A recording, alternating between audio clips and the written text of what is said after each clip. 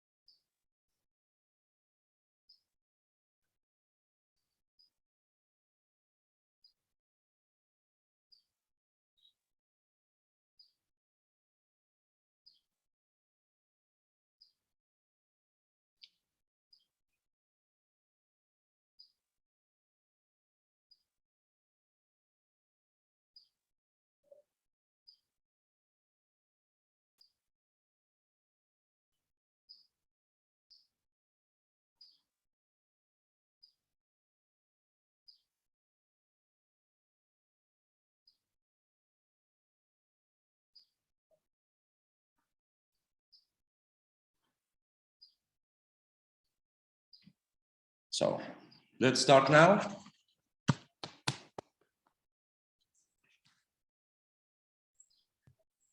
Dr. Abdullah Mubaraki has just also joined to us. I would like to welcome Dr. Abdullah Mubaraki.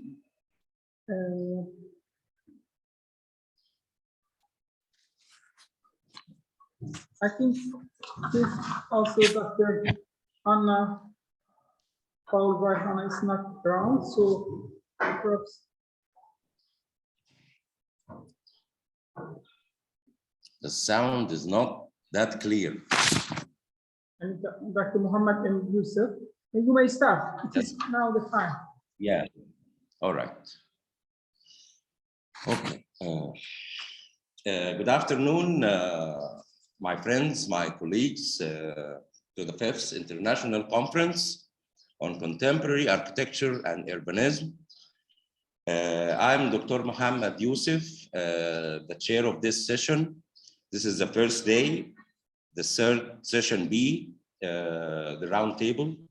And it's about sustainability and urban design, urban planning, and urban management.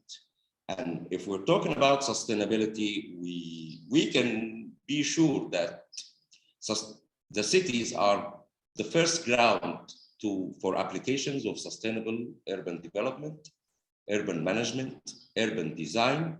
So if we're looking for indicators about how we can achieve sustainability, there's no better place than the city, the urban context. So we have 4 papers centered around, we have 4 papers in this session centered around sustainability and urban planning and design. The first paper, it has many aspects and focus on a number of streams. The first one is talking about the transportation, the smart growth, and sustainability in the city. So that's one stream of sustainable urban context. The second paper, we're discussing the urban planning indicators and measures. So we're talking about the indicators that we can adopt for formal urban development in Nigeria. Will be followed by the third paper, which is centered around sustainable peace building and the role of urban planning and architecture. And we will end this session with the fourth paper, which is talking about the impacts of urban management on crowd movement in one of the holy religious spots, which is Mecca. So as you can see, we have 4 varieties of aspects, which always talking about the city. So I think this session is very important for anyone who is interested about the sustainability in the urban context, in the city, in the urban land use transportation, indicators, pedestrian movement. So this variety, I think we will start with the first paper. This is my paper. It's talking about the transit-oriented development and sustainable land use theories impacts on new mega transportation projects in new capital city in Egypt. So 1 second, I will start the first presentation.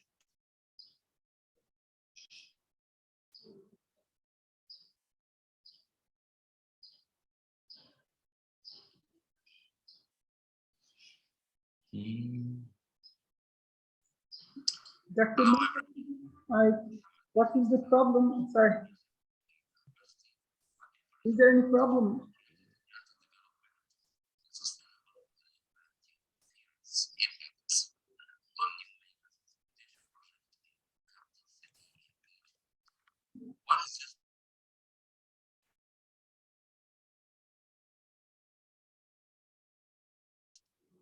By TOD abbreviation, the TOD land use planning philosophy, and how it fit with mega transportation projects occurring now in Egypt potentials. Also, what is suitable to TOD development shape suitable for eastern urban corridors in Egypt? And what is the TOD spatial configuration proposed to Egypt eastern urban corridors as a replica model for other main regional electric train major terminals in order to create more sustainable urban oases in the eastern desert of Cairo new capital? Transit-oriented development land use theories have been applied in multiple countries, both developed and developing areas of the globe. It has proven its strengths in maintaining a more the sustainable description approach that in has both been urban described, development and lifestyle. the pattern In Cairo, of the Greater Cairo region is architectural witnessing a huge development is transportation strongly projects influenced by such as external electric factors, elevated train be that it connecting old Cairo construction, with the new capital technology, city in the eastern socio-cultural, desert, economic, and and the climate new train line foreseen issues. as a major clean Uh, transportation for a that's number of colonial important areas architecture, in Greater Cairo. which is in Nevertheless, it its lacks more broader history. urban planning vision, Because many development and there is and no thought integration between these according to the course of transportation lines and urban growth colonial and smart politics growth policy in from that Egypt. colonial architecture. New Cannot development at the despite from metropolitan change edge due to creates external transportation influence. problems such Uh, increasing daily commuters and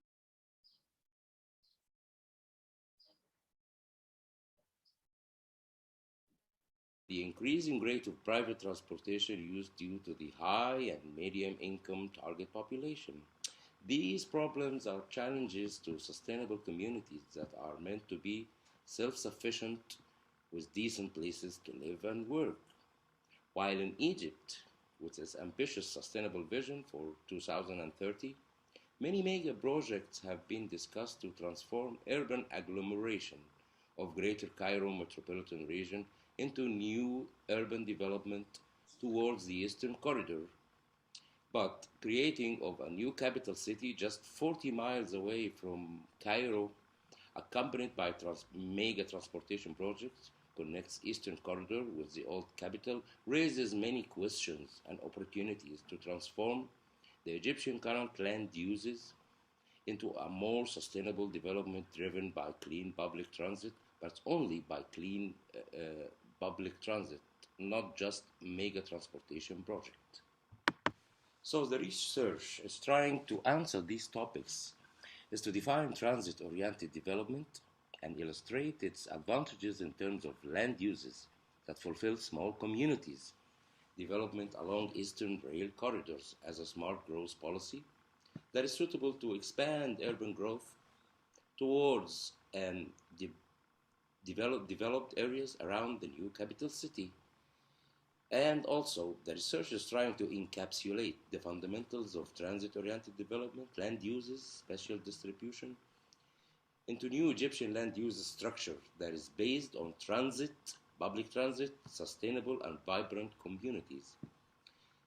The research also is trying to weave the results in a pilot proposal of how to develop transit-oriented development design or concept design in the main transit terminals of the new electric rail line connecting the capital city with the Red Sea. If we want to talk about smart growth and public transit, using public transit and how to direct the urban growth into more sustainable communities, we should talk about the polycentric smart growth. The polycentric smart growth is the land uses model and spatial growth of mega cities, which is focused on the form of polycentric growth due to many reasons, such as social and economic characteristics of the population, spatial distribution, and lack of developed land for residents. So this is the form of how mega cities is growing on the fringes. So the basic transit-oriented development as a design concept is how to use a small community, small walkable communities within a transit line, a main public transit line. So the transit-oriented development is a neighborhood is designed for cycling and walking with adequate facilities and attractive street conditions. Streets have connectivity and traffic calming, featuring to control vehicle traffic speed, and also has a mixed use development that includes shops, schools, and other public services, and a variety of housing types and price is a feature of each neighborhood. This is the main design concept of the transit-oriented development. So why the form of the transit-oriented development is suitable for Egypt? because the characteristics of urban form that create more local sustainable communities is based on public transit, walkable places, and energy efficient and transit-oriented development is provide these spatial configurations. As I mentioned before, and if seen in this map, there's a main mega transportation project, which one is the elevated train. This one is connecting Old Cairo with new capital city, and the electric line is connected Old Cairo with the Red Sea in this line passing through the new capital city. This is a major opportunity for sustainable urban communities and transit-oriented development. So these two lines, as I mentioned, the mega transportation project occurring in the Eastern Urban Corridor, very ambitious projects and provide connectivity and guide urban growth towards the Eastern Corridor. That's why this research is recommending that transit-oriented development is very important to couple with these transportation projects. It's not only transportation project, we should couple it with the urban policy, with the smart urban policy. And if we're looking for the suitable shape of development, of urban development, it should be the sustainable communities in the form of transit-oriented development. The research suggests that in these lines, this area in blue, where we should develop a number of nodes, transit-oriented development nodes that could have a variety of economic base, and it has a variety of population within the walking distance and the terminals. We should create some terminals here for the main transit line. So this is possible way for smart growth and to attract all the population from the old Cairo into this Eastern Corridor. This is a design concept of the one node transit-oriented development, a major transit-oriented development, and how the land uses can distribute it, especially within these lines, and where is the housing and where is the mixed use areas and all that. This is just a conceptual design. And in conclusion, smart growth is the key elements to create more sustainable new communities. Transportation planning is essential when managing urban growth. Public transit and alternative solutions should be introduced as an incentive for population to move to new communities. And Egypt Vision 2030 in need of a smart growth management and transit-oriented development approach, such in the case of connecting Cairo with the new capital. I will leave you for 1 minute video. It's the conceptual design of the one node of transit-oriented development proposed by me, and thank you very much.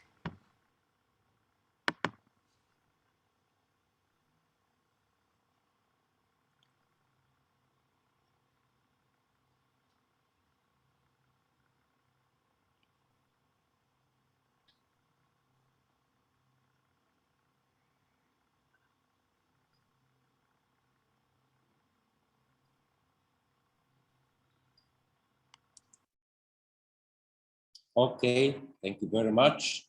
I'm sorry the video is not completed because I was الموضة بالنسبة restricted لي مو مجرد by هواية، هي the شغف عشان أصمم I أزياء. was restricted by the 10 minutes. So the second paper is from Nigeria. It's about achieving sustainable city through formal urban development. It's a critical evaluation of the measures adopted for Inogo City, Nigeria, by Kayoma, Agatha, John, and Sak. I'll play it right now.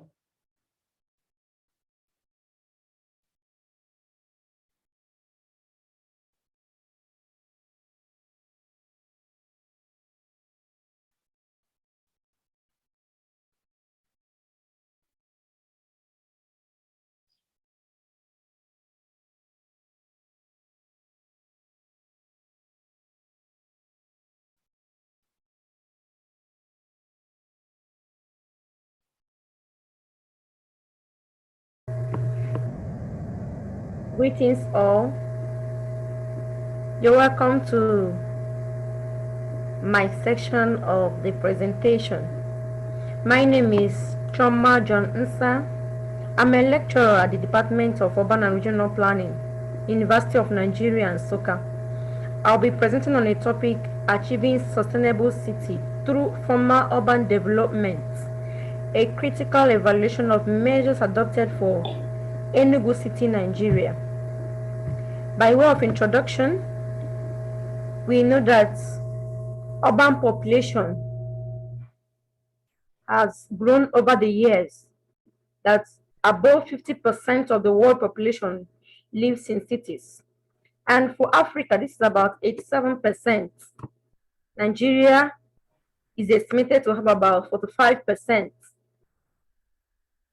So there is need for attention to be paid to city development due to the speed of urbanization, the dimensions, the transformations that are going on in the city demands that urban development agencies and professionals take key note of this and make for sustainable adaptation of Enugu City. This is the map of the study location. First of all, the map of Nigeria showing Enugu State, where the study area is located, which is Enugu City. Enugu City is the capital of Enugu State. Enugu State is located in southeast region of Nigeria. The origin of the city dates back to 1909, when coal was discovered and developed in the city. This led to the growth of settlements like Coal Camp, Obete, and so on. Enugu grows organically through two major agencies, the Ministry of Lands and Urban Development and Enugu State Housing Corporation. Enugu State Housing Corporation is the government agency that sees to the implementation of government policy on housing for all classes of people. It acquires land and provides infrastructures, especially through negotiations and possibly eminent domain when it becomes impossible to do so through negotiations. Over the years, the corporation has been able to develop estates, several estates, like WTC estates, Rangers estates, Valley estate, Golf Course estate, and so on. The Ministry of Land is in charge of land registration and development approval on land. The ministry has over the years approved about 600 layouts since the last 20 years, which this study covers. And then about 2,000 building plans also. In about 2009, initiated a policy to ensure the formal development of Enugu City, especially the adjoining areas. By this policy, every approval on land must be on an approved layout.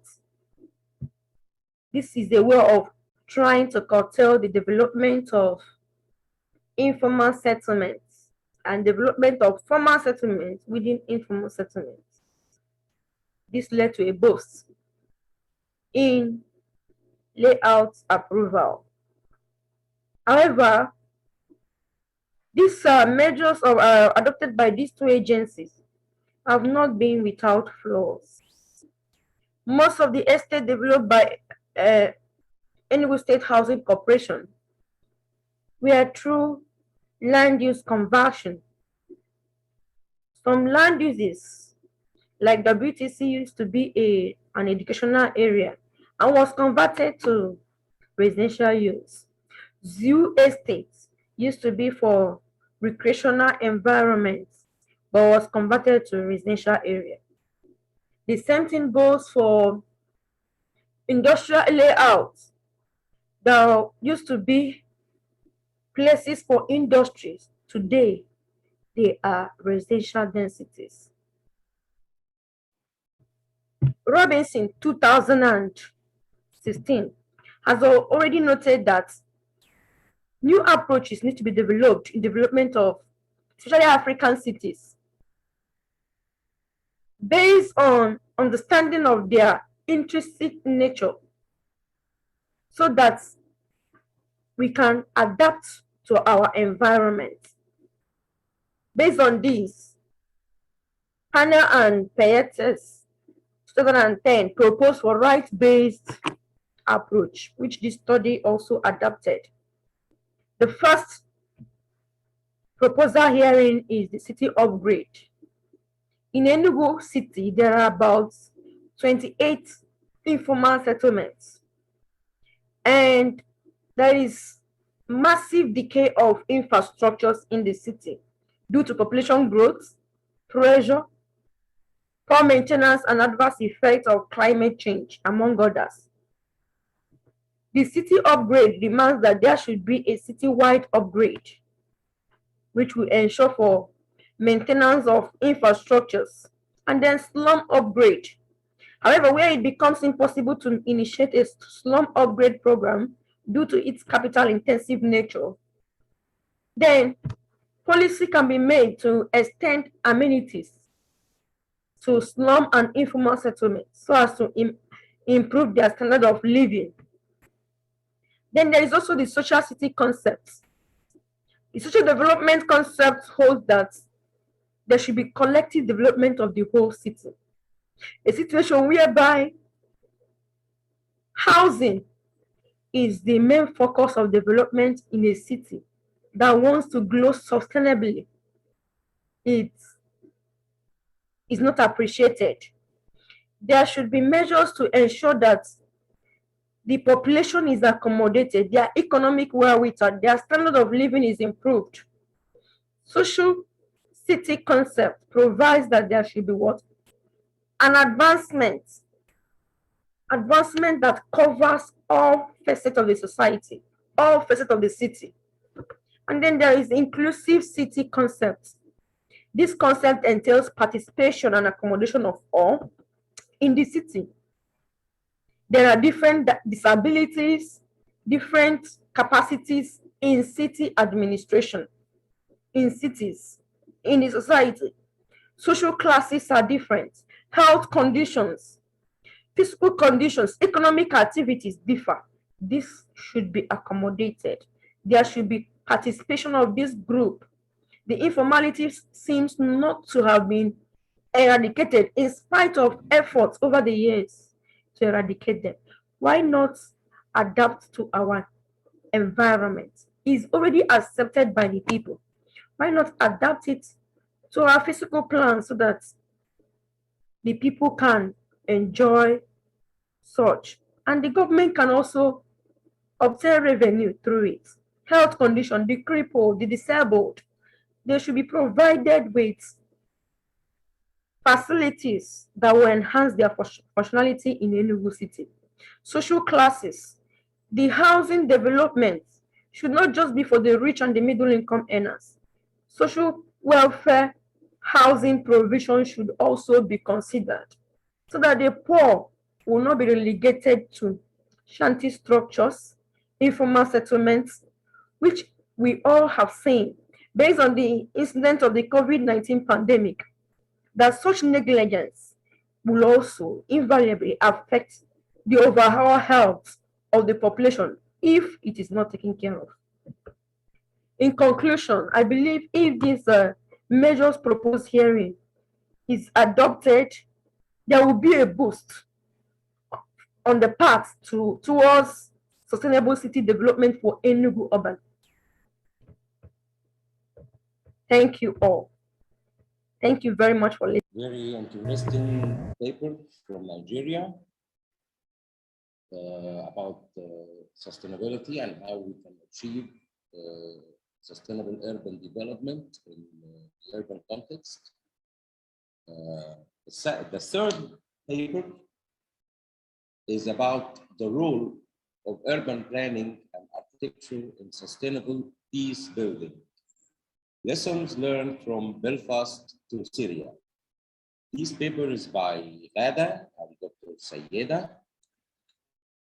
And let's move to it.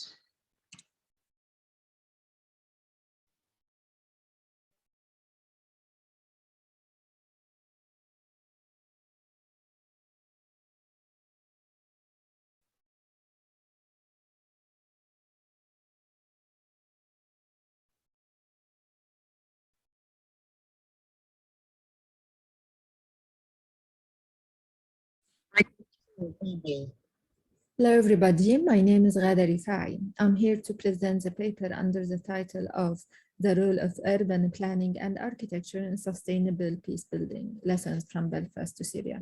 Starting with Belfast. Belfast is located in Northern Ireland. Northern Ireland, a long contested region of the United Kingdom, experienced decades of conflict between the late of 1960s and 1990s that killed more than 3,500 people, the era known as the Troubles. A peace deal struck in April, took place in April 1998, created a power-sharing government that includes political forces aligned with armed groups. 20 years later, which is now, most of the Belfast agreements has been implemented. Also, paramilitary groups still exist, but they mostly have been disarmed, and considerable violence has ceased. Sectarian tension endured, and the United Kingdom's departure from the EU has complicated border arrangements, threatening the renewal of the tension in the city. Aim of the paper. Based on my background as a Syrian architect, participated in different urban development projects in my country, Syria, 15 years ago, and working now in peace building, there is a question raised all the time: what is the impact of urban intervention in peace building, pre and post-war? So for that, the aim of the paper came here to go through the journey of Belfast city to know what happened internally and externally, which is resulted to the current segregated reality, analyzing the interrelation between peace building process and urban intervention, which could help us to highlight the areas of concerns that need to deal with as part of post-war urban intervention. The paper will answer the following question: what is the role of urban interventions in sustaining peace process implementation? And what are the essential areas of concern to ensure the integration of urban intervention as part of peace process? Content of our presentation will be mainly about Belfast, talking about historical background, peace recovery process, which covering the two aspects, peace agreement and political process, as well as urban intervention. Come up with connecting the dots in between these two strains, ending with conclusion and lessons learned to Syria. Starting with historical background is essential because understanding the root causes of any conflict is important to deal with the conflict, and understanding the root causes of any urban dynamic will help us to have better interventions that lead to more sustainable peace. The historical background of the Belfast city could be divided in 5 main phases. The first one, which is the early inhabitation and modern history of the city. And at this time, when the city started, it paved the way for this civilization and ethnic division, and it was considered as a root causes of the division of the city. And then the second phase could be Belfast industrial development and decent position, where the development of the industrial sector in the city experienced a very good time, but at the same time paved the way for the classes division and sector division even in between the sectarian like Protestant and Catholic. So the state-urban spatial division came as part of this phase. Ireland partition, where the national division came up, where the Irish people said that we don't want to be part or belong to United Kingdom, and the Ireland partition have been signed at that time. And where we had the Northern Ireland that belonged to Great Britain, and the rest of Ireland, which is the Ireland country. Declining of the city, where the conflict surfaced and started to take a violent form with clear and defined conflict parties. And then the last phase before signing the peace agreement, which is the pre-peace agreement, where there was few steps towards settling working to settle the conflict by having civil regeneration project which reflected all shapes of conflict on the spatial design of the city, and we'll talk about it more in depth in the following slides. So the presentation will talk about, as we mentioned, about the political process in peace building and the urban intervention, starting with peace process and political process, which is started with Good Friday Agreement in 1988. And it was focusing on democratic power sharing institution, decommissioning of the paramilitary, policing, security normalization, and human rights and equality. And it wasn't enough at that time. This agreement had been signed in between British government and Irish government. And it wasn't enough at that time because it has been followed with separate complementary agreement just to ensure this agreement and the conflicted party feel comfortable to take it into implementation. But still, it was just focusing on conflicted parties. And the result of that have been very clearly shown as part of Brexit 2016, where there is the need for more complementary agreement just to deal with this new upcoming external factors that unbalance the power sharing in between the conflicted parties. And very recently on March and April 2021, there were a noticeable return of violence in between the community, where it was a huge terror and people really felt afraid, to getting back to the troubled time. This was about political process. Let's see about urban intervention, how it was. Once the peace agreements signed, what we had peace lines. There were some generation projects that we talk about it as a few steps towards peace agreement have been taken. At the same time, there were some housing projects, city visionings that took place before the signing of the agreement, just to trying to build the common understanding or common area between people there, and then followed with the master plan. And we'll talk about the hidden barriers that the master plan didn't manage to deal with it. Talking about peace lines that started on 1969 to today, the purpose is to separate the two opposing parties and related communities where they are in religious, nationalist, and ethnic conflict. Occasion, it's built in interface lines in between the two conflicting communities, and it had different shape and size. So the largest one, it was 12-meter height with 1.6 kilometer width, and the smallest was 3 meter with 30-meter height. Who established them? It started as a local initiative with some people, and then it had been legitimized where the local authority adopted, and you need to apply to them in order to have approval, and you can have approval easily in order to establish the war and separate the community. The regeneration project, so it started in 1977 before signing the agreement. It paved the way for the development of the city, but at the same time, the urban development participated in more division at urban and social fabric level. And we can see several examples how this intervention participated in dividing, because it started in a divided community in a troubled time where people are not agreed on anything. And this urban intervention really reflected the conflict at that time. So for some example, there is this road just had been established to separate two communities. There were no need for it. We can see the end, the closed end street just to divide the community. Big parking lot that's not needed, empty, just to divide the community and separate them. And you can see here, the pedestrian access, it's not noticeable, just designed in a way just the local people can use it. It's not welcoming any stranger and people who are coming from any external area. As well, most of those projects was targeting the rich people more than the community themselves who are suffering. About city visioning and master plan. So there were very nice title of this visioning. It's about connecting and mature cities. That was the title of the city visioning. But they focused on the impartial areas, which didn't consider the mental map and the hidden barriers in the mind of the people. So they focused on the central, where it's empty now. It's designed in a promising way that it will participate in developing the economy, but because it's not related to what people really feel and think, and not related to the real dynamic reality, like how people really going, dealing, acting, buying, doing all of these activities, daily activities, it didn't dealt with it. Just that this is central, we want to work in it, it's not belong to any conflicted area, so we'll work in it. So it was still empty till now. They didn't consider any hidden barriers, where there is one of the quotations saying from one of the people there, he said, like, I didn't cross the street for 30 years. So till someone based on local initiative that encouraged me to go to the other side. So it was my first time. So despite all of these resources that have been spent in order to revitalize city centers, people didn't go there, they didn't cross the street because there is hidden barriers.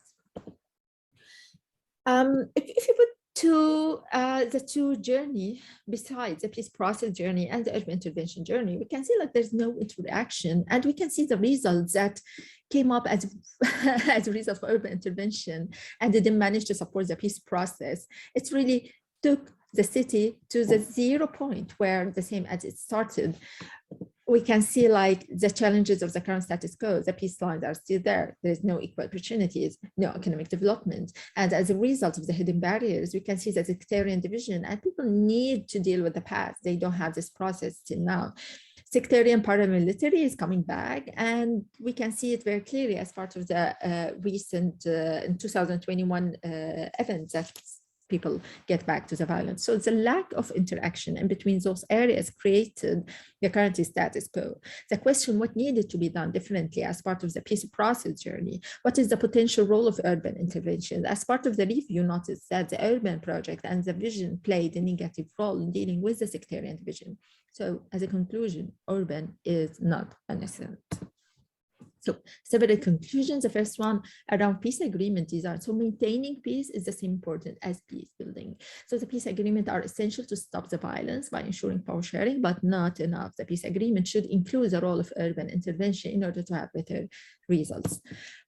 Spatial spaces and hidden barriers. Working in urban regeneration without considering the root causes of the division is a kind of wasting resource, because that's what happened. They spent a lot of money on city centers because the divisions will still there and will take other different shapes. Hidden barriers are a primary challenge for peace building and other related recovery project and program. Hidden barriers could take several forms, like location of parking lots or highway street, or the thing that we mentioned in the slides before.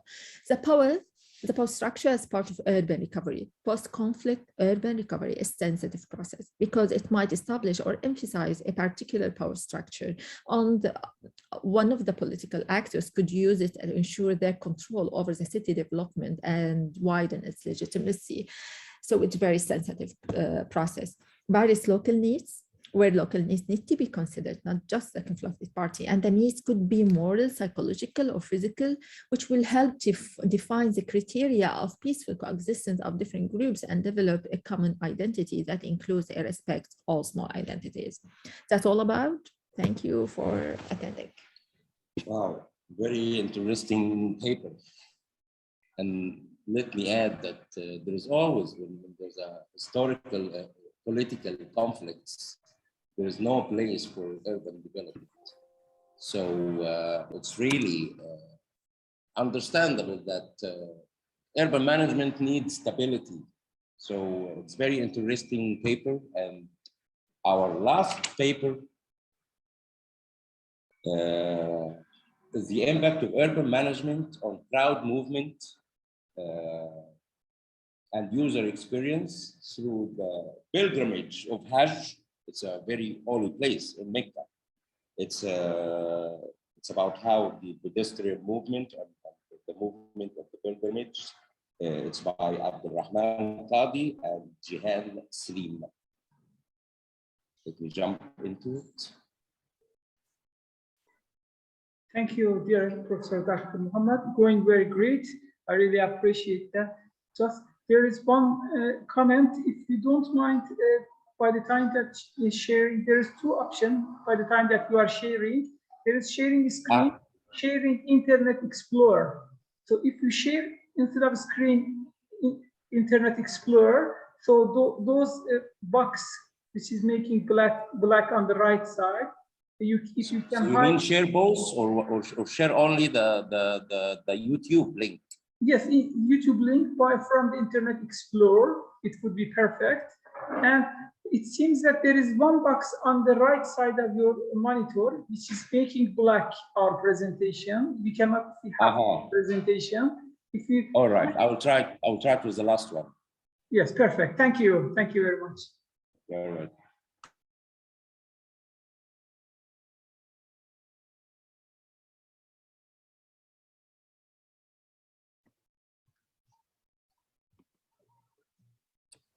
So, is it okay now? The quality is perfect. It's those black boxes there. I think this is Bismillah ar-Rahman ar-Rahim. My name is Abdulrahman Ghadi, one of the co-authors alongside with Professor Jahan Salim. Today I will present the impact of urban management on cloud movement and user experience throughout the pilgrimage of Hajj. This study uses a mixed method approach to address complex urban contexts with the aim of providing or establishing an urban management framework for cloud movement in mass gathering events. Urban management is a broad term that covers a large set of functions, but it can be defined as a combinations of all streams or systems that converging together to provide inhabitants with a livable environment. The global phenomena of mass gatherings and mega events can be found in different practices, whether it's a daily activity such as metro terminals, train stations, or even Disney World, or as a seasonal events such as festivals, concerts, or even mega sales, or as cyclic events such as pilgrimages, World Cup, and Olympic Games. It eventually revolves around the complex cloud movement. The case study of this research is the Islamic pilgrimage, where it's located in Mecca, Saudi Arabia. Mecca is the holiest city for the Islamic faith. And the Hajj itself, it's been around for over 1400 years as an annual event. Al-Masjid al-Haram, or also it's called the Holy Mosque or the Grand Mosque, it's one of the main destinations of Hajj, where the Kaaba is located. The area around Kaaba is one of the most crowded area, where 1 meter square can reach up to 10 persons at one time.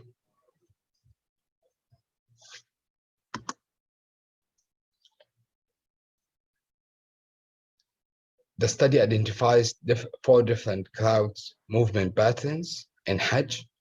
The first one is the circumambulation around Kaaba. The second is the two-way pedestrian movement. And the third one is the two-way crowd movement at an intersection. Lastly is the same as the third one plus vehicle traffic. This is an example of the first movement, the circumambulation around Kaaba, where pilgrims circulate the Kaaba 7 times to finalize their ritual. And this movement happens at least twice during the pilgrimage time. Second is the movement of pilgrims exiting the Jamara Bridge, which is located in Mina, Mecca, moving towards Al-Masjid al-Haram in a distinguished pattern that is formed based on the event restriction of time and destination. The third movement, where 2 streams of crowd intersect and interwave into an intersection for each to reach their destination.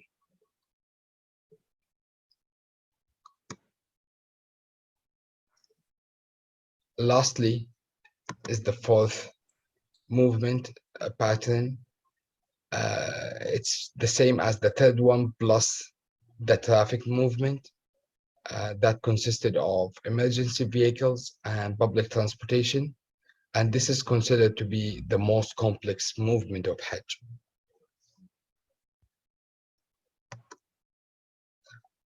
Thus, the conceptual framework is formed based on the analysis of the previous movement patterns and contexts. The conceptual framework is consisted of four main variables of urban contexts, movement patterns, space, and user, alongside with the background elements of services, governance, and behavior and operation.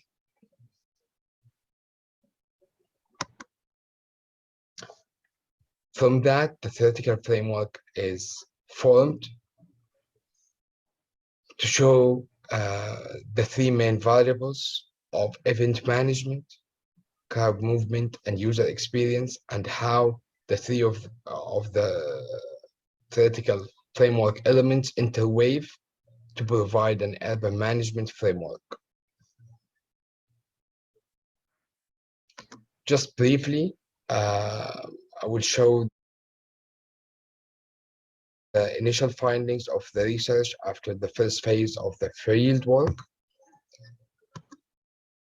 to establish an urban management framework of crowd movement.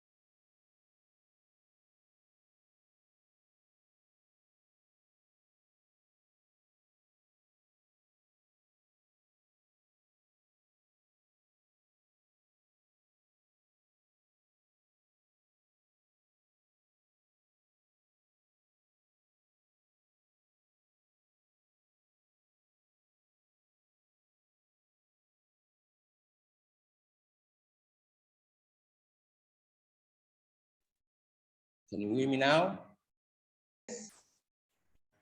Yeah, thank you very much. Thank you very much. It's the last paper is very interesting.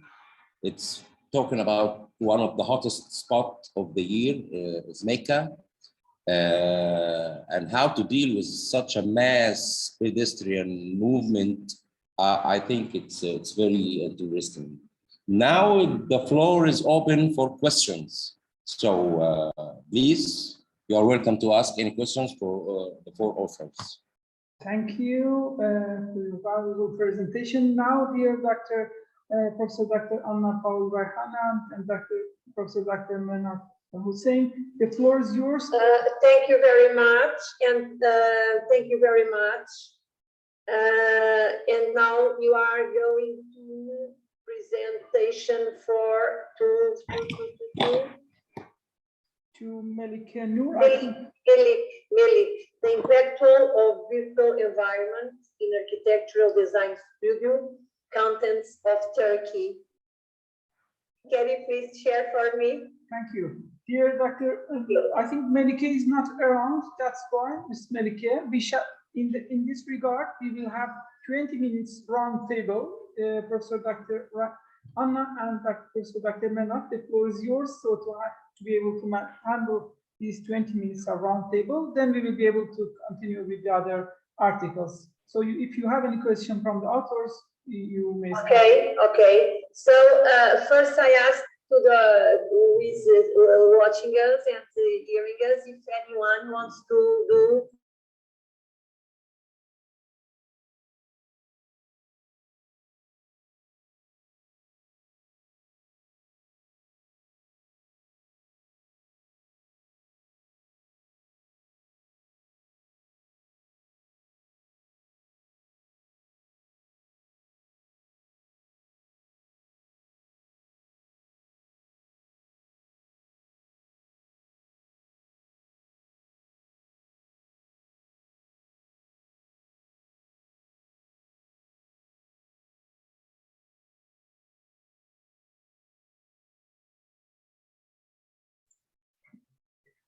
Dear Dr. Muhammad, thank you. I think my phone was, the Zoom was open.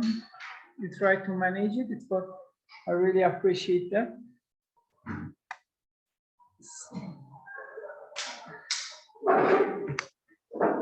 So, may I ask a question? Of course. Of course. It's really very interesting. The last paper, it's about the mass gathering and managing the movement of the pedestrian in Mecca. So my question is, there should be a very detailed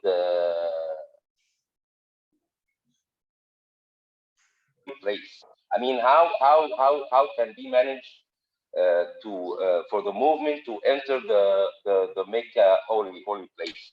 If there's 5 entrances, 4 entrances, and there's a cross section for how did we manage in urban context, how we manage this movement to enter Mecca and get out. So maybe I need more details about that. Thank you. So the question is for Abdulrahman Qadi. Yes, doctor. Can you repeat your question, please? The voice was. My question is maybe it's a topic for another research, another paper. It's how across the entrances of the Mecca holy place, the entrances for pedestrian, how the urban management and landscape and everything, how we can manage such a large mass of people getting in and getting out. I think it's an idea for another topic or another paper. It should be had some details in urban design performance. So maybe you can elaborate on that. It's the entrances of the holy place. Yeah. So basically, the entrances itself, or the what we call the pre-Hajj or previous to Hajj, is not an issue because we have like 3 or 4 or 5 days sometimes for pilgrims to enter and settle down in Mecca before they start their journey. But the issue there is when all of the pilgrims need to move at specific time to specific location. Definitely. And here we need to apply an urban management system to really control and to provide like a very well built environment for such movements. And the new expansions is running right now in Mecca is taking in account things like the entrances should be more sufficient, should be more organized, and all that. Exactly, and interestingly, they are using the OTD to develop a new plan for the pilgrims to enter the holy city. They are using the new transportation system aligned with the old one, shuttle buses as well. So they are thinking now how to really develop around that specific movement. Yeah, so they are preparing something like an action detailed plan for one of the entrances. Is like, where is the parking of the buses? Where is the parking of the car? Where is the movement and of the pedestrian, the pilgrimage? So there's some detailed studies running right now. Yeah. So when we applying that to the Mecca city itself, it's, let's say, it has been there and they are developing that. But the new thing is they are trying to do the same thing with the holy sites, Mash'ar al-Muqaddasa itself. So they are trying to align the new developments and plan of movement with the new transportation systems. Currently, we have the train inside the holy sites, and they are trying to link that with shuttle bus services to show where exactly the pedestrian need to move from point A to point B. Yeah, maybe this that's very good. This is a topic for another paper. Good luck. Thank you very much. Thank you very much. You. Thank you. So another question to Kayoma, Nigeria. It's very interesting. It's interesting that you mentioned that land use conversion from industrial areas to housing. What is the impact on that of overall sustainable context in the city?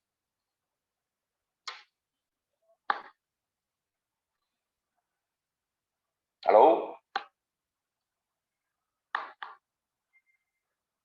Kayoma is not there.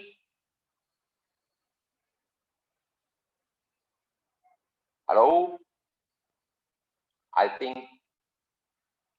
Kayoma is not there. Okay, so the question, the floor is open now for anyone to ask any question. Hello, hello.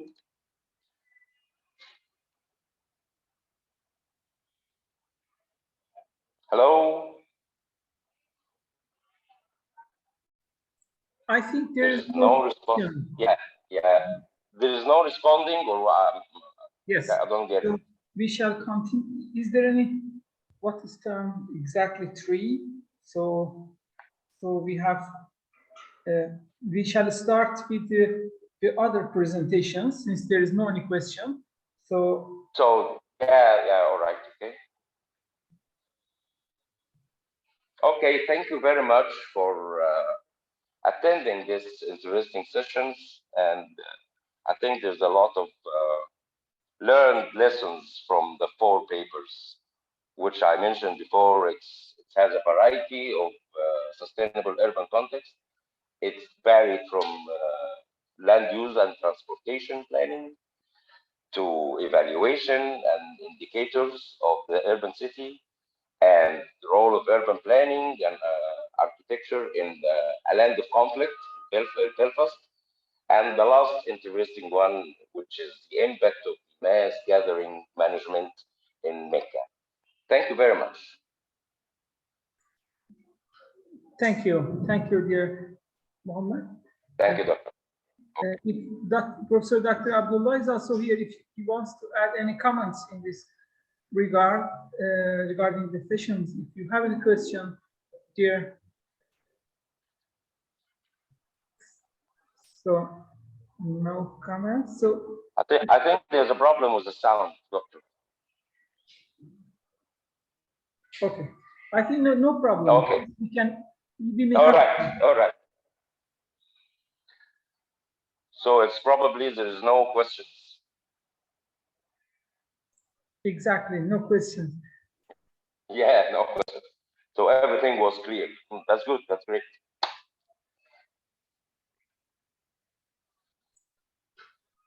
I think the other round table. So you finished all the. It will start in 5 minutes, I think. We shall start to be able to keep the continuity. Yeah. All right. Okay. Because one of the authors also will not be here. So the floor is yours. Thank you. All right. Thank you.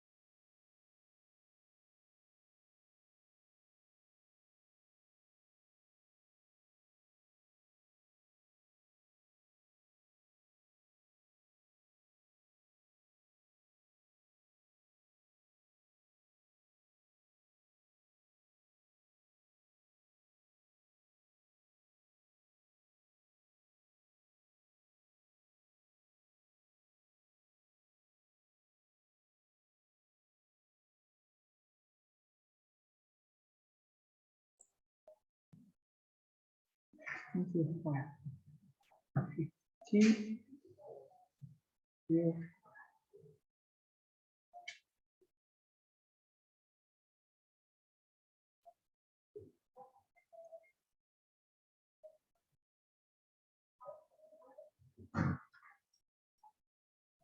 Is there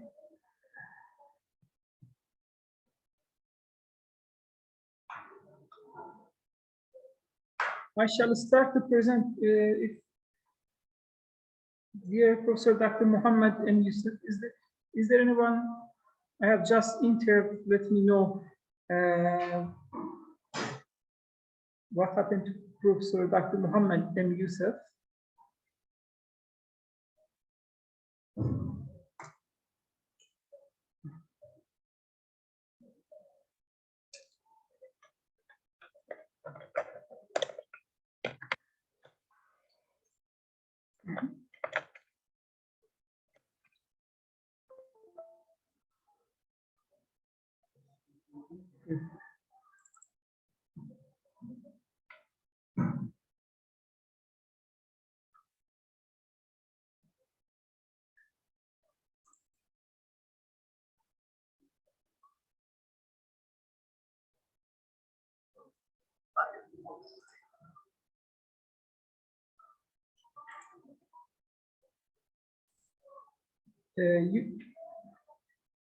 Here, Dr. Yusuf Kemal, if you are here, I will play your presentation, then we will be able to continue.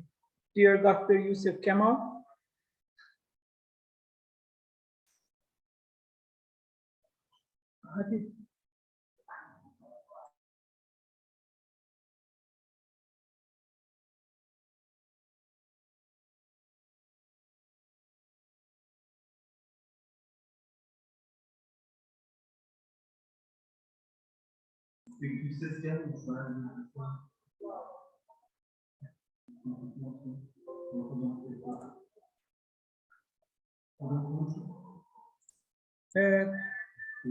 Okay, so Dr. Muhammad and Yusuf is not around, so I'm going to play the presentation of Dr. Yusuf Kemal.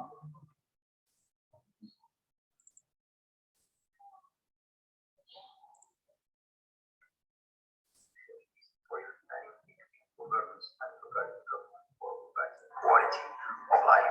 She is presented by Dr. Yusuf Kemal and Kaudra, who are affiliated with the University of Moscow.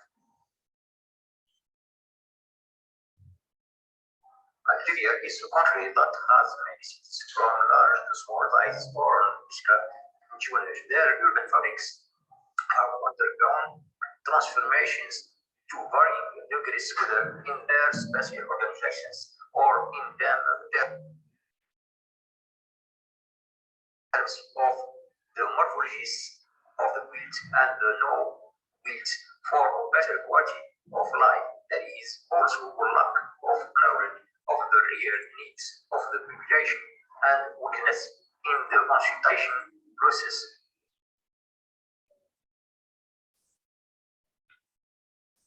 Evoking qualitative questions in relation to forms and developments to case, seeing from works for reflection, particularly in relation to the vocation to be given for future developments.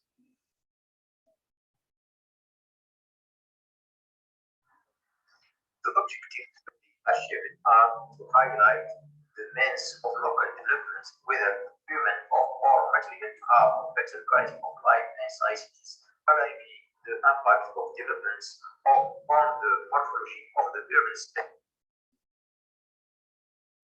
As for possible use in urban planning operations.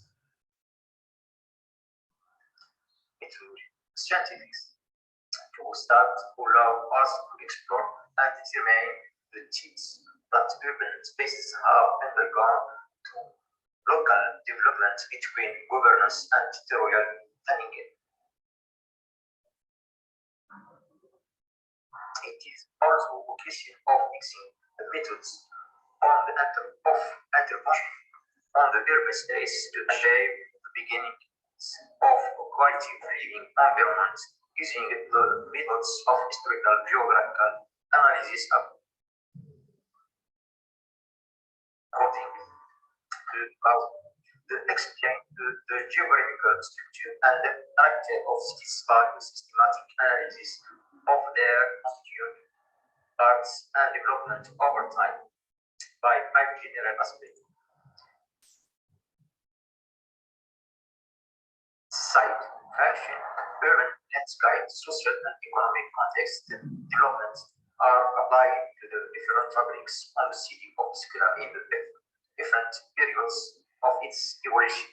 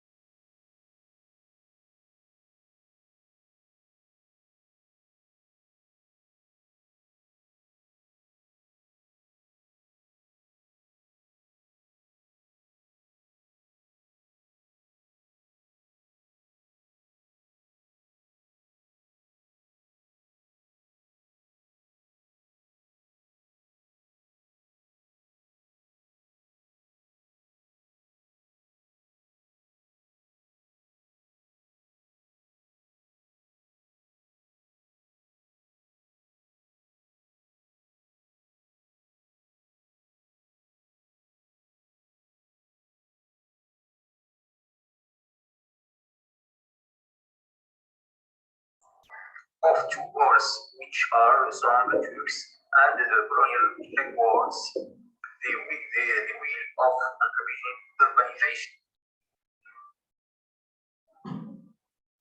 which turns to act by two countries, one naturally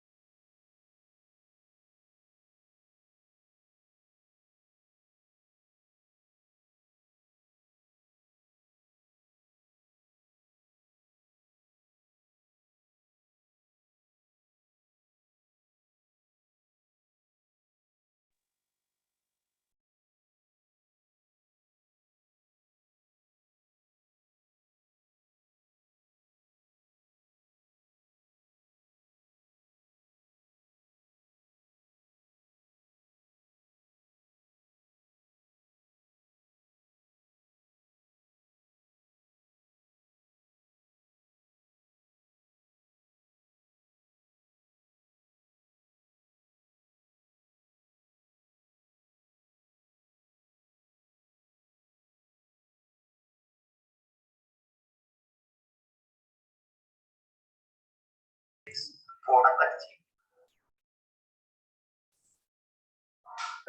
irrigation activities. Build Paris large use complexes, amusement park, promoting attractive offers for the city, provide a texturized form of development in relation to the varieties of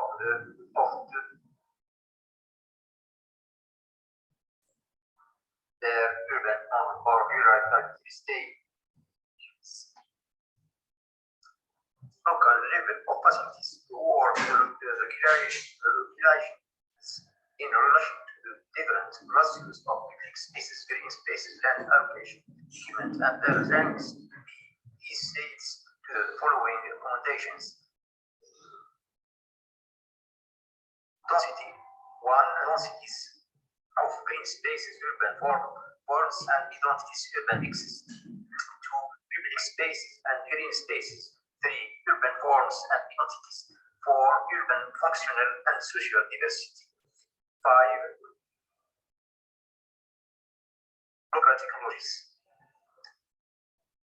Conclusion.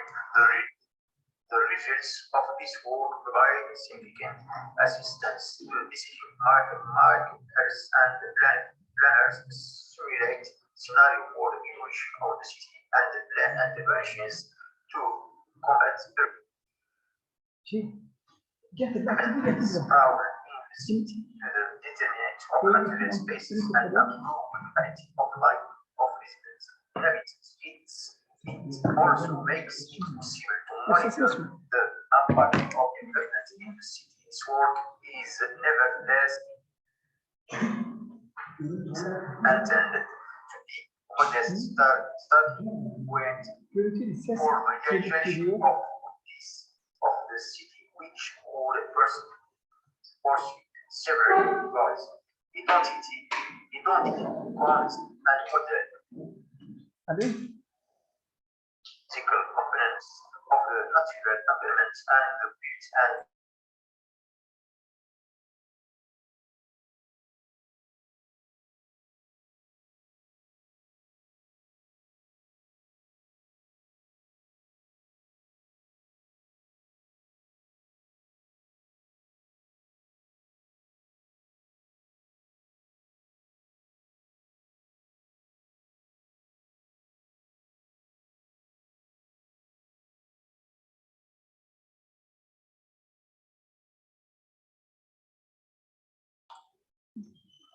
Thank you. No, I would like to apologize for these technical problems of the sound. I'm going to change the host, then we will be able to continue.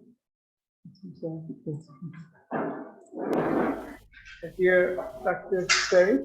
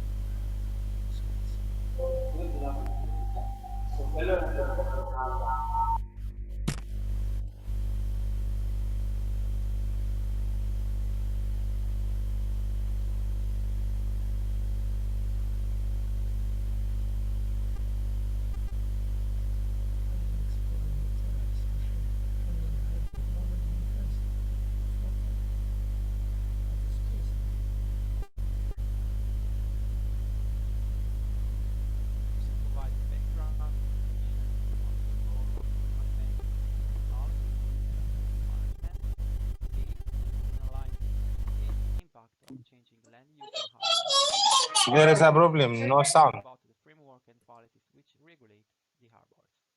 In first instance, Portuguese object study, the analysis embraces data of accidents that took place on the 22nd of September 2014 by interrogating the firefighter offices of Los Angeles Weather National Service and private stakeholders. In the second instance, the literature search, selection of studies, inclusion and exclusion of pertinent datasets were accounted.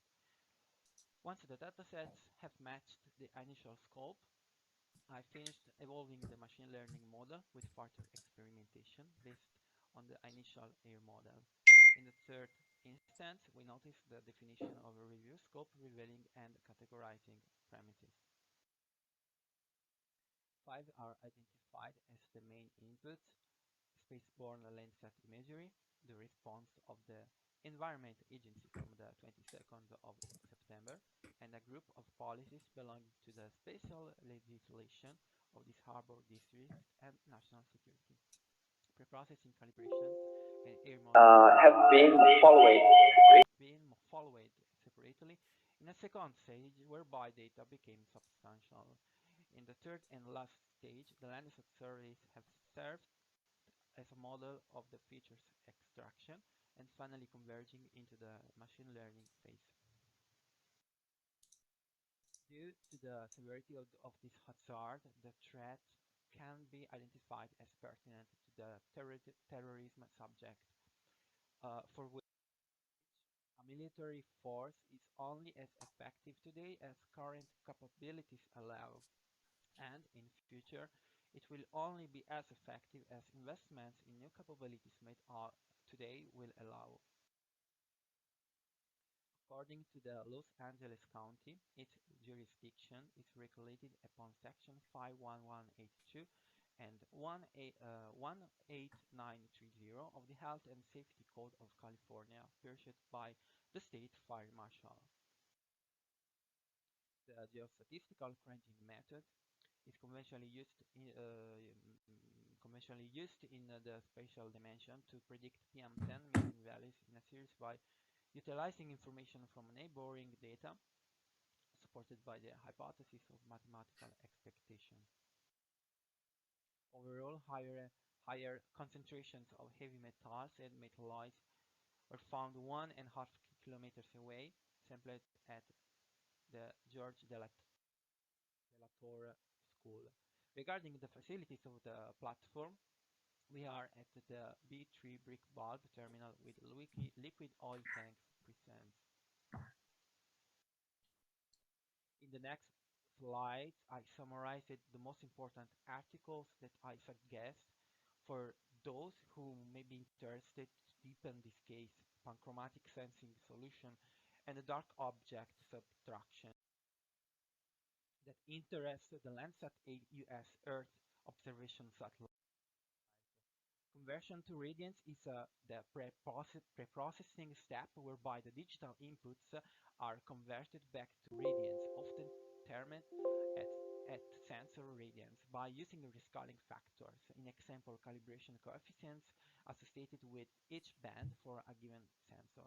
The second adjustment applied into this study is the solar correction that converts at sensor radians to top of atmosphere reflectance by incorporating exo-atmospheric solar irradiance, Earth-Sun distance, and solar elevation angle. Natural combination was taken into account in the series 432.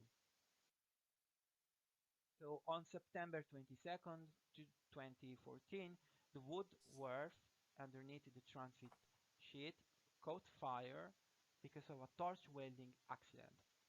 As a result of this combustion, the liquid creosote material that was used to coat the timbers supporting the wharf in the 1930s to prevent erosion made them highly flammable.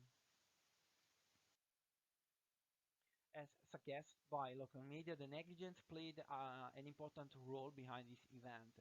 The welder did not operate with a proper shielding well in defense of creosote-treated timber.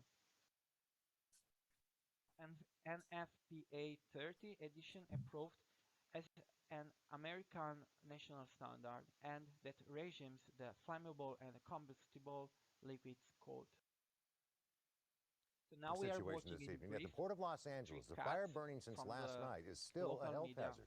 Flames ripped through berths 177 through 179, forcing the evacuation of hundreds of nearby school children. CBS 2's Randy Page is live on the scene with upset parents who say they were never notified that their children had been moved. Randy. That's exactly right, Paul. You know, this is a story where the picture tells it all. If you take a look, you can see a little bit of smoke here. LACD Fire saying they're now down to more than 90% contained. This is just about out. They'll be moving to mop-up operations any minute now. But in the meantime, this smoke has been a real problem down here. Let's take a look behind me right now. You can see that this firefight is still very much going on right now. LACD Fire says the fire is contained but not extinguished at this point. Let's go.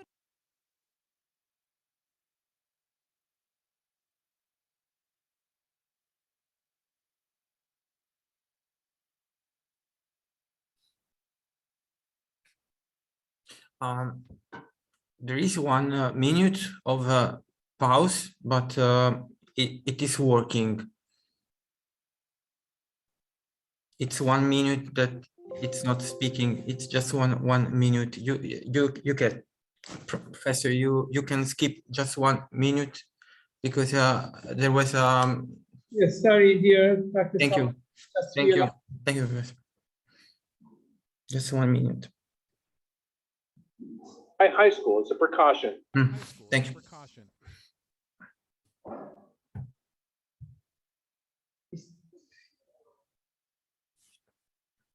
For this analysis, we are examining now the values of the Gabor filter used for edge. This work, I engineered 20 Gabor filters for PHN5 orientation, which is shown on the right as the most pertinent Gabor ratio to this filter. The feature this platform predicted, therefore, a stack of results higher than 30. The input data are split into two datasets, one used to train the model, blue, and the other for validation, orange, attempt. For optimal training, the accuracy is to minimize loss, with both curves tending to be aligned between prediction and the ground truth. The iterations are subdivided into epochs, and they highlight the tendency of both the curves, whether bumpy or smooth, depending on the quantity and quality of data. In this slide, we can visualize each pixel. I annotated that was taking into account the output image from the image annotations had included all the classes of the final binary masks. Most of the computational methods use machine learning algorithms combining various random forest descriptors by developing plenty of decision trees based on a random selection of data and random selection of variables. According to section 51178 and 51179, fire break zones are strategic drivers demanded to prevent the risks of high severity zones, and they are undertaken with a not less than 30 feet distance protection curtain along the property line.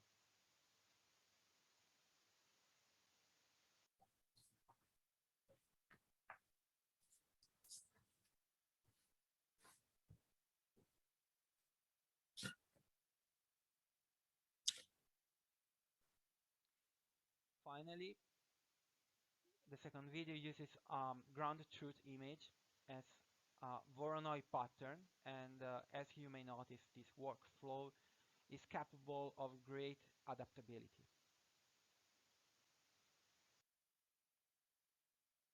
From a virtuous perspective of continuous improvement of energy management plan and system, ISO 50001, fundamental for the ISM code management and of the safety management system, the research can offer an extension for the plan, do, check, act planning, particularly for the mitigation of those perimeter areas of buildings that are subject to insurance risk. This is consented without certain disadvantages such as cloud coverage and time consumption.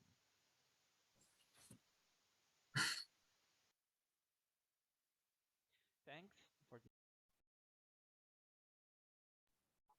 Thank you very much, dear Salvatore. Well, thank you very much, Professor. Nice and professional. My pleasure. Thank you. Study and presentation. Really appreciate that. So, dear valuable authors, if you have any questions, please. There's one more presentation, then we will have roundtable to be able to finalize this session. So now this is a time for the article with the title of Literature Review, Determination of the Land Value in this surrounding area of HSR.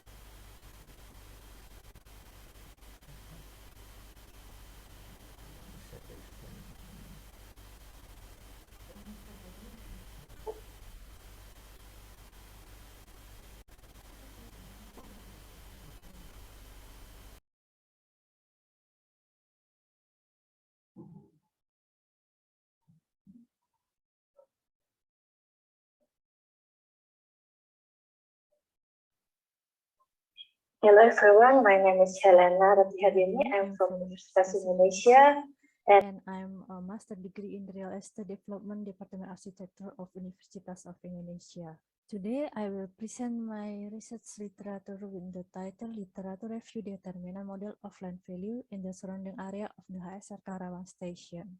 The first thing I will explain the issue of my research when the urban agglomeration causes the regional economic growth, which has a broad impact on the spatial configuration of the city and has a potential change of urban price. In the additional, the construction of Kereta Cepat Jakarta-Bandung, connection of Jakarta-Bandung in a short time. One of the stations located between Bekasi and Karawang regencies will also impact the development of the surrounding area and will be increase the land of the price. For the basic research, urban agglomeration make a high economic activity and the regional development make a increasing land price. And the infrastructure and regional will be a change the appraisal. And the urban agglomeration need accessibility, transportation, development area, and spatial regulation. And then for the question of this research, the first question is what a potential factor can be affect the dynamic land of land value in the surrounding of KS Karawang. And the second question is what mechanism will be used to calculate and fill the vacant land. And the aim for this study is how to synthesize for the effect of land value and then for the determinant land value and the filling for the vacant for the land value. And then for the method, the first definition and examining about the land value and then determinant of land value. And then the second, study for previous value, for factor, method, and the mechanism for the filling and determinant of land value, and finding and discussion, and the conclusion and feature of the research. Definition value from Ricardo concept is correspondent of fair of the proper of equivalent in money and commodities. And then there are two types of value, economic impact and then exchange of self-value. Definition of land value is particular from the measurement that does not include for value and building on it and has an essential role in the property market. For area development, urban spatial factor increase and their effect of land value. There are several aspects that cause the change of the city and land value. That the factor affects spatial change of the city is aspect of environmental, political, economic, and social aspect. Land use pattern and the image of the city, and then accessibility, visibility, environmental amenities, traffic and competition, also land value and spatial planning, land use decision, and externalization. The theory of land value has been known since the middle of 18th century with the economic factor, social factor, government factor, and spatial factor. The classic theory more complicated after developing of combination of the variable. For economic factor like a demand side, supply side, and social factor like factor of number of family, population, and then government factor like zonation, planning, and then physical factor like type, shape, size, counter, and something appeal. For factor and value effect of the determinant urban of land value, the research position try to connect the classic theory and the modern research. Why classic theory plus modern research? Because filling of vacant land must be considered of characteristic regulation, building area, different population, additional income, social level. More variable and element will be able to represent the region of the regression calculation. And determinant of urban land value, the previous research mostly use ArcGIS for the mapping, and for the calculating determinant, they use a multiple regression of the land value. But previous research do not require mechanism to fill of the value of the vacant land. The mechanism for filling the price of the vacant land, the previous research mostly used the spatial interpolation from the geographic research, and the definition of interpolation is method to use obtain data based on the some known data from the mapping and the description of distribution value from the region. States, I will explain several ways to fill the area that was carried out by previous research, especially in the geographic research, like a housing weight interpolation that can be used a population mapping, but coordinate and data entered in the shell, but not in a polygon. For UAV format creation, the depiction of the scenes is more accurate than geometric given from the projection, but cannot be directly used in ArcGIS software, but need to transform data for digital photo spatial into the data for ArcGIS. Correlation and UAV format creation not suitable to this research. For the kriging is ability to quantify the variance of the element value, so that can be known, and it can be used to even though there is no spatial correlation between the data, and provide the standard error and confidence. But kriging need more attention from the weight because will be effect of estimate. So the kriging is suitable to this research. Okay. From the conclusion, previous research from the classic theory is simple for selection of variable, but seen for the all aspect or factor. For modern research, currently tens of the combined only of few factors that are considered of significant of influencing of land value. And for determining land value, they use spatial mapping with ArcGIS and regression. And the result of this research, by using a literature study, it is found that combining classic theory and modern research can be helped detect the determinant of the effect of land value zone. Yep, urban theory or value can represent various factors regarding the value in the urban area, and the modern research develop more complex combination of the variable in for the land value.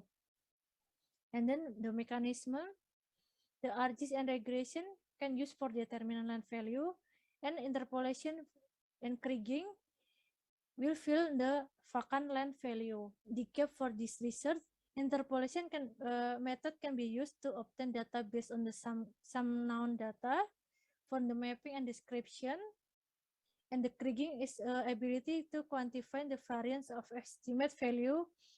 It can be so that can be known. Then the result for this research that by using a literature study, it's found that combining classic theory and modern research can be helped detect the determinant of the effect of the vacant land zone, and the use of ArcGIS mapping, then regression to obtain determinant of land value, and then mapping using kriging interpolation can be assist the filling of the empty of land. And for the recommendation, future research are recommended to use quantitative method for analysis determinant factor and variable in a particular area and map of the data, like a map secondary data land price. And quantitative method is applying and land value theory, and assessing land value can then be used to fill a vacant land zone. Okay, that's all from me. Thank you.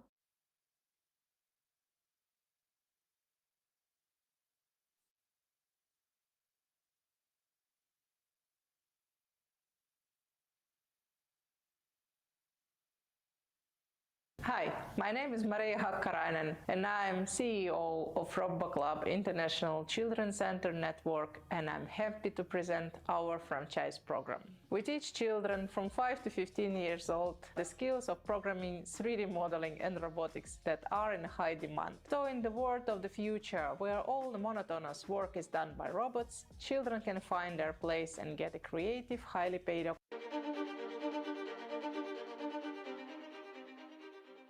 Stephen Fang, graduate student, and Ed Hovey, research professor, both at Carnegie Mellon University, and Ed is currently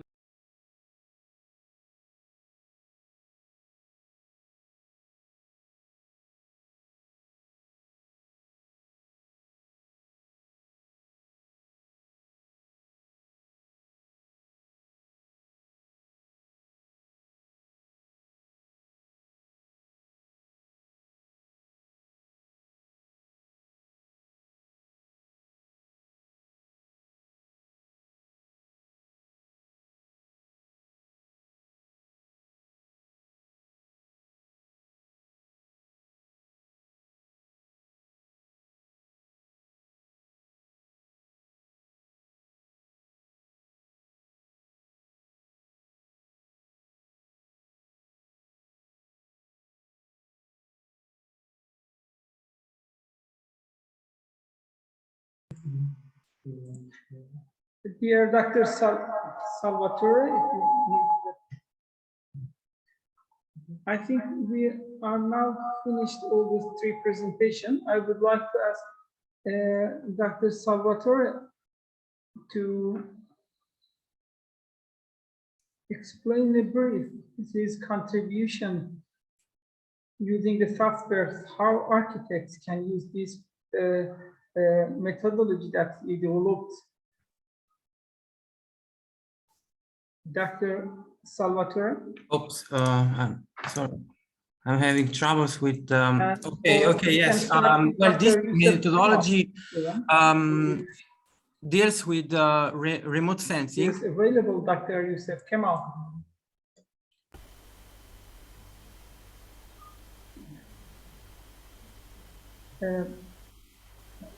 I may ask one in general question. If the authors have any question, they may raise their hands to directly ask Dr. Youssef Kemal in case.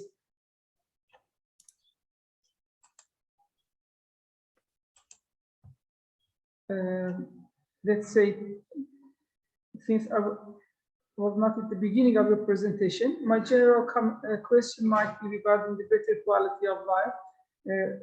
Respecting to territorial planning, I would like to ask in general, you may develop how let's say governance may help to increase the quality of life regarding territorial planning.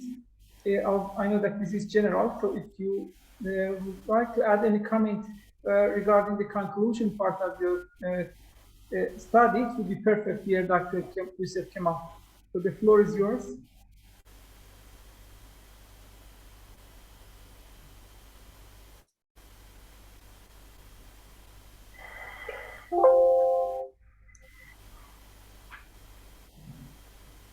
Here, Dr. Youssef Kemal. Oh yes, Is there any question about the subject? Yes, actually, is there any question from the authors? What would you repeat, please? Because I can't hear you.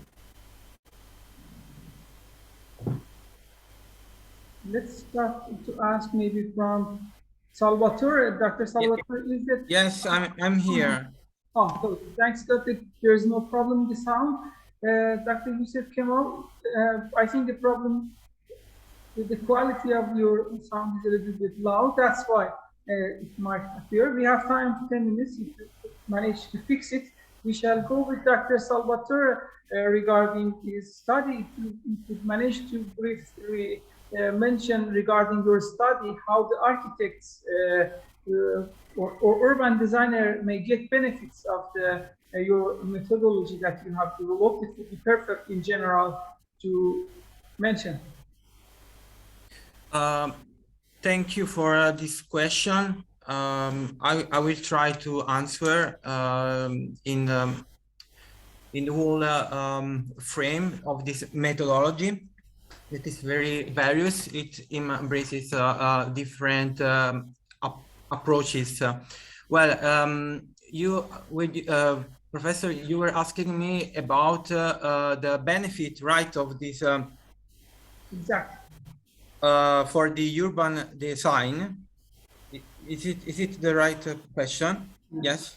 Yes. This methodology is possible promoting two types of approaches. One that is bottom up and another top down.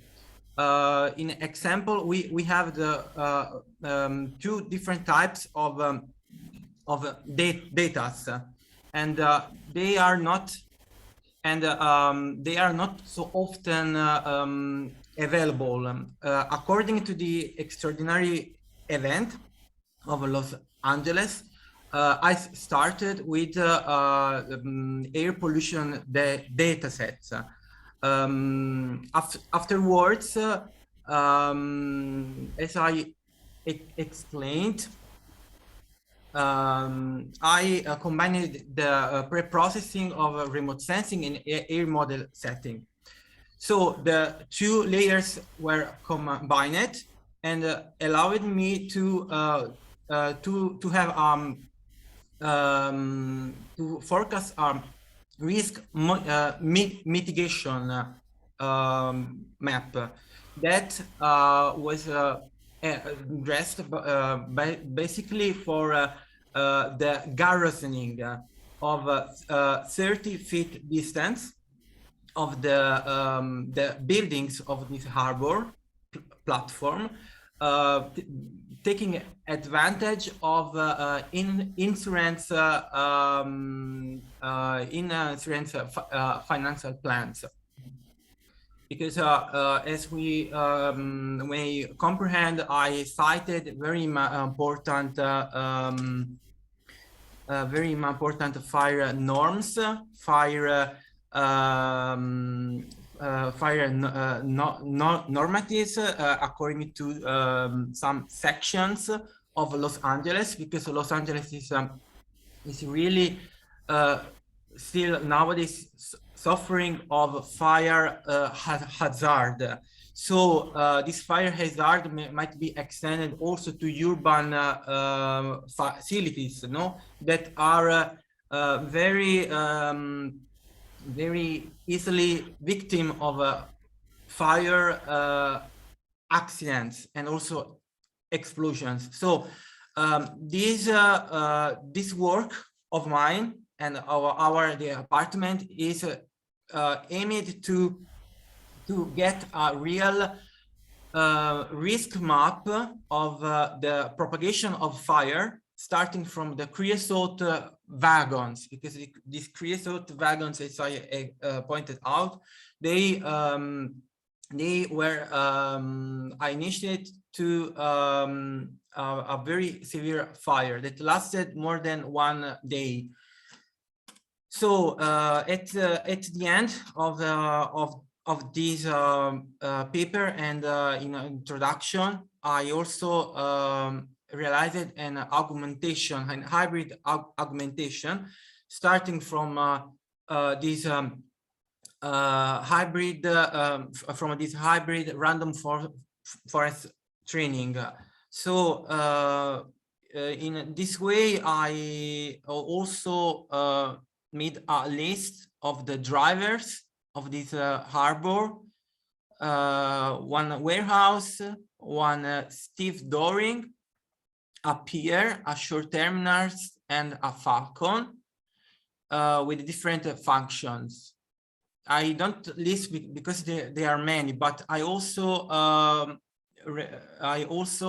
underlined their contingency from sufficient to resilient.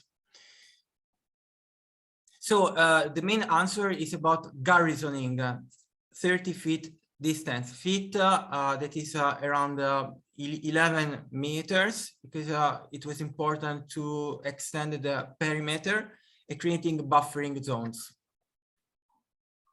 Very nice. It was great, comprehensive. Thank you for your valuable study. Dear Dr. Youssef Kamal,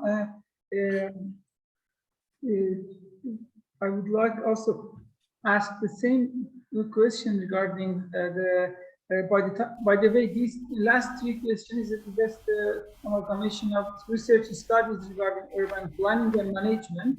So, in this regard, I would like to ask the same question from Dr. Youssef Kemal. How urban planners may get the benefits of your research methods that you develop in order to increase the quality of life? Could you please explain, is there a specific approach that you develop in your study in general?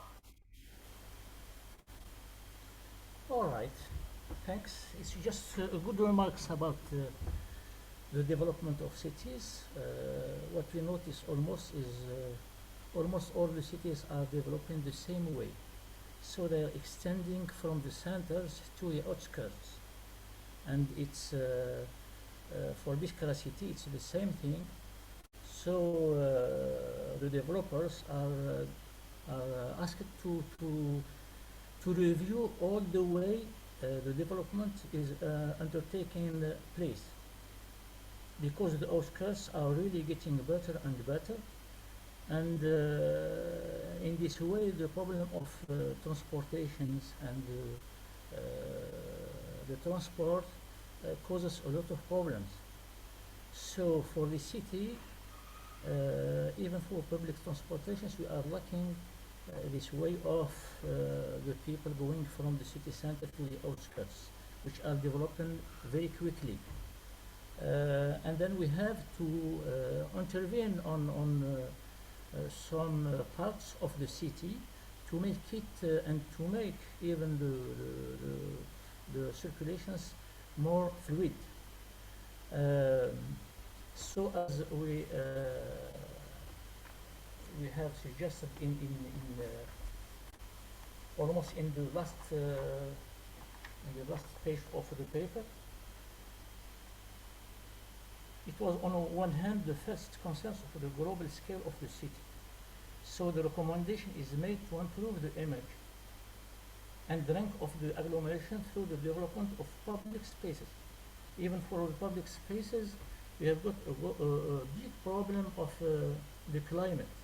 The climate of Bishkara is we have just two climates. It's very hot in summer and very cold in winter.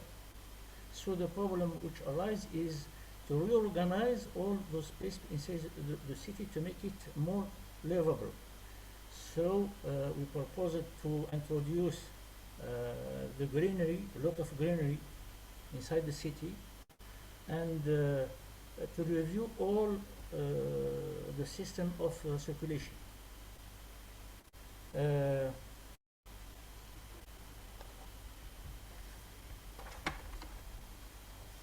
What we have suggested to resolve a lot of problems that are rising is to review the densities of green spaces, I say, and the urban forms and identities and the urban mixes, because we have some parts which are specialized in some functions.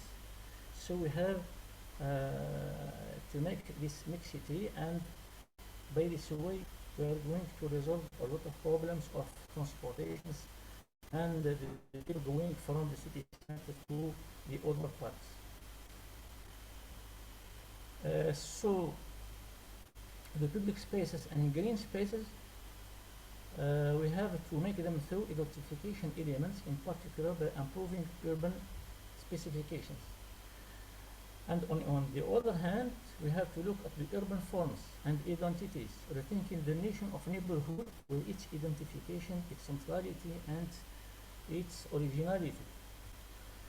Then urban functional and social diversity is to consecrate urban diversity and social diversity in development, not to be arranging the programs next to each other by mixing within the blocks. The last one, the last point, which is not the least, is to introduce the local technologies. We mean by that to develop local materials and technologies by promoting productions and training chains, master craftsmen training centers, because all those things are disappearing now from our cities. With this aim of both preserving the environment, improving the landscape, and promoting tourism in this way, because there is a lot of specialties about these cities, especially the thermal waters and the traditional productions. So we have to make them Thank you very much, up again. This session was great, considering those articles specifically focused on urban planning. It was great. So we have just 2 minutes. If Dr. Rice is here, so I can't hear you very well. Would you please repeat, please? So I would like to thank you. It was great, interesting research that you have done, specifically the original methodology that you used in the research. It was appreciated, and it was a real contribution of you, and we really appreciate that. I now understood regarding your contribution to the quality of life, the method that you mentioned. So it was appreciated, your study. Thank you. Thank you very much. Thank you. Mrs. Helena, if she's here. Yes. Welcome. Thank you for your study, research. It was great. So I would like to, before that, let's ask from the authors if they have any question. Do you have?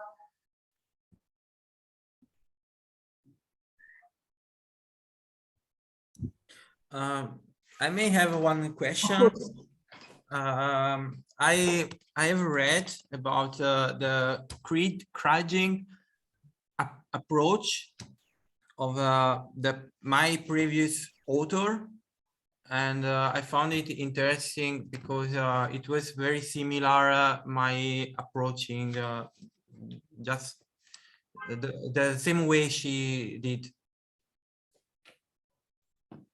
I don't have one question, but Thank you. Okay. I'm happy to hear that your research area are the same. Actually, the aim was to classify the authors based on the area of specialty. So I'm happy to hear that. And land value, I would like to know about the land value. Which factor you consider to develop your model?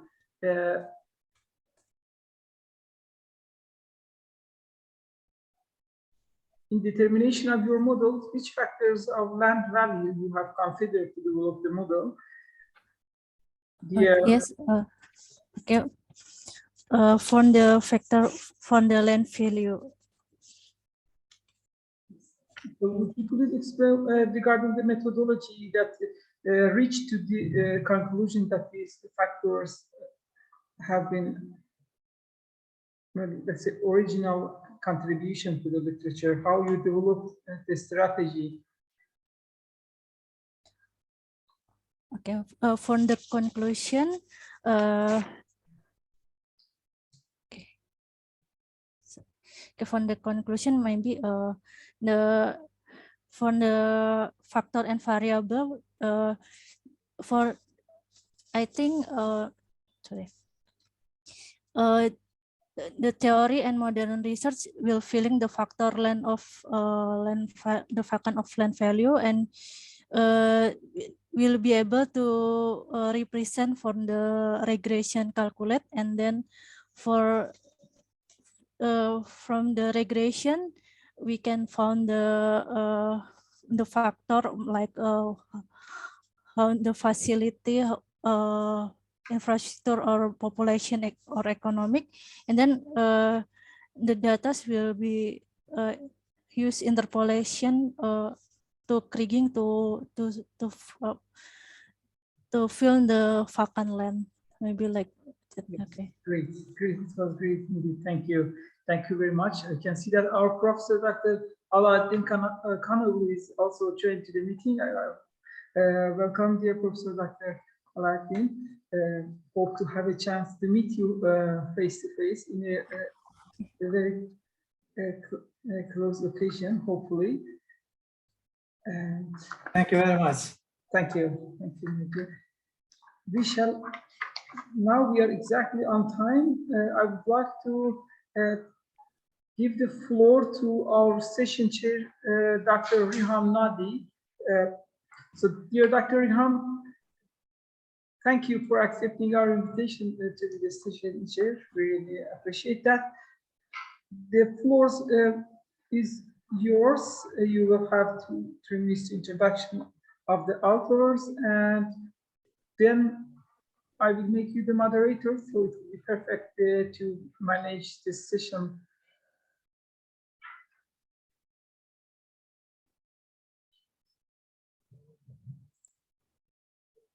We cannot hear you, unfortunately.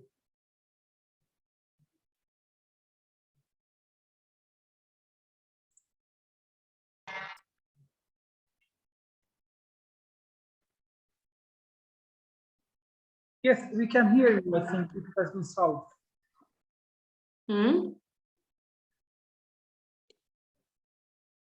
You may start.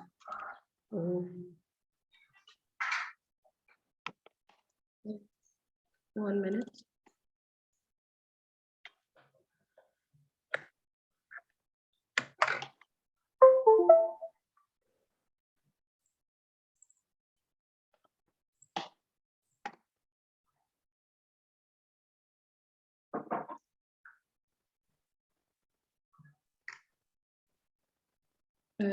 One minute, please.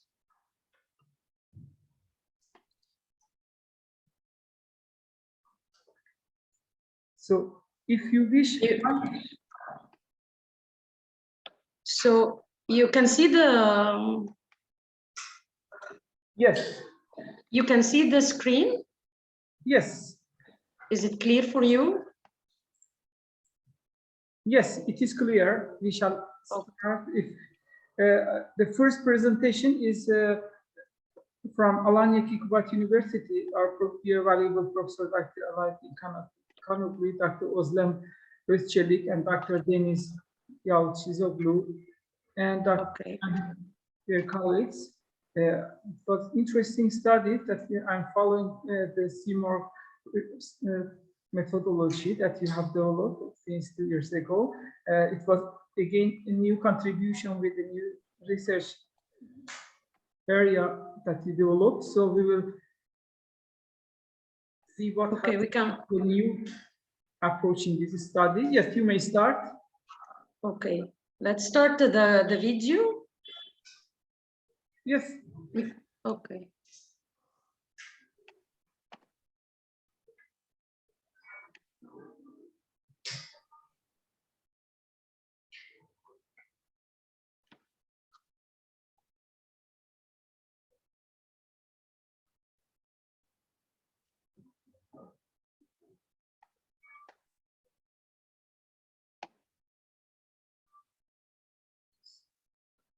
So it could be perfect, instead of sharing the screen, share the Internet Explorer box.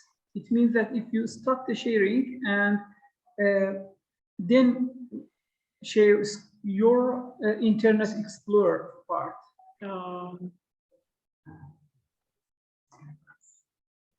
From the internet? Yes. Let me.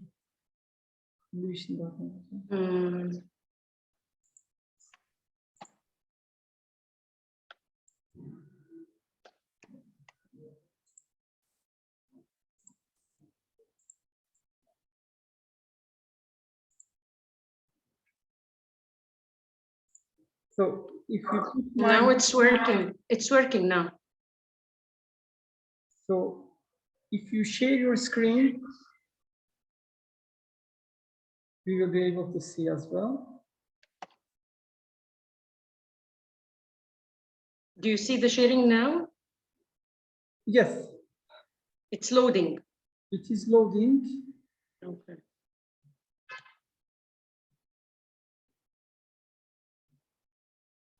It means that there's a problem in your internet speed. So if you don't mind, I will take the responsibility to share. So you can stop the sharing. Okay. It's where?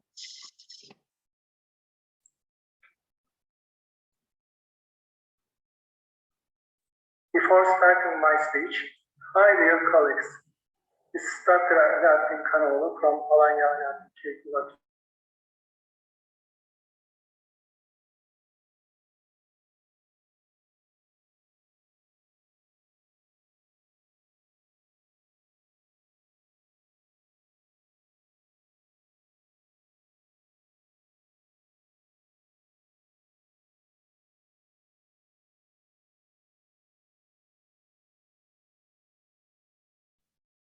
But there is no sound.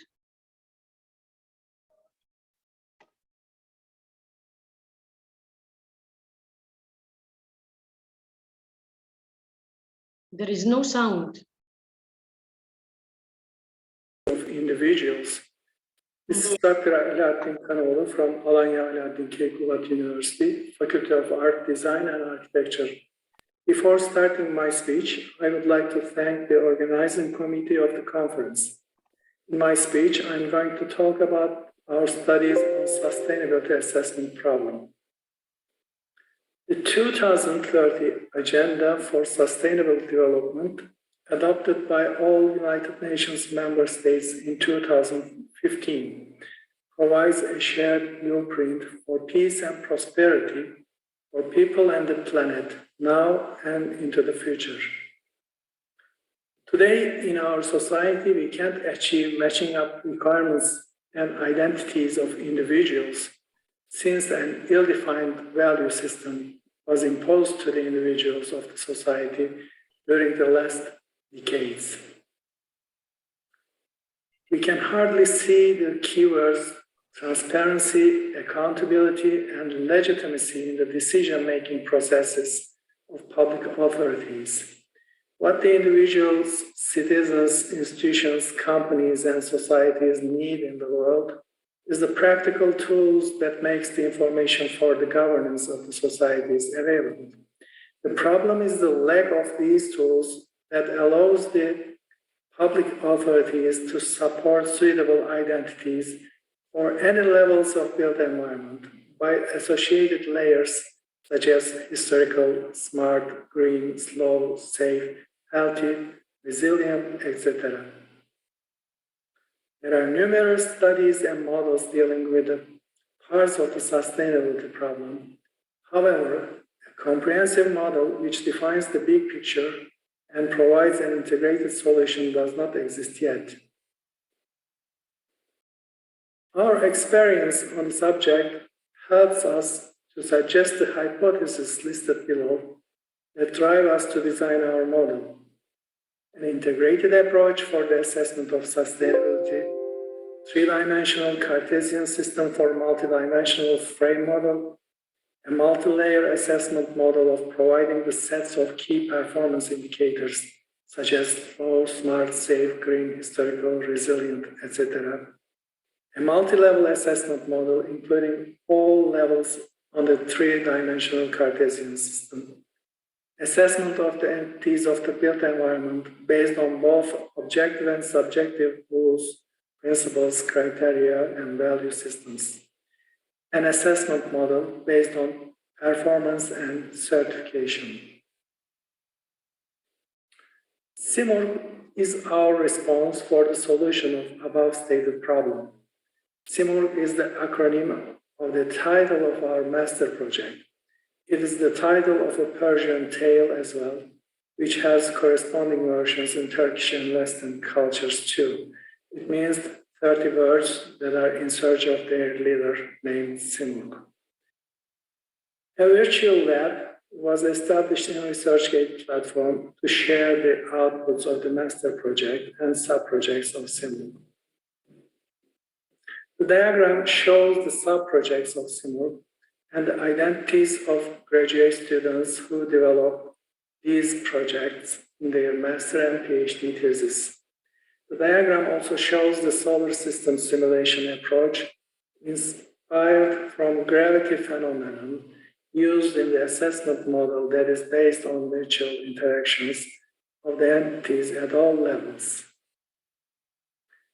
As for the keywords driving our studies, sustainability is the main concept among those that can be achieved by the integrated use of all key concepts given in the figure for the well-being and prosperity of society. It can be achieved only by matching the basic elements of life for not only human beings, but also all living creatures in the nature, with their expectations and attributes balanced to some extent appropriately. Legitimacy is another main concept that provides us an informal control mechanism in decision-making process. It is related to the moral values, conscience, and wisdom of societies. CIMUR aims to increase the competitiveness of Turkish construction industry, to increase the performance of built environment at all hierarchical levels, to increase the level of transparency, accountability, and legitimacy of the decision-making processes on built environment by considering the mutual effects of the two-dimensional Cartesian system and the keywords in the figure. The objectives of the research will be fulfilled in two consecutive phases. In the first phase, paradigmatic frame, organizational, integrational, and computational models are studied for developing the conceptual model. In the second phase, a practical model based on this conceptual model was developed. As for the paradigmatic model of CIMUR, a philosophic approach that accepts and supports sustainable design and assessment approach instead of the initiatives which is driven by individual interests and passionate of entrepreneurs, such as making profit without considering common advantages of society, is needed. CIMUR attempts to integrate the environmental dimensions of sustainability on three-dimensional Cartesian system. In addition to this multidimensional, multi-level approach, CIMUR proposes layers for the assessment of sustainability, such as slow, smart, green, historical, etc. in its frame model. As for the integrational model, CIMUR used relational database architecture for the practical, in other words, software model. This architecture allows integrating fragmented but related information, such as cadastral information of real estate, ownership information of built environment entities, occupation information of the citizens, certification information of built environment entities at all levels, information on social dimension related to finance, health, crime, education, etc., and information related to KPI sets for the assessment. CIMUR works together sub-modules developed for the performance-based and certification-based assessment of the entities at various environmental dimensions of Cartesian system stated above. Further details can be located in ResearchGate platform and National Thesis Database of Turkish Higher Education Institution. CIMUR is designed to have a connection with the databases of related public authorities by using them as plugins. CIMUR uses the performance information of all entities to calculate total performance of selected level of built environment. The score contributed by all level entities to total performance of selected entity is calculated by the model. The outputs can be reported by the model in tabular or graphical reports such as radar diagram or the total performance of the entity selected.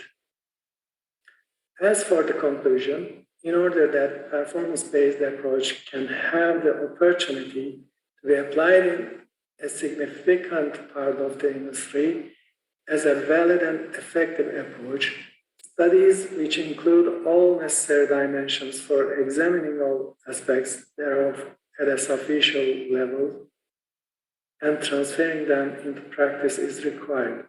To be able to reach sustainable development goals of United Nations, we need a holistic approach which integrates all the efforts and practical tools which allows performance-based assessment of the entities on the three-dimensional Cartesian system.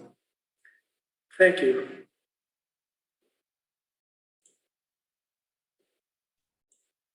Okay.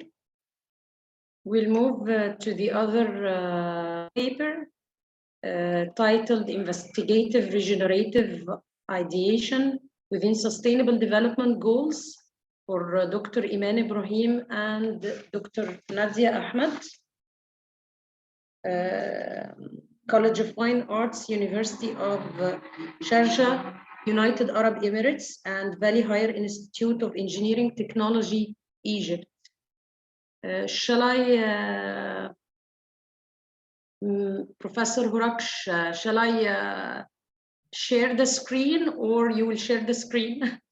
Perfect. You may try once. So if you couldn't, I will manage. I would like to thank again Dr. Aladdin for interesting studies with multi-dimensional approaches. And as you mentioned, to be able to have a qualitative study, we need to have look at the multi-dimensionals with different angles. So CMOOCs with those specific methodologies, trying to reach to that quality. It was interesting study. Again, I would like to thank you. And let's continue, dear Riham. If you play the presentation, make sure to don't share the screen, share the Internet Explorer icon. Okay. And make sure to tick the sound button, which allows to hear from our own computer. 1 minute.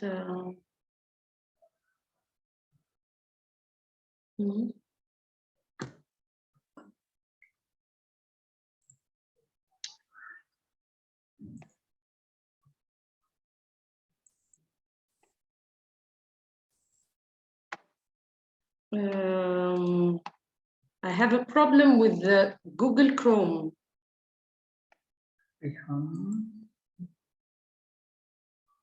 Hello, everyone. So I can't share it from the program. So I will share. So you may try to solve the problem, and then we will continue. Okay. I wanted to present my article, Investigating Regenerative Ideation Within Sustainable Development Goals. After 3 decades of emerging sustainability as a fundamental strategy for addressing the global challenges, many scholars argued that sustainability has failed to achieve a real sustainable world. This failure due to many reasons. For example, the imbalance between its objective of reducing negative impact and the accelerating rate of ecosystem degradation. Also, it embraces the mechanistic worldview where the system governs all aspects of life like a mechanical system and the human is always separated from the nature. Also, the fragmented approach of considering particular aspects of development rather than the integrated approach. The world has realized the urgent need for a paradigm shift.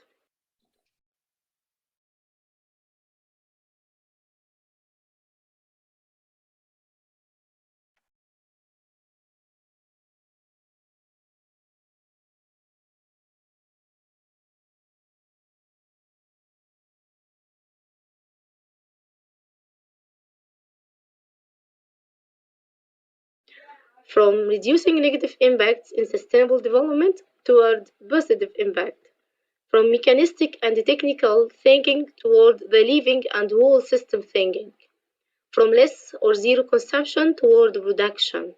And from just meeting minimum standards toward thriving of humans and all living systems.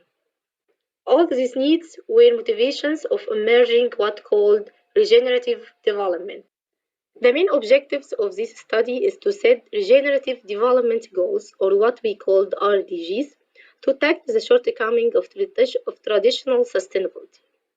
The secondary objective is to investigate the RDGs compliance with the Sustainable Development Goals, or SDGs, which is set by the United Nations in 2030 Agenda, to check their comprehension and validation theoretically, and to examine the applicability of RDGs at different built environment skills.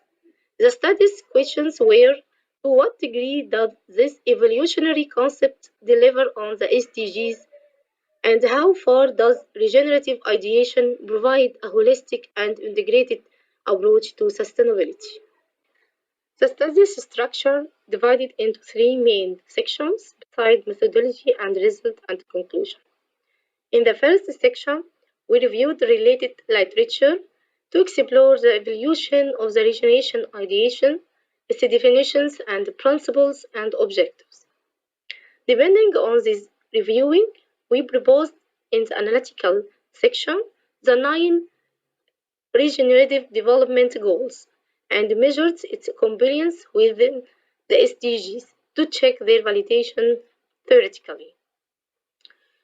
In the application section, we selected two cases study: Sikkim village in Egypt and Dubai Sustainable City in United Arab Emirates, and investigate how far they applied the proposed RDGs. The results finally showed the applicability degree of RDGs, and so finally we set the conclusion and recommendation. After reviewing many definitions of regenerative development, the study developed this one. It is a development and design process that builds a co-evolution and balanced relationship between human, place, nature, and the ecosystem. It builds the capacity of all system entities to evolve, regenerate, and produce more than consume in an ongoing design process with understanding the potential of each place to achieve finally human well-being and the health of ecosystem. After the theoretical section, the study developed 9 regenerative development goals.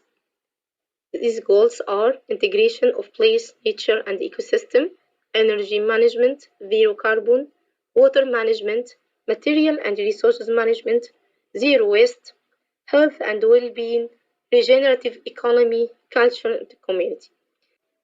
These tables show the 9 RDGs and its description and its compliance with SDGs. For example, we see the RDGs number 1, integration of place, nature, and the ecosystem, described as all systems and entities are accounted for and incorporated into the overall system design in a healthy, supportive, and co-evolutionary relationship. And it's complete with the SDGs number 1 to the SDGs number 16. So we can see that RDGs number 1 integrated with and complete with all the SDGs. In the application part, we select the case study method to examine the applicability of proposed RDGs at different built environment scale. Besides, stand on different strategies and the technique of regenerative development application. And finally, to regionalize the finding.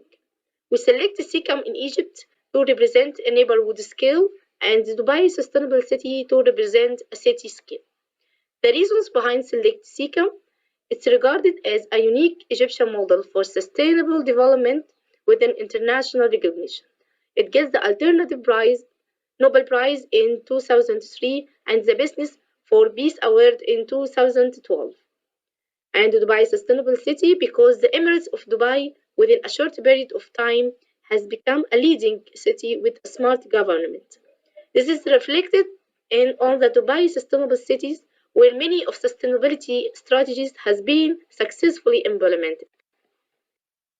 Introduction to Case Study 1, Sikkim Village. In 1979, Dr. Ibrahim Abulaish founded Sikkim Village on 70 hectares of desert land located in Bilbis, 20 kilometers northeast of Cairo. Ibrahim's mission was to restore and maintain the vitality of soil and the biodiversity of nature through sustainable organic agriculture and social and cultural development. Then we analyzed the two cases to investigate how far they applied the RDGs. For example, RDGs number 1, integration of place, nature, and ecosystem. In ICCAM case, we found that ICCAM adopted harmonized approach by combining 4 pillars of sustainable development: ecology, society, culture, and economy. It also developed 16 goals to achieve its vision towards sustainable development. ICCAM also established different institutions to be responsible of each sector. RDGs number 2, energy management in ICCAM, are applied by different methods. For example, they applying Agri-PV for greening the desert. We can see the increase in depending on renewable energy from 5% in 1920 to 60% in 2020. And also the guest house in the village adopting the passive design strategies, which led to decreasing the energy consumption. When we investigate RDG1 in Dubai Sustainable City, we found that the city incorporated different pillars of sustainable development to become international showcase of sustainable work, living, education, and recreation. Integration of environmental and social dimensions, for example, translated in the environmental celebrations and in the low population density to allow more friendly community. We can see also that the integration of environmental and economic dimensions in the central urban farm and the depending on renewable energy. The results revealed that the tailored RDGs not only delivered on all SDGs, but they offered a holistic and integrated approach to tackle the shortcomings of the traditional sustainability. They characterized with building a co-evolution and balanced relationship between humans and their social system, the built environment, and the natural system, as reflected in the RDGs numbers 1, 7, 8, and 9. It also shifting from minimizing consumption to reducing resources through a closed-loop system, as emphasized in the RDGs 2 to RDGs 6. The results obtained from the analysis of two case studies proved the practicability of applying RDGs at different scales of built environment. It also explored different methods and techniques of applying regenerative development. It also revealed the potential of RDGs, such as considering the social, cultural, and ecological dimension, optimizing the role of people as partners in the development process. Finally, we concluded that there is an urgent need for adopting and promoting regenerative development and design for sustaining humanity and the health of ecosystems.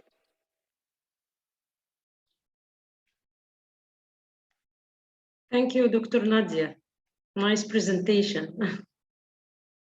Okay, we'll move to the other paper. Yes, within. Okay, cooling the city with street afforestation, the case study of Antalya by Dr. Shadash Kushu Shemshik and Ria Arabja from Department of Architecture and Urban Planning, Adnan Menderes University in Turkey.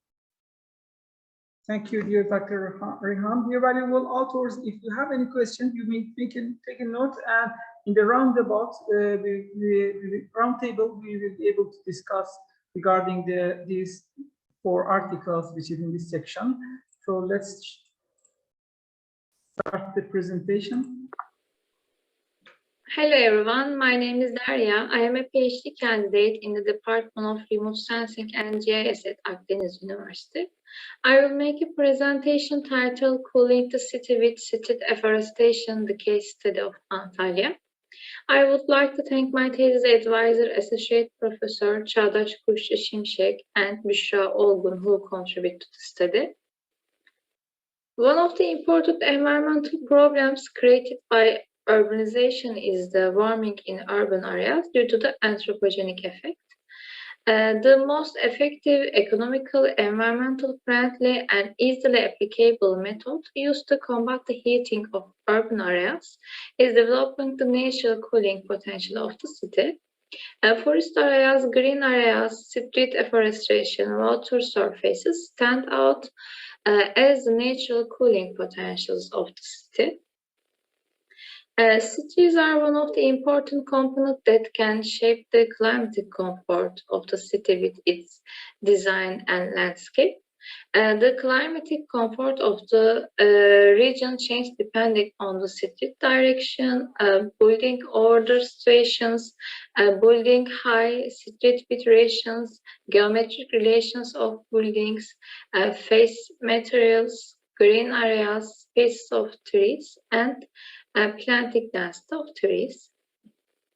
In the study, the importance of street afforestation in providing the bioclimate comfort of the urban area in Antalya has been emphasized, and simulations were made by using forest street image, synthetic image created by deforming the satellite image. By analyzing the thermal change between the obtained simulated surface temperature and the original surface temperature, the effect of street afforestation on the region were investigated. Residential areas of Muratpaşa central districts of Antalya were chosen as the study area. While the average temperature in the city is between 30 and 34 centigrade degrees in summer, it varies between 9 and 15 centigrade degrees in winter. According to the Köppen-Geiger climate classification, Antalya is in the CSA climate class that has a hot summer Mediterranean climate. In the region, which covers the coastal and inland areas, there are different types of urban textures as well as large green areas.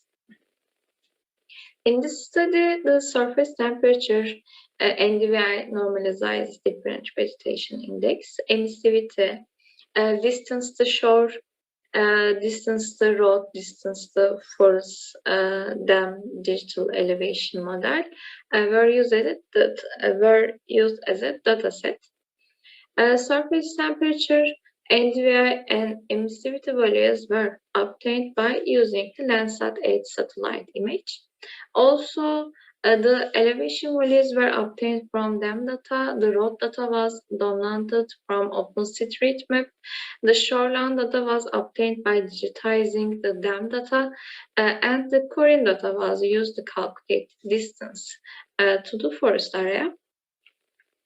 In the applications, using remote sensing image and NDVI image obtained from up-to-date satellite image were changed as if it had been done afforestation in street access and create a synthetic image.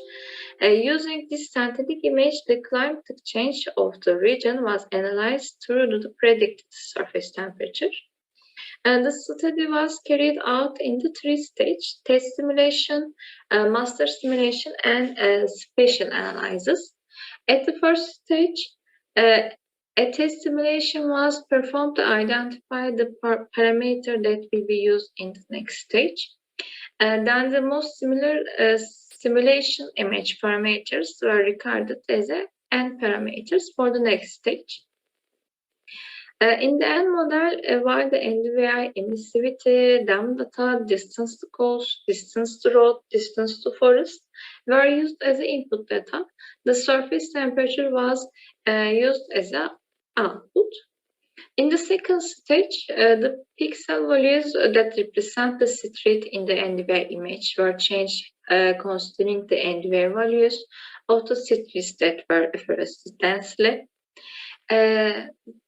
In this phase, while the pixels that have a greater NDVI value than 0.45 as they represent apparent access were retained, the pixels that have smaller NDVI values were changed with the new values that are distributed randomly assigned according to the minimum and maximum NDVI values of street. And then the synthetic emissivity image was calculated by using the synthetic image obtained by changing the NDVI values. And finally, new surface temperature were obtained by N simulation using this synthetic image and other input parameters.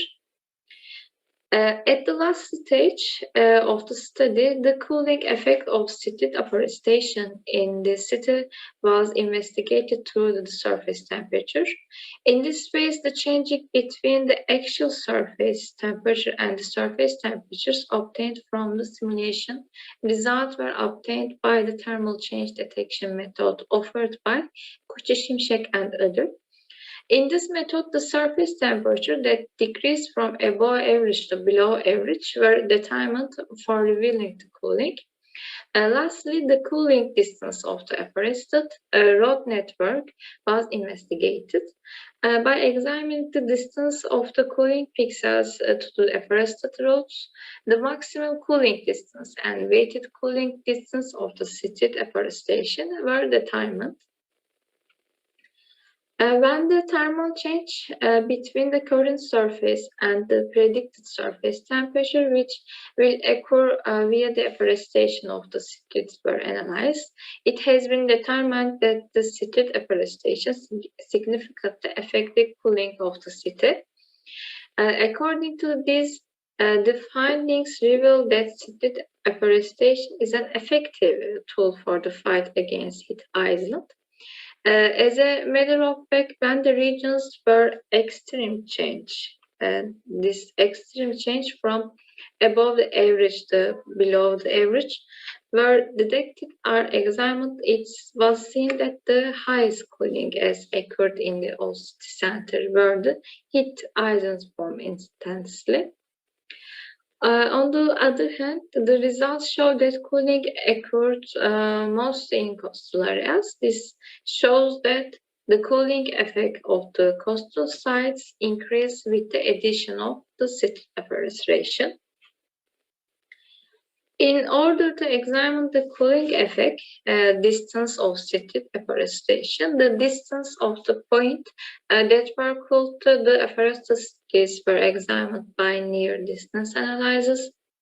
The results show that the city afforestation cooling affect their peripheries up to 100 meters. However, this can reach up to 200 meters in some regions. When we look at the conclusion, urban city afforestation plays an important role in reducing urban heat island effect and improving the climate comfort of the city.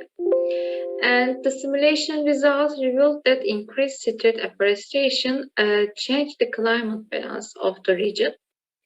Street trees can help to regulate the thermal comfort up to 200 meters. Simulations applied with remote sensing techniques provide easy and economic solution to monitoring the past, today, future of urban climate in micro, meso, macro scale. I'm done with my presentation. Thank you. Thank you, Deria. Very nice topic, interesting too. So if anybody has any question, will be at the end after we finish presenting all the papers. Exactly. We'll move. Sorry. We'll move to the other paper entitled "Effect of a High Density on Air Temperature Street Level in Outdoor Space of Neighborhoods of Hot Dry Cities," presented by Dr. Rami Qaoud, Youssef Kamal, and Alkama Dajamal, Department of Architecture, University of Biskra, Algeria. So, could you share the screen, please, Professor? Welcome, ladies and gentlemen. We are speaking today about the effect of high density on air temperature and outdoor space of neighborhoods of hot, dry cities. This work presented by Rami Qaoud, Yusuf Kamal, and Alkama Jamal from Biskra University, Algeria. And the first we have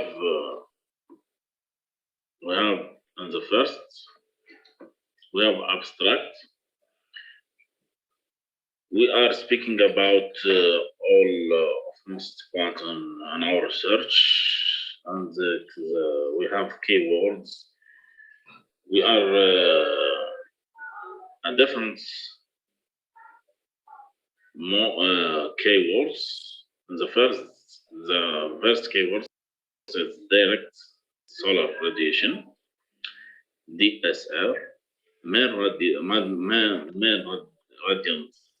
temp, MRT, air temperature, RT, outdoor space, environment models. The next, we have an introduction and materials and method. In the method, we are speaking about the methodology form. We have three parts of methodology. The first part, where determine the sample. The secondly is this field survey of climatic factor. Finally, our final parties where the simulation with EnviMat program. Here we are speaking about study area.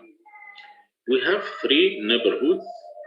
Neighborhood number 1, neighborhood number 2, neighborhood number 3.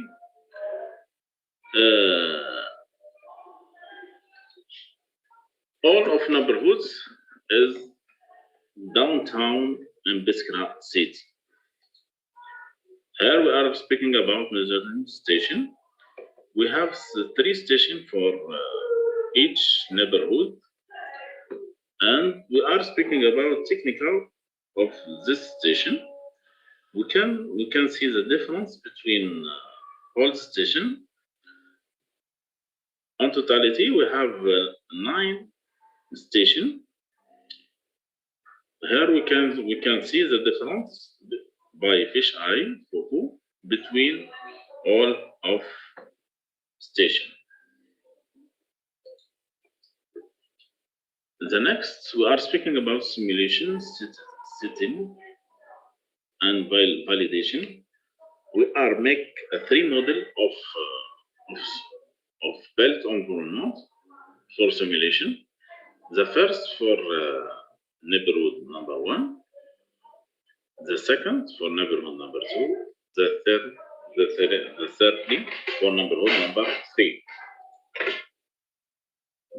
Directly to result.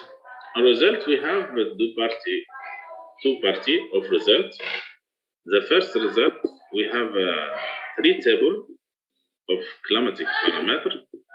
The first table, we are speaking about the difference of the value of direct solar radiation. We can see the value of solar radiation in neighborhood, in 3 neighborhoods. When we have 0 value, it means the outdoor space is under shading. Here we are see the most hour of shading is in neighborhood number 3. In the second table, we are speaking about the meridian temperature. Like the first table, here we are speaking about the lower temperature. It is neighborhood number 3 because this neighborhood it has a lower of hour of direct solar radiation.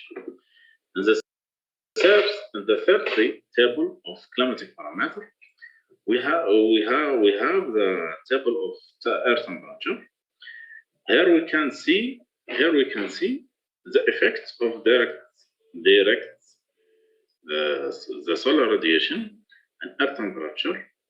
Here we can see the lower air temperature is in neighborhood number 3.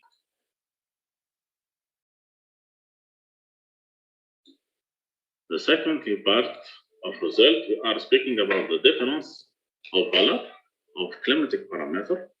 In the first, we are speaking about difference of direct solar radiation. We are clearly show the difference between the solar radiation between 3 neighborhoods. Also, in the picture and the figure D, we are speaking about the difference of belt environment temperature. We can see the big difference between the temperature of belt environment between 3 neighborhoods. Finally, we are speaking about air temperature. Here also we can see the difference between air temperature and outdoor space within neighborhoods. Finally, a result we can see the collect of Doni. Here we are data collected. Here we are see the effect of density by variable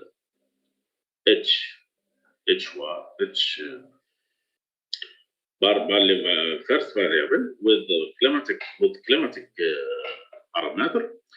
Here we can see the lower value of all climatic parameters is in neighborhood number 3, which have a high value of ocean level Y. In the second,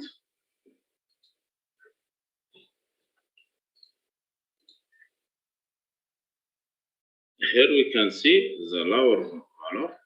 It is in neighborhood number 3, where the high of value HWY.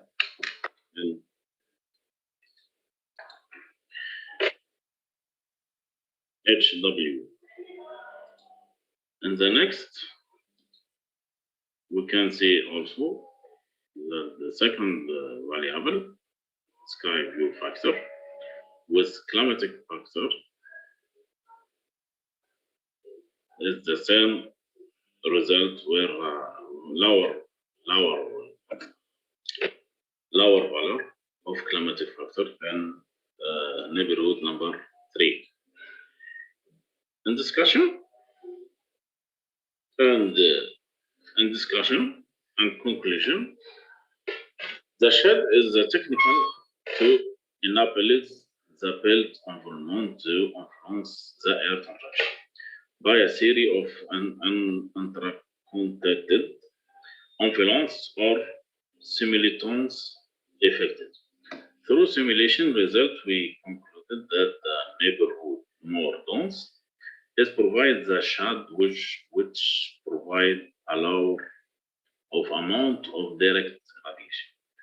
Also provide a lower of average radiant temperature. The average air temperature is low, so with surveying the result of the lecture, it has been proven that shading lowers the air temperature and increases the range of thermal comfort through the increase in the density of urban fabric will lead to an increase in the number of our options in outdoor space of neighborhood and lower the air temperature and increase the range of thermal comfort. Through the high density fabric improved by simultaneous effected on climatic parameters in outdoor space or neighborhoods of hot dry cities. Thank you for your attention. Thank you.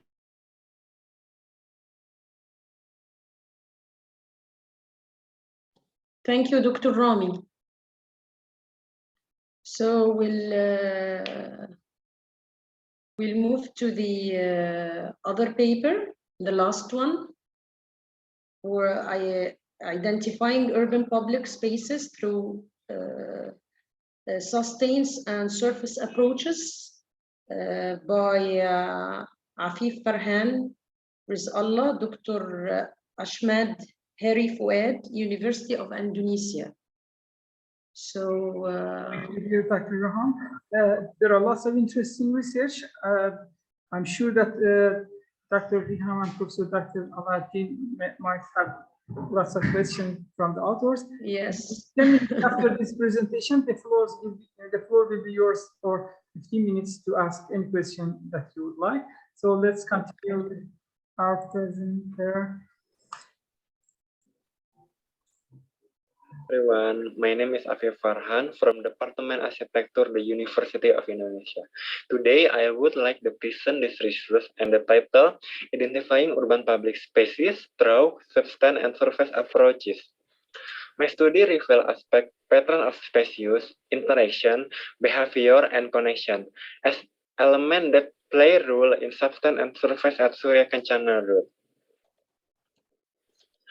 The background of the research is the provision of sidewalk designed with mixed-use function can increase pedestrian activity, like integrated marginalized sectors such as weak economies into urban life, and increase the sense of place of the community. Then, pedestrian paths are identified as important public spaces for urban space, as they can show vitality in urban areas, because urban vitality is generated through the interaction between human activity and urban space, and spatial mechanism is survival, growth, and development internally. Therefore, sustain and surface approach to improve the quality of pedestrian space. Substance can affect human behavior when experiencing visual perception of an object and is just based on its surface. And surface is something that is important for human perception because it can give a reaction to what he sees. This research aims to see and disassemble the role of substance and surface in shaping the city's public space. And the objective of the research is formulating urban design guidelines for public spaces in urban areas, especially pedestrian paths in commercial areas. Based on theoretical studies, substance is an element in urban space, and surface in container that has composition such as layout, color, and texture horizontally and vertically. Therefore, approach focus from substance and surface is pattern of space use in the city public space, interaction between human activity and urban space, the behavior of street vendor with shop owners, and the connection to the city's public space. This study is qualitative method we are used to conduct this research. To qualitative research, we use the theory of substance and surface. For primary data collection, we walked and documented with photos and videos, as well as conducting direct interview with area visitors and traders in the city space. Secondary data collection by conducting literature study such as journal, books, and news. The method of analysis uses descriptive narrative method. The research location is in the Surya Kencana area, which is strategic area. which is designated as a cultural tourism destination, commercial center, and culinary center. It has a regular grid pattern and a continuous line of shop house, and the majority of the existing building from are shop house with a linear street pattern following the main street corridor. In the picture above is the focus of my coverage in conducting research. Surya Kencana area with a road length of 1 kilometer, starting from the border of the Botanical Garden to the border of Siliwangi Street. Surya Kencana area is dominated by trades and service area, but there are residential area and prior facilities. So, identified the characteristic of the space based on the theory of substance and surface. In the first picture, street vendors sell linearly on pedestrian paths and use the parking area as a place to eat. In the second picture, food vendors put their cars outside of shops and washing areas of pedestrian paths. In the third picture, food vendors sell linearly and put cars in front of the shop. The inner area is used as a dining area. In the fourth picture, toy trades expand their wares to the pedestrian paths as well as become a display area. In the fifth picture, street vendors sell in front of closed shops with a usage pattern attached to the front of the shop and take advantage of some of the pedestrian paths. In the sixth picture, food vendors use part of the clothing store area to serve as a dining area and pedestrian paths to put cars. And the last picture, food traders expand their wares to the pedestrian path and serve as a work area. So we can see the mechanism of substance and surface in urban space can affect the pattern of use of space and pedestrian activity. Based in the character of space, is this then analyzed to explore the relationship between existing condition and the substance and surface approaches? The first section shows the behavior when a substance has open surface. First, food court together, so there are many tenants in one store, and expansion merchandise using some surface because it is use signage to attract buyers. And the second section shows the hard behavior when a substance has a closed surface. First, street vendor use most surface from closed store to trade. Second, trading area placed on pedestrian way, and the dining area is placed attached with a closed shop face. Substance and surface can determine usage pattern in urban space and their behavior. In this catalog, based on existing condition in Surya Kencana, if the behavior when a substance that has a closed surface and the store is no longer activity, provide opportunities for street vendor to sell temporarily, either attached to the surface or within the surface. However, if the surface is closed and the store is still active or there is a function in it, it provides an opportunity for street vendors to sell simultaneously with the store owner and mutual benefit, because the store owner considers if street vendors can provide intervention to visitor the area. Then, if the behavior when a substance that has open surface, then it gives the store owner the opportunity to expand its merchandise. So it has tendency to make some public space as a selling area or work area. Therefore, public space can be an area of intervention and turn into an area to sell or workspace. And then the result and the analysis of the thing or the focus of the substance and surface approach suggests there are three elements that are interconnected, namely behavior, relationship, and pattern of use of space. As the basic, the exploring the process of substance and surface. In this case, the three elements are associated with the function of the store space in the Surya Kencana area. The results obtained are, the first, the function of the space that is different between inside and outside, can provide intervention for the space inside, so that is a mutually beneficial. Second, the function of the indoor space that is no longer used and the function of the offset space occupied by street vendors or the activities can harm shop owners. And the function of the same space between inside and outside can distract pedestrians, thus narrowing the pedestrian path. In conclusion, pattern of use of space which indicate that the surface is open to give the substance that is inside the opportunity to expand to the outside. In addition, closed surface provide an opportunity to transform the surface into part of the substance if there is an intervention, so that the substance becomes an attractive element. Substance use the surface if the surface serves as spoiling element of signing for the consumer. Substance use vertical surface or facade and horizontal surface or pedestrians when substance use surface as a workspace. Substance is on the face of vertical surface that's open. Substance plays a role in attracting visitor to the store, thus creating a symbiosis mutualism. The existence of substance on the horizontal surface or pedestrian way makes pedestrian ways also serve as a workspace or commercial, as well as a driver life urban space, as well as workspace intervention, as well as distribution of urban circulation space. Understand the phenomenon, intervention, symbiosis, interference by substance and the surface of the city space in this case pedestrian way, or especially Surya Kencana Road, will facilitate the realignment of the rule of substance on the road to the living space.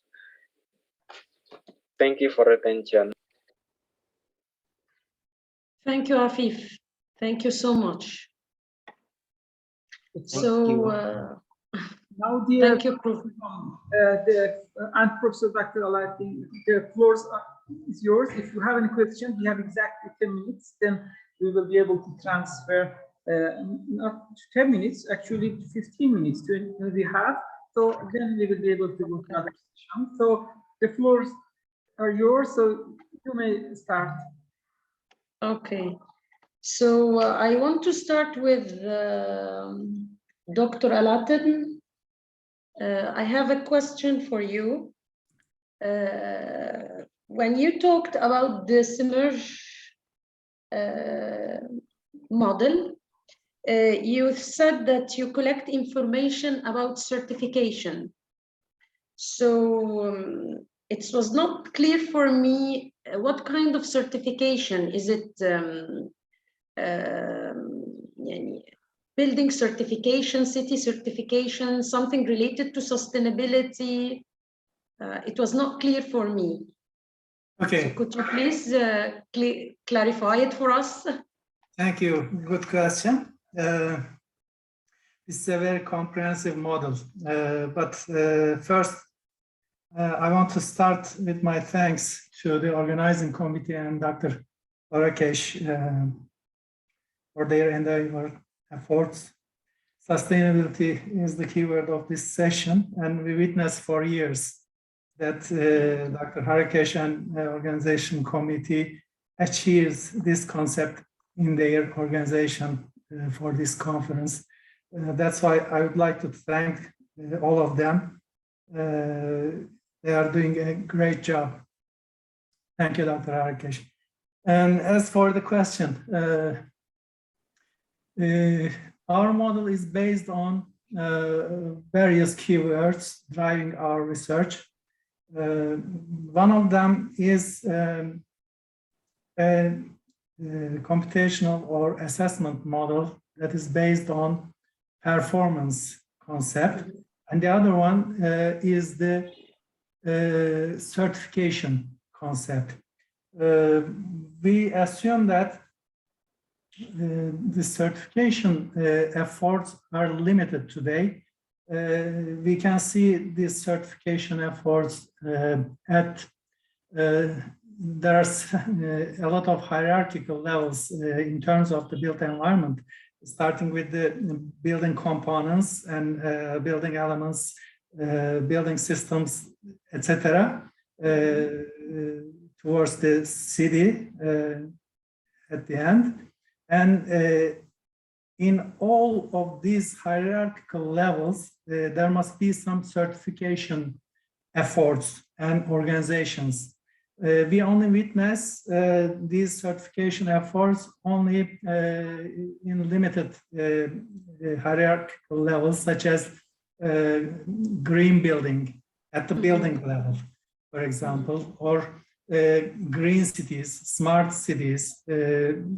So there must be some other efforts, for example, in premise level. We have some standards and standardization efforts at building components level, for example. We can send all the materials to the laboratories, and they test them, and they determine the values of performance values of these materials, for example. We can use different KPI sets, the key performance indicator sets, for various layers such as green, smart, resilience, etc. And for all levels, for all hierarchical levels, all the entities at these levels must be certified by some authorities, by laboratories for building components, by some other organizations for premises. For example, we have developed a model for determining the design performance of kitchens for one of the leading companies, Doğutaş Kelebek in Turkey. For any level, we have to develop this sort of certification processes and standards. Okay. Is that clear? Thank you for the clarification. Thank you for the question. Okay, anyone has any question for the authors?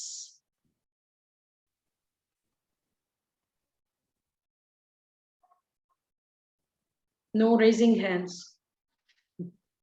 So I have another question for Dr. Nadia. Dr. Nadia.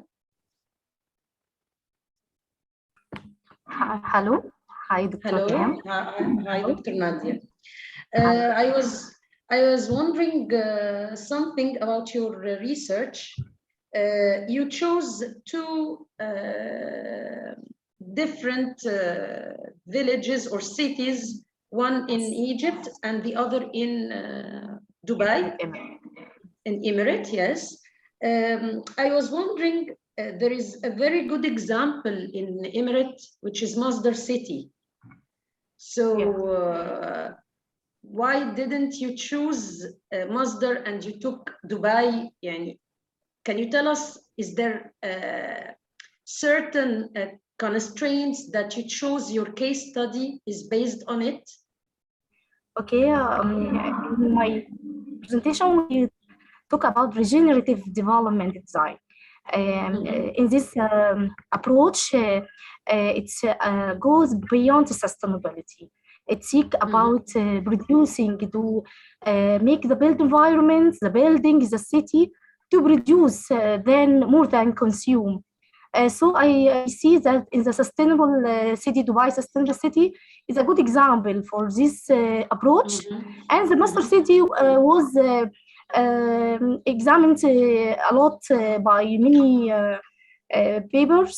Sustainable city is a new, it's considered a new case.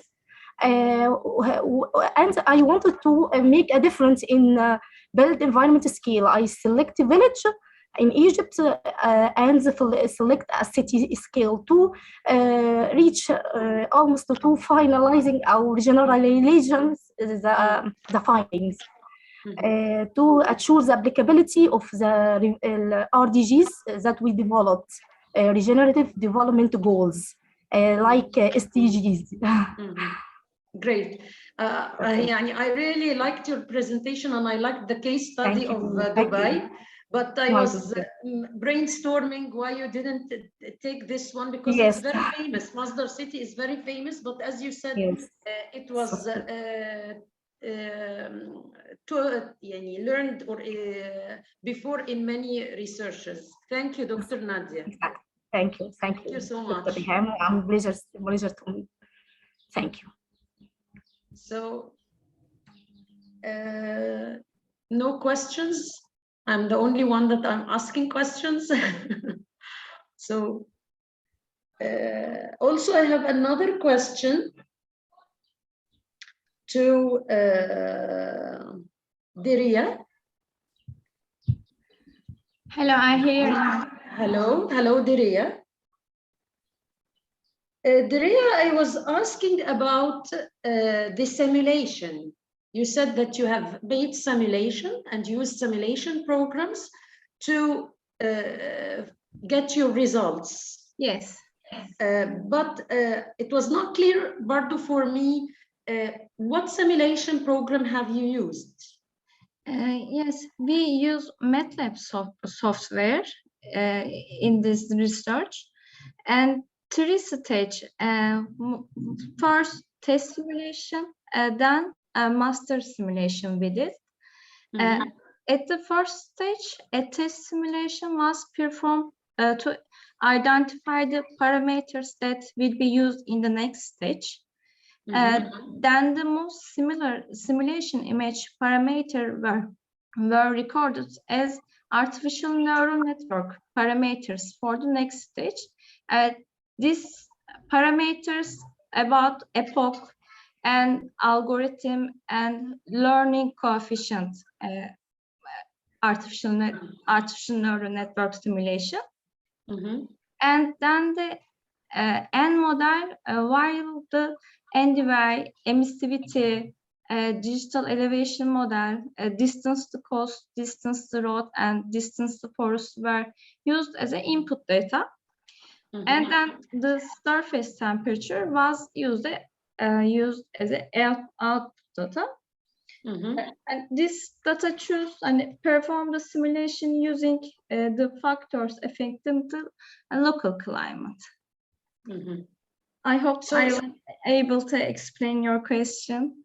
Yes, I got it now. This means that you have different stages for this simulation, about 3 stages, I think. Yes, of course, because firstly, we choose the N parameters. Then first, we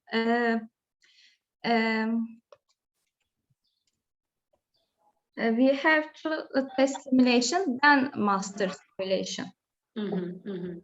Okay, thank you, Diria. Thank you so much. Welcome, thank you, this question. Okay, so we still have 2 minutes. If anybody wants to ask the authors any question after this discussion. Okay, maybe I want to ask Hafiz Farhad. Okay, go on, Helena. Based on the catalog display, I want to ask about closed surface behavior. What is the behavior to ask vendor towards the shop owners? Maybe Afif can explain about that. Okay, it's for Afif. Okay. Okay, yes, thank you, Helena, for the question. Yes. Okay, Helena, thank you for the question. Show the picture in the catalog in the left. Show that this street vendor have 3 behavior towards shop owners. First, street vendor intervention to shop owners because street vendor can attract visitor to the shop. Hence, street vendors and shop owners have a mutually supportive relationship with the patron street vendor in front of the shop. The second, street vendor have closed shops and have a patron of street vendor in front of the shop. In general, street vendors who have occupancy behavior are usually street vendors who sell temporarily. And furthermore, the existence of the street vendor on the pedestrian way can cause a distraction for the city space users because the patterns created by street vendor can interfere with pedestrian circulations. There are work areas that are placed and use almost all pedestrian paths. Thank you, Helena.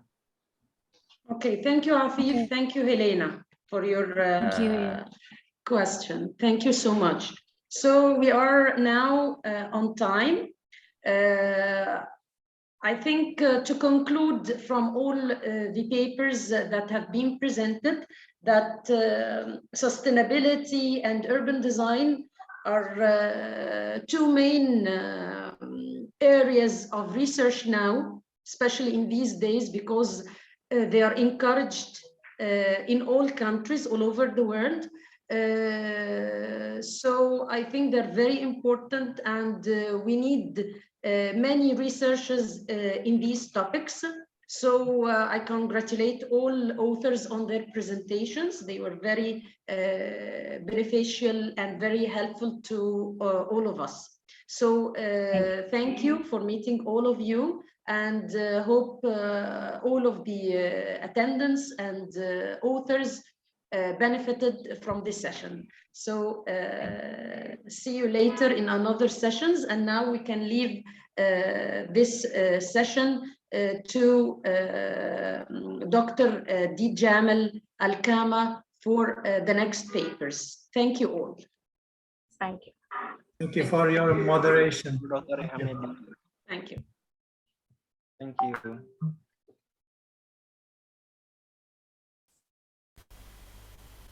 Oh, thank you. Thanks for everyone.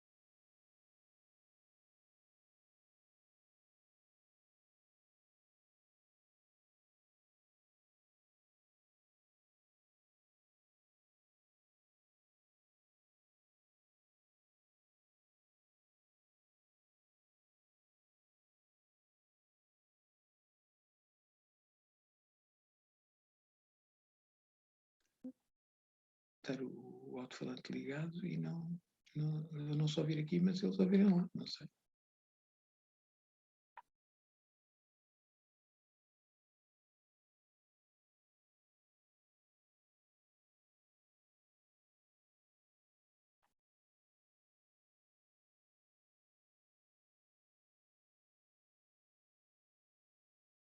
Então queres que saia e entre outra vez? Acho que é mais seguro.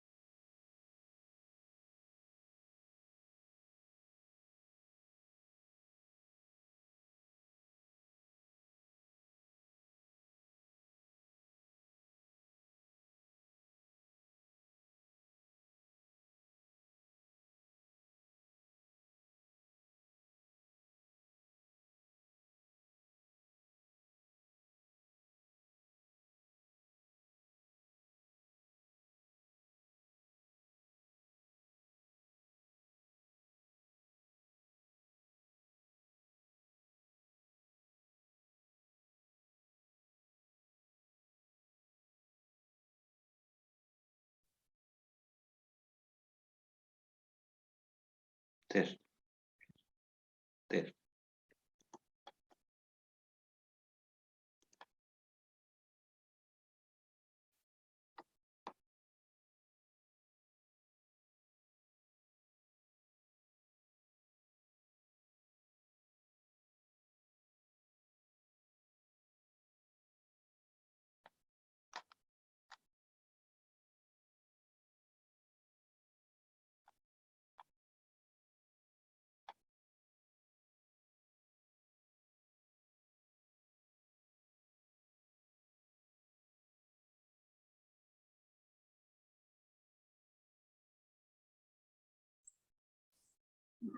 Yes, sorry for delay.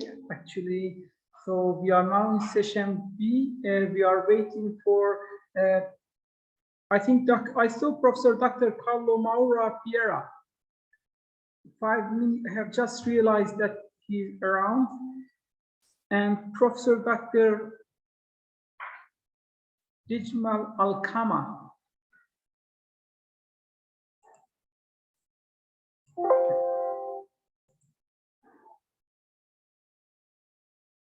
Yes, I think if you...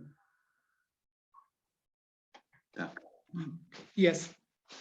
Thank you. Thank you, dear Professor Dr. Carlos Piera. I really appreciate your valuable contribution. It indeed needs your, in this area of speciality, your contribution. That's why I apologize for this inconvenience and thank you for accepting our invitation. So I will... Oh, yes, it's a pleasure. Thank you. Dr. Alkama. Thank you very much indeed. We have exactly 2 minutes to start the session. If you don't mind, I can also play the presentations, or if you have, we shall try with each other if you wish, or I will take the responsibility to share the videos, so you will be able to directly give any specific comment after finishing these 4 first round. So you have 2 round table. First one, you have 4 presentations. The other one will be another 4. And so we will try to be fast to finish these 4. Then you will have, if you have any question from these 4, you will be able. Okay, thank you. So we shall.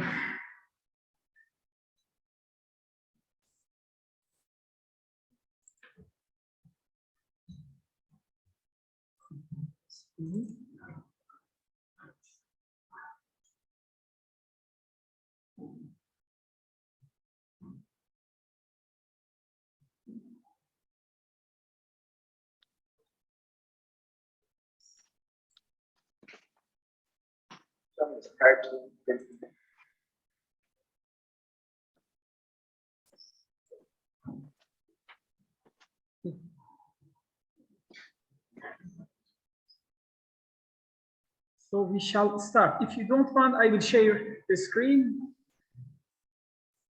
Yes, yes.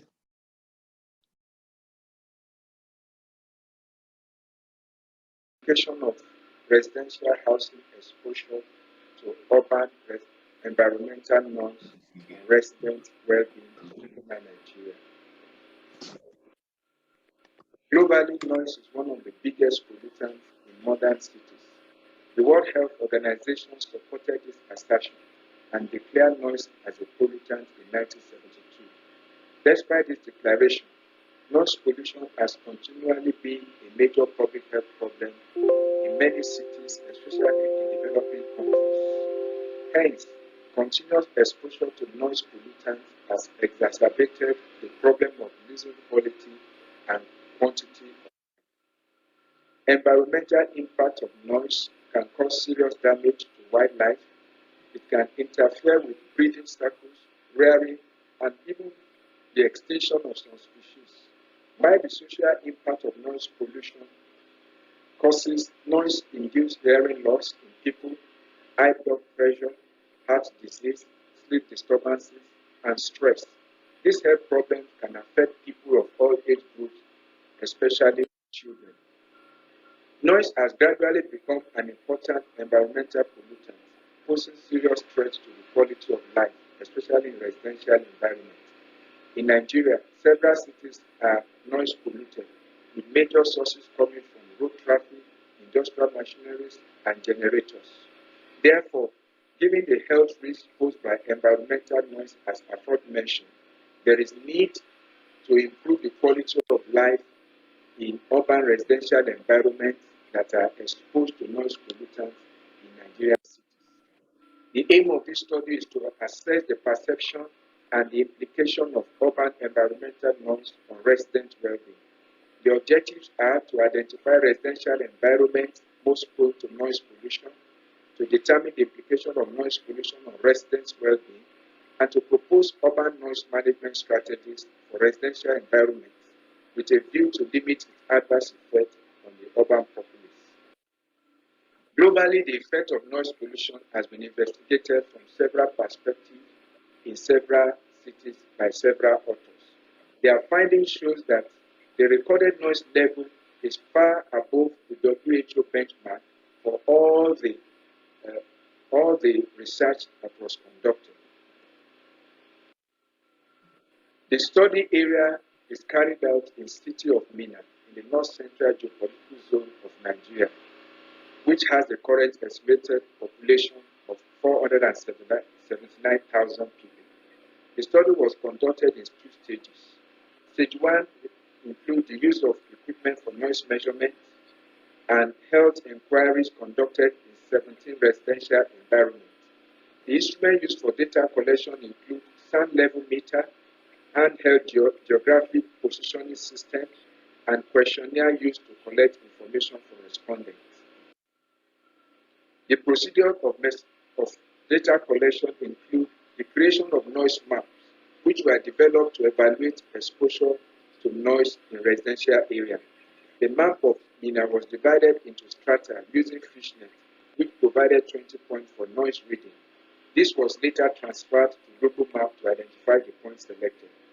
20 sampling sites were purposely chosen for noise reading after 20 points selected using the fishnet method in GIS 10.1. Cross-sectional study was conducted to evaluate the perception and annoyance in the urban soundscape of the residents. The population consisted of individuals older than 20 years old, and the questionnaire was distributed randomly to 890 people. Data analysis procedure. Noise level collected was used to create map. The area for noise management in Minna was determined using the reclassified noise map. This reclassified noise map was overlaid on the land use map of Minna so as to determine the land uses and the associated noise. Areas with noise above the established noise level standard were areas to focus on for noise management. Descriptive analysis was carried out to analyze the demographic profile of the population, while the chi-square test was used to identify association between exposure and the perception of noise sources and its potential effect on the residential environment. The results and findings are presented based on the objective of the study. Figure 1 shows noise map for overall mean noise level in Minna metropolis. The red color indicates the highest noise recorded, while the yellow color indicates the lowest noise recorded.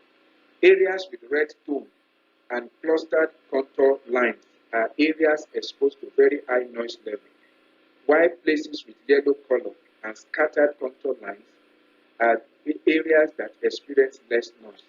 Table 1 shows the maximum permissible noise level for general environment that was used as a benchmark to determine the noise level in the residential environment.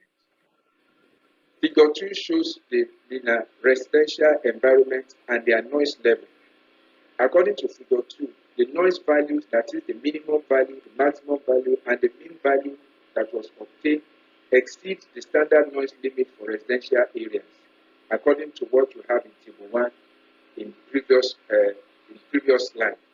This finding shows that all the residential areas are exposed to very high noise, which can be harmful to urban health. Figure 3 shows the residential neighborhood most prone to noise for noise management. It shows that areas having points that are above the standard deviation value exceeded noise level. This area are shown in red color. The residential areas that are below the standard deviation shows that they experience less noise.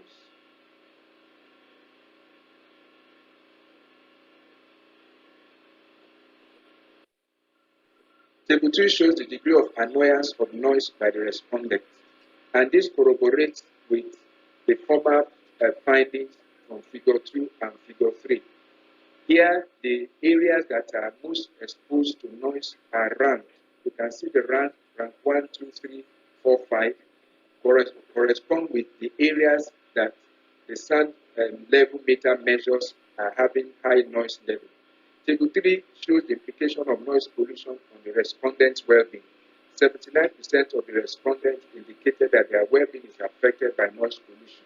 For some, it causes headache, others, loss of sleep, while others, it was stress.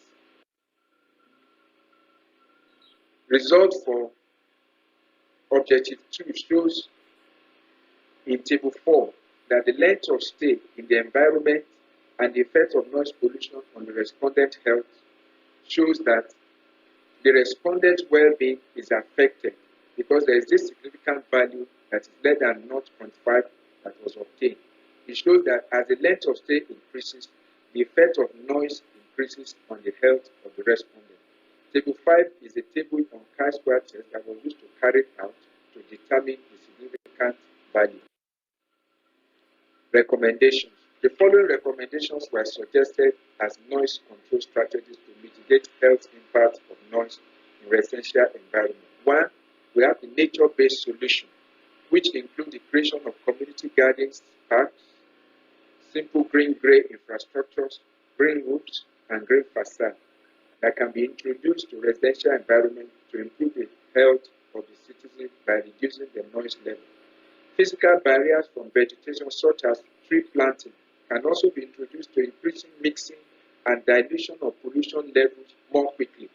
Vegetative barrier has been known to provide modest attenuation of up to 0.52 dBA. Natural topography can serve as barrier, or commercial buildings can be erected between roadways and residential areas as valuable strategy to reduce noise pollution. Building design should be integrated with suitable absorbing noise material for walls, doors, windows, and ceilings to reduce infiltration of noise into the building. Noise management policy implementation plan needs to be established for noise reduction in residential environment by municipal management. Conclusion. The quantified data obtained in this study shows that greater number of residential environments in Nigeria is exposed to high noise level when compared to both national and international standards.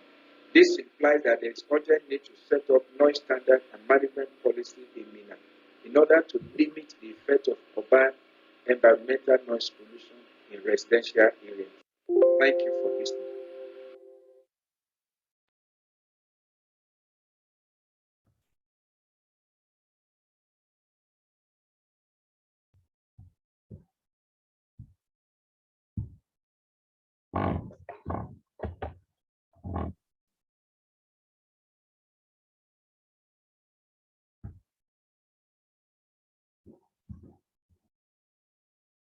So dear Dr. Pierre, if you don't mind, we will play all of the presentations, then we will be able to continue. And also I would like to thank Professor Dr.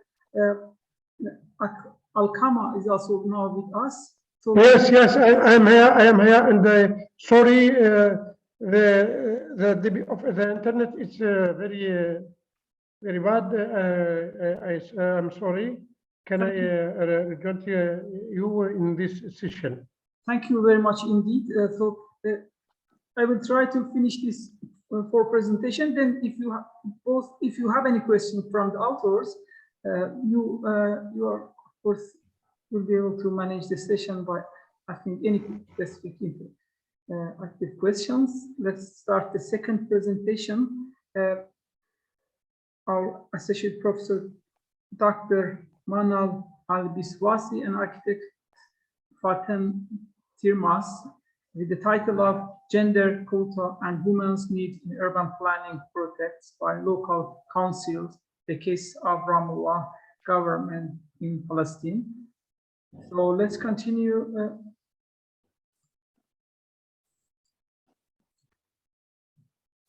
My name is Manal Al-Bishawi. I am an associated professor in architecture and spatial planning at Birzeit University in Palestine. Today, I'm going to present my paper, which is about gender quota and women's needs in urban planning practices by local councils, the case of Ramallah Governorate in Palestine. The presentation will cover the following topics. First, aim of the study. Second, importance of the study. Third, the methodology. Fourth, the results. And finally, the conclusion. This study investigates the relationship between gender quota and women's needs in urban planning practices by local councils in Palestine, with a particular attention to Ramallah Governorate. It is aimed at investigating whether or not gender quota guarantees women's effective participation in decision-making process and fulfillment of their needs in the urban environment.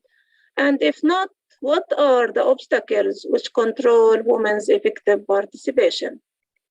However, most of the existing studies concerning this topic focus on the importance of gender quota in providing access for women to decision-making process without considering well enough the role of gender quota in women's effective participation in fulfillment of their needs and how this influences sustainability of the urban environment. Especially, several studies have revealed that women are still facing problems in using their urban environment. The focus will be on the Palestinian context, which is considered to be one of the developed countries where gender quota has been approved in local bodies by the Palestinian National Authority at 2004. Regarding the methodology, the research design is based on two sections. First, theoretical section, which includes a theoretical discussion of the main topics related to gender quota, urban planning practices by local councils, women's needs, and sustainability. Second, a practical section, which is a case study in Palestine, that is Ramallah Governorate, to clarify issues related to the topic of the research as they are discussed in the theoretical section. In addition, statistical analysis, observations, and interviews were used as main methods for collection of the required data. Regarding the statistical analysis, they were used to clarify women's participation in different public activities in comparison with men. While the observations were conducted by the researchers in different urban spaces in Ramallah Governorate to investigate how women's needs influence both of physical form of urban spaces and women's behavior in these spaces. Photos and written notes were used to document these observations. Meanwhile, the interviews were conducted by the researchers with women and different target groups who are relevant to planning to support the observations and understand the obstacles which control the effectiveness of gender quota. Here is a map of Palestine showing the location of Ramallah Governorate, which is in the middle of Palestine. The implemented methods, which are observations, interviews, and statistical analysis, provided sufficient data regarding the effectiveness of gender quota and fulfillment of women's needs. These data were classified into three groups, including first, women's use of different urban spaces, second, physical form of these spaces, and third, obstacles that control the effectiveness of gender quota. Regarding women's use of urban environment, the results showed that percentage of women participating in employment is less than men. Many women do not use their urban areas comfortably. Many women withdrew from public sphere. The reason, as explained by interviewed women, was because the urban areas does not comply with their needs, especially concerning comfort, safety, security, and privacy needs. However, this deprived women from their right in access to public sphere, which contradicts with the principles of sustainability regarding equity among citizens in access to their urban environment. Here are examples of women's use of public sphere uncomfortably. We can see here men sitting on the sidewalk of the commercial street and women are coming towards them. And here, women left the sidewalk and walked in the street, avoid passing by in front of men. In this photo, we see how females walked in one line behind each other to avoid direct contact with males. Here are also examples of women's withdrawal from public sphere. In this photo, we see Palestinians, mainly males, help themselves to appease from the world's largest knappa. And in this photo, we see how males sit in the street in front of coffee house. Women usually avoid passing by in this street. Regarding the fulfillment of women's needs in the design and the planning of the urban environment, the results showed that building codes and regulations do not mention anything about women's needs.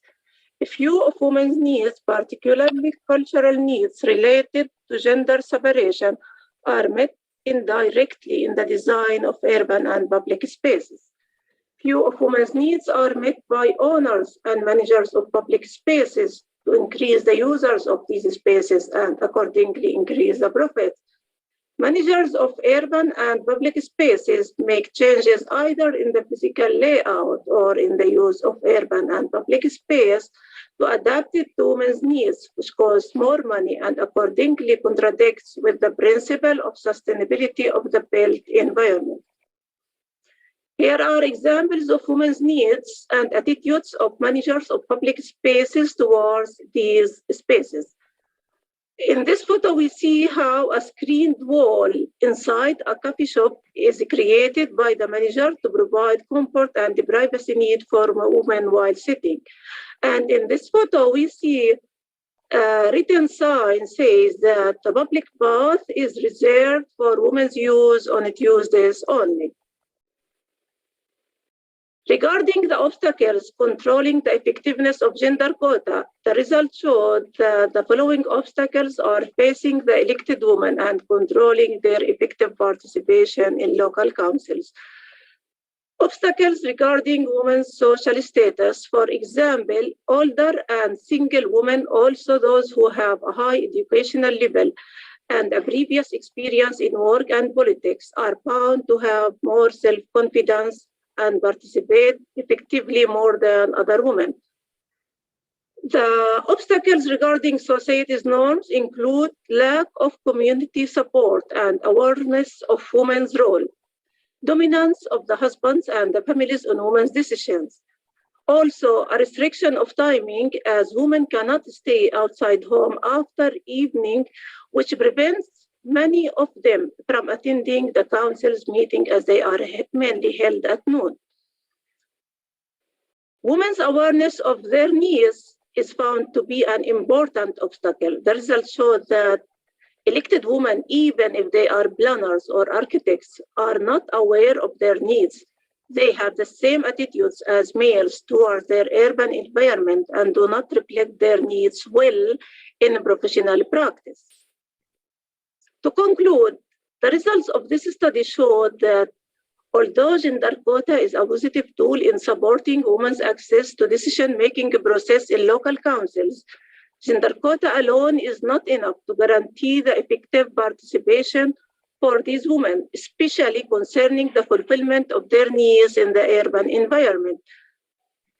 Women's awareness of their needs, in addition to other obstacles facing selected women regarding their proper education, experience, self-confidence, time of local councils meetings, should be considered to enhance the effectiveness of gender quota and fulfillment of their needs, including women's needs in design and planning regulations and in the knowledge taught to planners and architects at the universities, in addition to the agenda of the training workshops, which are held for women members of local councils about related topics concerning local councils, will enhance the effective participation of elected women and fulfillment of their needs. And finally, effective participation of elected women in decision-making process and fulfillment of their needs will support women's right in access to public life and reduce the money required for adaptation of the urban environment to comply with women's needs, which enhances sustainability of the urban environment. Thank you for your listening.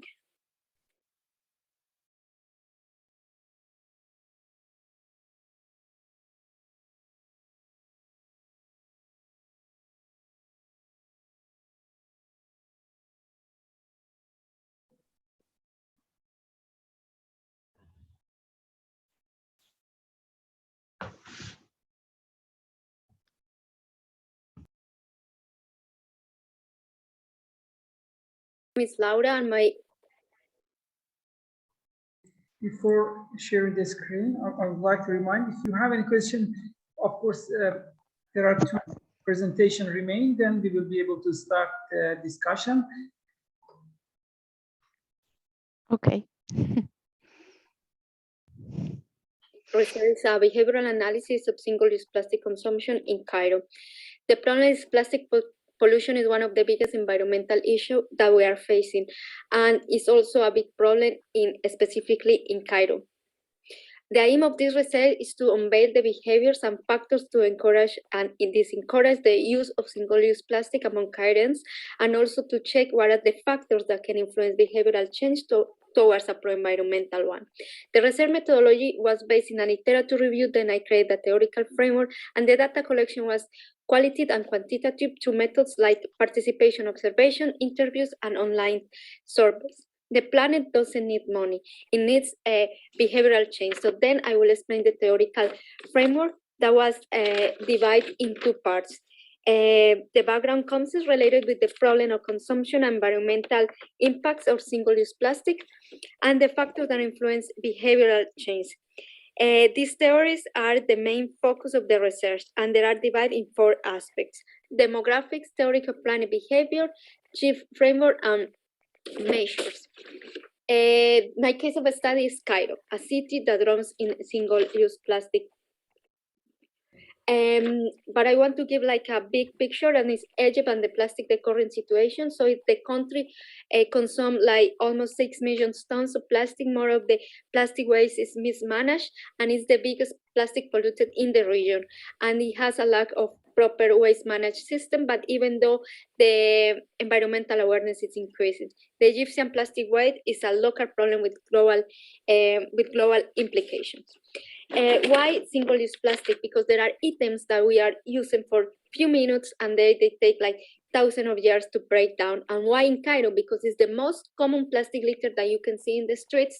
More of them that are thin, low quality, that are free to use, that are massive, daily consumed, and there is an all of accumulation in the street and park and trees and even in the pyramids. And also because the shape of parachute and its lightweight weight is blow away really, really easy. So now from the findings, Cairns have a strong reliance on single-use plastic items, and the way they consume and they dispose is having a big impact in the environment and the dynamics of the city. So basic of my and my observation from different neighborhoods in supermarkets, vegetables market, and fast food chains, I can infer that people pack each product on each type of vegetable in individual bags, even if there are small things. They are taking the plastic bag, even if they don't intend to use it just because they are for free. Rejecting single-use plastic bag is strange. People think they are paying for the plastic bag when they're buying a product. One of the biggest findings for me is the customer service culture, that they give excessive distribution plastic bag because they are showing appreciation to the client through this. The overview from the expert is that consumption happens most in hypermarkets, supermarkets, middle and upper class, and there are really convenience products and really cheap to produce. And cultural behaviors and habits is like most of the people storage plastic bag at home. People rely more on transparent bags because they think they are more hygienic and clean than black ones. Low income population use it as a food container, and this doesn't have economical value for the collectors. And all the consumption and disposable of plastic bag is directly related with the lack of proper solid waste management. Also, they have normalized the problem and also normalized the throwaway society. And there is a lack of environmental education, contextual information in the local language, and specifically also governmental willing. There are some initiatives through NGOs, expats, also bans single-use plastic in other regions. In Egypt, also a policy proposal of banning the free distribution of single-use plastic bags, but the law implementation in Cairo is a pretty complex process. A micro overview from the online survey. So the sample that I have is like young adults with a university degree for a middle and middle upper class, and they have a high consumption of plastic bag. For example, 91 participants use an average 10 plastic bags per week. That means almost 1,000 bags per week, and there is a huge amount for an extremely small portion of the whole population of Cairo.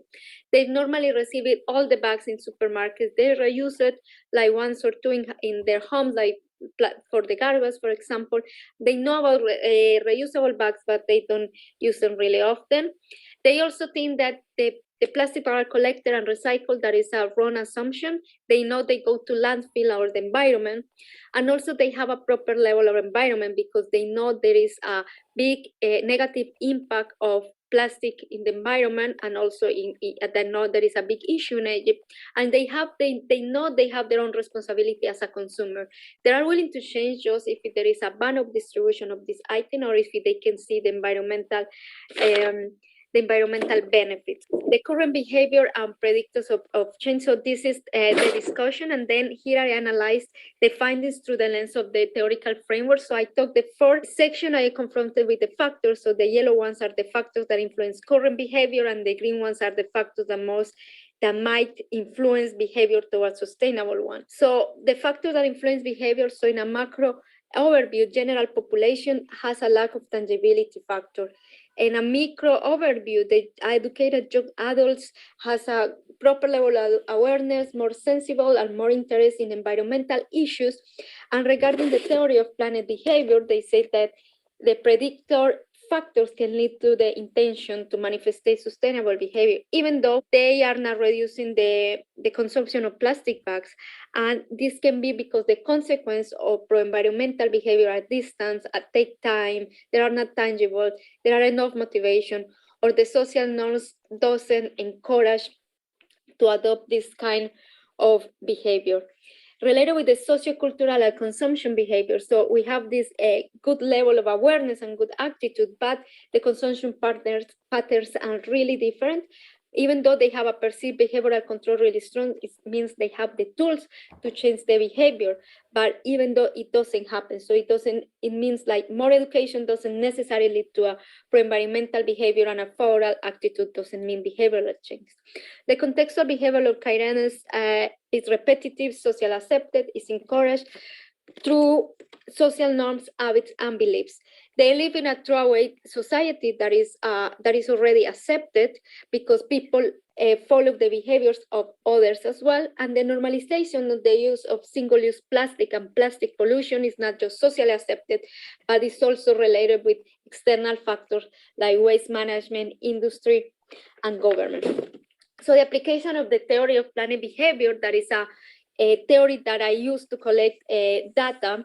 So it says that a positive attitude towards the reduction of single-use plastic bag plus a strong perceived behavioral control, like the tools, they have knowledge, access to alternatives, economical capacity, it leads to the intention to reduce plastic bags. But from the intention to the execution, there is a gap.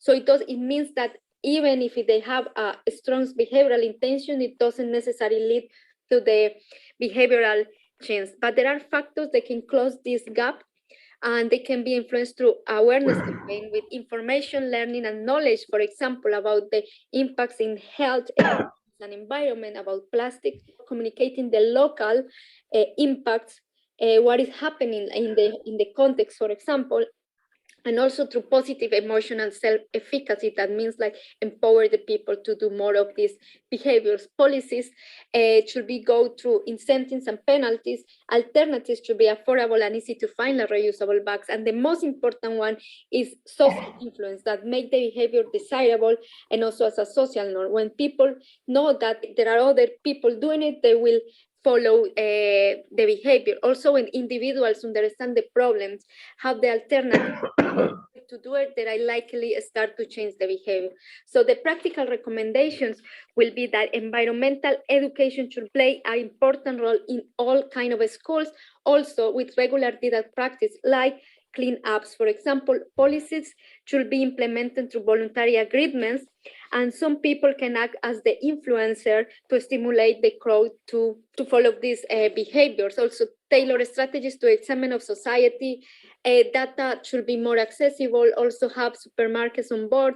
Message frame is really important to communicate that others are already behaving in a sustainable way, and take in account the low-income population because they are relying on free assets and use plastic to sell vegetables and food. Thank you so much. Gracias, Anteshekul.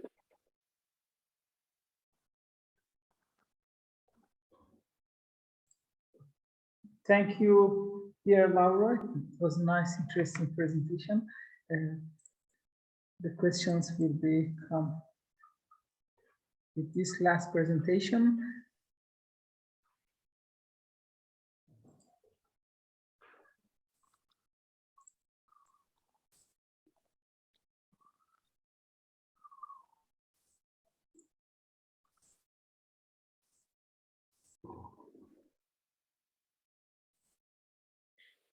Hi everyone, I'm Meryem Omayezi from Istanbul Aydın University Department of Architecture and Design, Istanbul, Turkey. The title of my presentation is Evolution of the Sharafiye Cistern in the Context of Reuse. The cisterns, which were built under the ground to meet the city's water needs, are cultural heritage, historical structures that have lost their original functions today.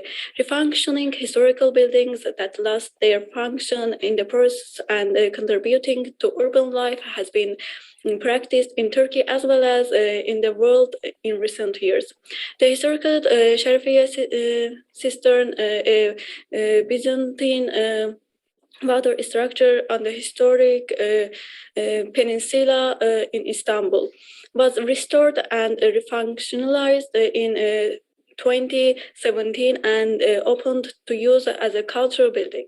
The aim of this study is to examine the Sharafiye cistern in the context of new addition and reuse. The architecture of the Sharafiye cistern, which could not maintain its original function, was compared before and after the restoration. After the restoration, a partial modern addition was made to the building. In the study, the socio-economic and cultural benefits of physical intervention in the cistern were questioned.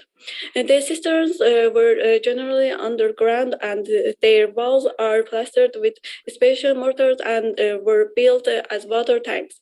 The cisterns built so store rainwater are either open or closed to meet the city's water needs.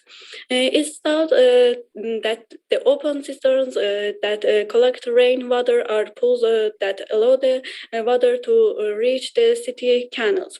Open cisterns are usually built at high points in the city, thereby reducing the pressure of the water on the walls and preventing them from collapsing. Closed cisterns are storage areas that allow water to accumulate underground.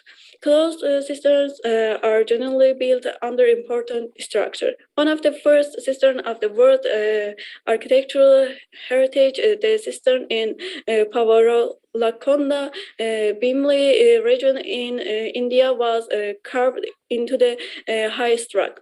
During the archaeological excavations in Jerusalem, cisterns with small entrances and carved into natural stone were found. Several funnel-shaped structures are seen in the Nazca region of Peru. In the Byzantine period, the cisterns were transferred underground with the support of a column. Over the years, they have improved in techniques and facilitate the transportation of water with the help of pressure water balances. The historic peninsula in Istanbul is one of the regions where many cisterns were located during the Byzantine period. During the Byzantine period, hundreds of cisterns were built in Istanbul as the capital of the empire to meet the water needs. Some water cisterns used in this period belong to the Roman period. Byzantine cisterns were repaired and used in the Ottoman period. Adaptive reuse, it carries the historical continuity of the work to present and future generation by refunctioning and changing a historical building and bringing it into a shape suitable for new needs. It's a survival method used for the sustainability of historic buildings by adapting them. The new functions given to the old buildings are not related to the original function of the old building. Adaptive reuse prevents the demolition of many historic buildings. Refunctioning is the transformation of a building that has lost its function into something else while preserving the structural features of the space and bring it back to the urban life. Refunctioning, preserving the architectural and cultural values of historical and old buildings, making these buildings usable. In the new functionality and the new edition, many principles have been put forward that should be followed by different researchers. These principles are space organization, design approach, and stylistic criteria are considered important. These principles were used as criteria in the evolution of the new edition that the Sharafiya cistern received as a result of the restoration. Sharafiya cistern, a Byzantine water structure, is located in the void of a building island in the Bimirderek district of Eminönü district of the historic peninsula. The Sharafiya cistern, which is located under the old Eminönü municipality additional service building, doesn't have a construction inscription. It's thought to have been built during the region of Theodosius. Built on an area of approximately 24 meters by 40 meters and with a ceiling height of 11 meters. The Sharafiya cistern contains 45 sail walls and 32 columns. Semi-worked capitals in Corinthian style with imposed on them are made of marble. The heads are decorated with acanthus leaves. The Sharafiya cistern, whose construction period lasted 8 years, was opened for use as a cultural and artistic structure in 2018. In the reuse project of the cistern, an entrance section to the ground floor and stairs and an elevator have been added to the building for descending to the old water storage area. Sharifia cistern, the new situation after taking the supplement was analyzed through the plan section, visuals, and site observations with criteria such as space organization, design approach, and formal features. On the ground floor of the three-story transparent annex, there are functions such as information desk, ticket book sale, and cafe. One on the upper floors, there is a storage space, restrooms, and a multi-purpose hall for cultural activities such as exhibitions. In the original part of the historical cistern, there were art exhibitions, children activities, and performance areas for various branches of performing arts. The original part of the cistern was interfered in two ways. First, it's an elevator place for visitors next to the existing steep stairs to reach under the floor. Later, it's a walking platform that is raised and furnished on the ground of the historical building. This platform is made of moisture-resistant wood and steel material. The additional entrance structure is higher than the original structure, which is due to the natural location of the cistern, which is a water reservoir. With the transparent surface of the additional entrance building, which is a different material, the visibility of the original building is ensured. The main annex has a transparent and plain surface positioned on the outside of the cistern at ground level. This section is a medium in terms of visual intensity. You are watching the findings.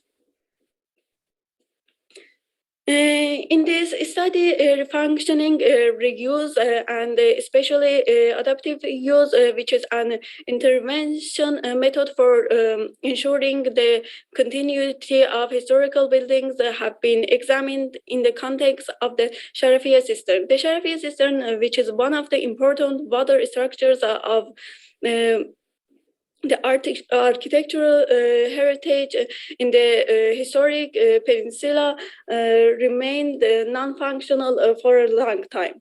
As a result of a project competition opened for its reuse in 2013, a new addition was made to the cistern for its new museum culture function.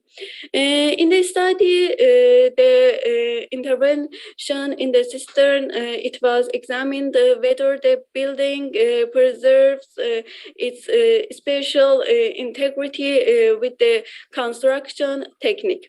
When the intervention is evaluated in terms of criteria such as space organization, design, approach, and formal features, it has been seen that the new annex, which was built to meet the needs of the visitors and to provide the entrance forms and integrity with the historical cistern building.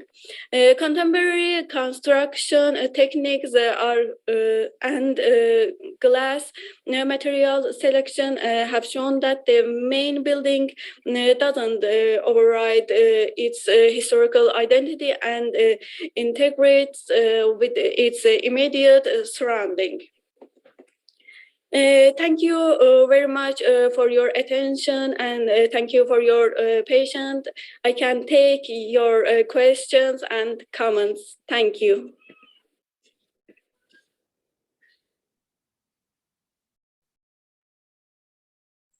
Thank you, my dear. It was a nice presentation. There is just one more. I think I mistakenly played that presentation. But in any case, to be able to fast, I will try to play the last presentation of this round table. Then we will continue with the same session chairs. Hello everyone. For the questions and answers. From the University of Ghana, Nigeria today. Okay. Let me share the screen.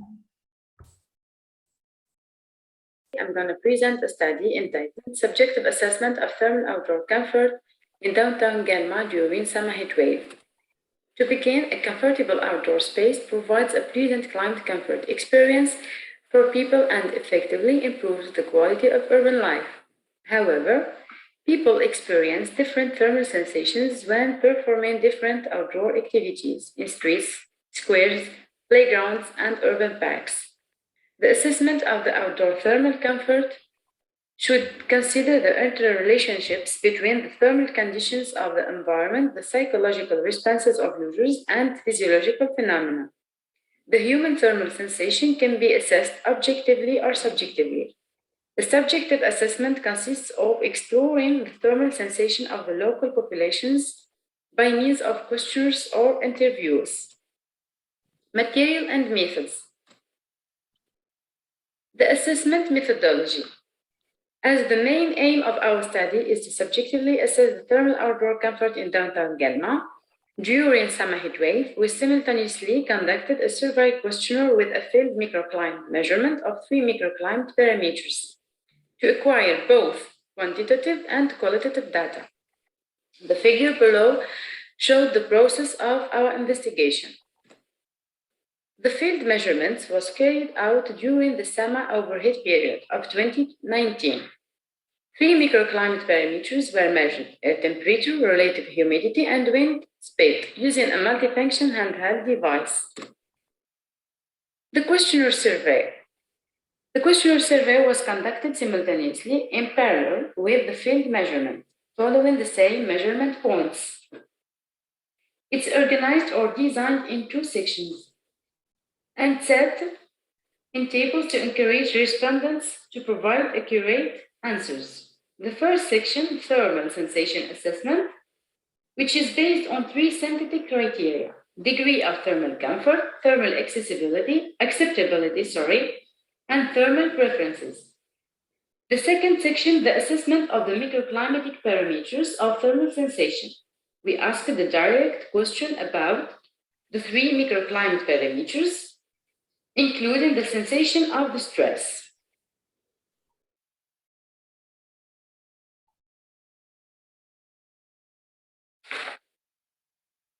Results and discussion. The general weather of the study period. The on-site measurements in downtown Gelma showed an accurate description of the weather during the study period, as shown in the table. The highest temperature reached 42.9 degrees Celsius at 3 p.m. in the point 41, with a low relative humidity estimated of 17.4% and low wind speed of 0.3 meters per second.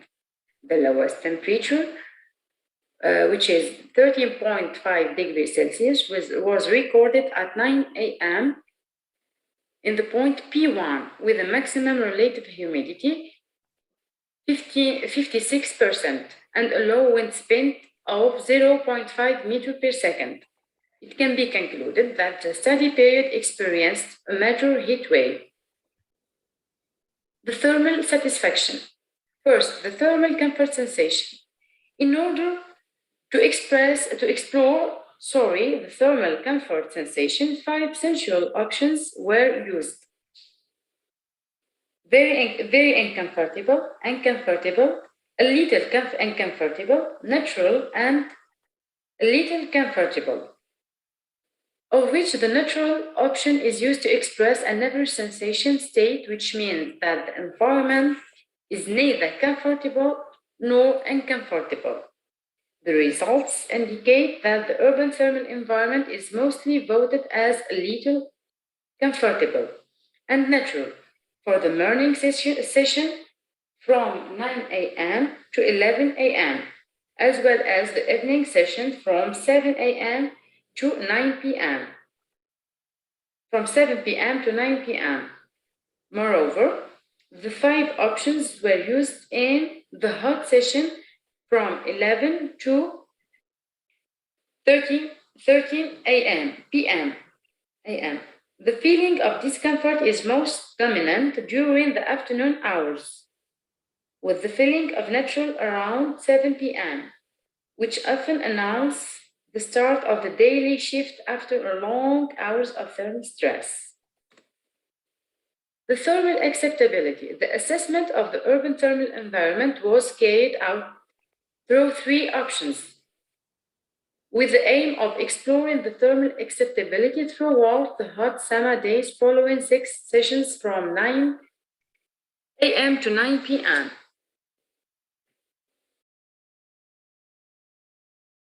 For the first session, the urban thermal environment is largely voted as acceptable and natural, with a minority who see it as unacceptable, at the contrary to the following session, where the urban thermal environment is voted mainly as unacceptable.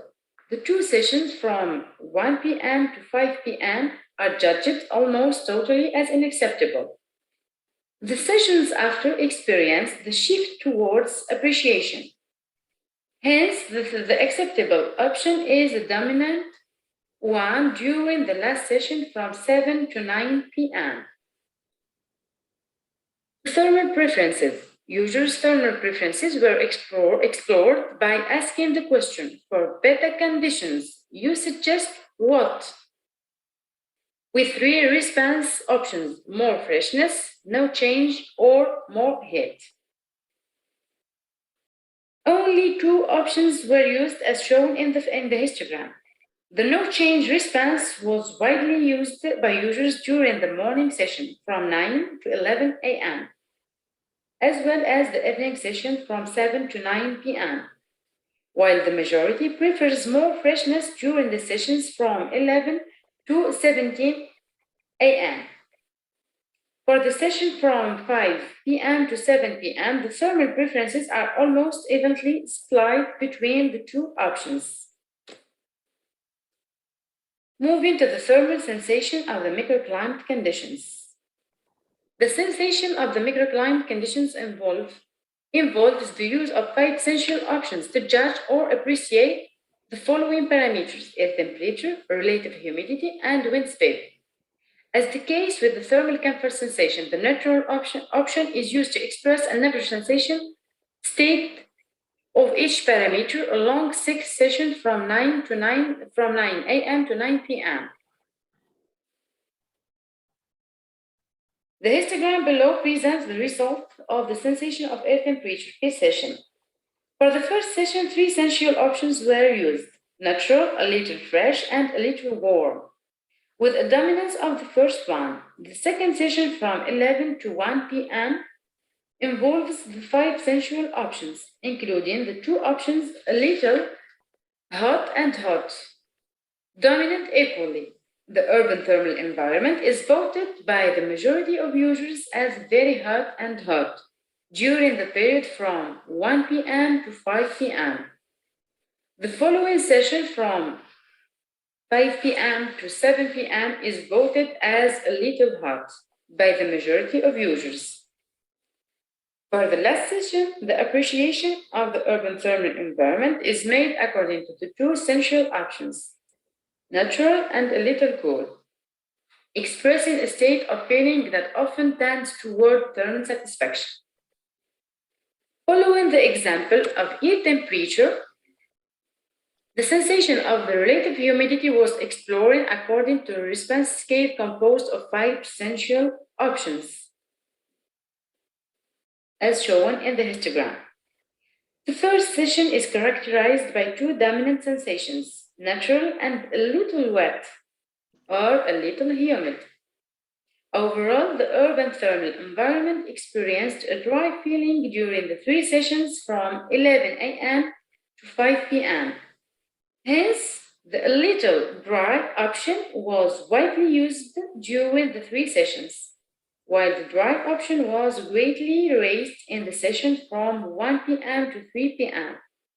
The wet feeling is dominant during the last 2 sessions, especially that from 7 p.m. to 9 p.m., where more than 19% of the votes were for a little wet feeling.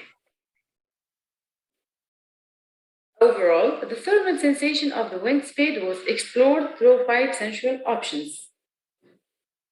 A little soft and natural for the first session were dominant. The following session from 11 a.m. to 5 p.m. were voted mostly as stagnant. The session from 5 p.m. to 7 p.m. was voted as a little stagnant and natural, while the last session was greatly voted as a little stagnant, as shown in the histogram. The conclusion. In our study, we have assessed the thermal comfort levels in downtown Galma during the summer heat wave based on qualitative and quantitative collected data. The main conclusions are as follows. First, the microclimate variations that exist between successive places make it possible to relate the composition of the urban thermal environment and the level of the comfort expected at that place. Second, the thermal sensation per session of the microclimate parameters provides information on the deep hourly levels of the thermal comfort to be provided in each session. Finally, the use of the sensual responses options makes it possible to conclude on the effect caused by the urban thermal environment in space and time. Thank you.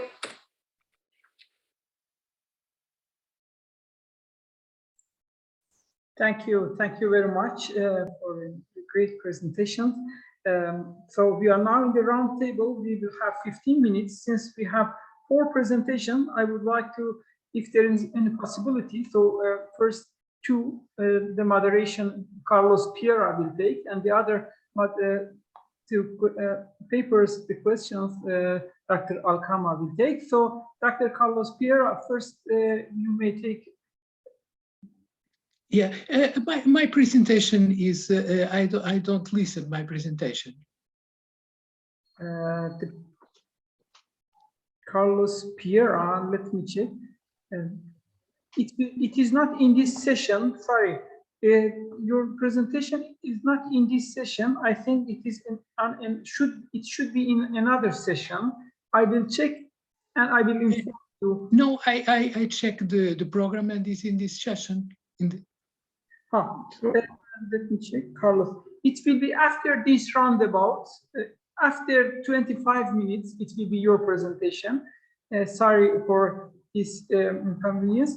It will be it's 9 minutes and 35 seconds, my presentation. Yes, it is written here, 1850 till 19, meaning that right now in Turkey time, it is 1820.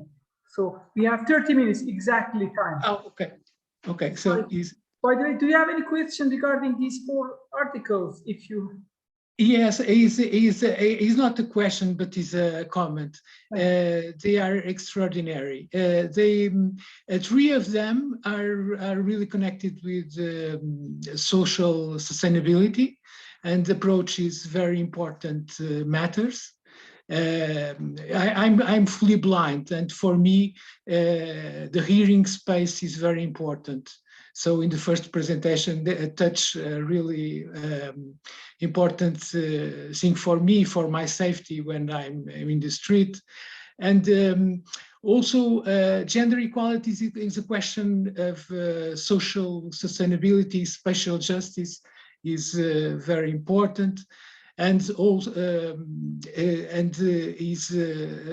also the thermal comfort is extremely pertinent to mainly when with climate change and heat waves, and also the other 2 presentations, one related with ecology, the plastic.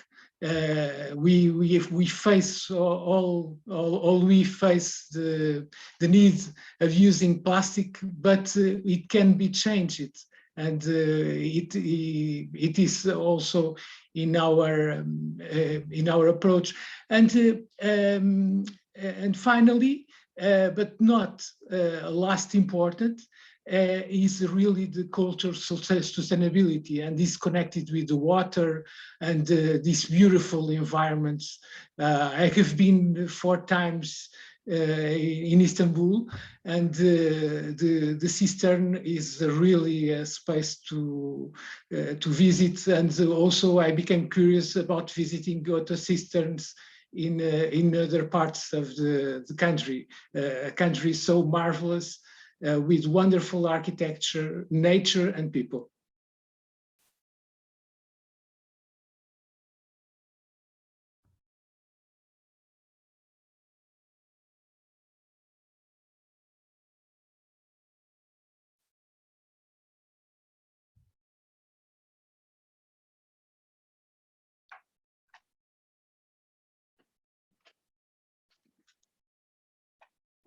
Eu não sei se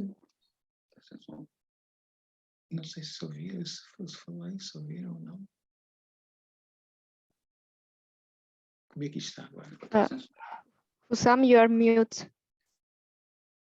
Yes, it was my the voice was unmute. So I would like to thank Professor Dr. Carlos Mauro Piera. I really appreciate that. It was really, let's say, valuable comments regarding urban equity and the way that it is related to justice and regarding the human equity and urban, which is directly related to, let's say, urban planning. We can, by the time, thank you for your comments. We can continue the, let's say, questions from the authors. Then I will ask from Professor Dr. Alkama to manage to ask any question regarding these 4 articles that we have. Dear valuable authors, do you have any question from these presenters that we have? Dear Hussam, can I intervene here? Yes, you have, the floor is yours. You can ask any question. For this, there is no question. There is some comments for the participant. There is no question. There is some comments. Okay, we can't answer these comments. We can say to the Carlos Pereira, thank you for the comments. Yes, thank you. It's a pleasure. Yes.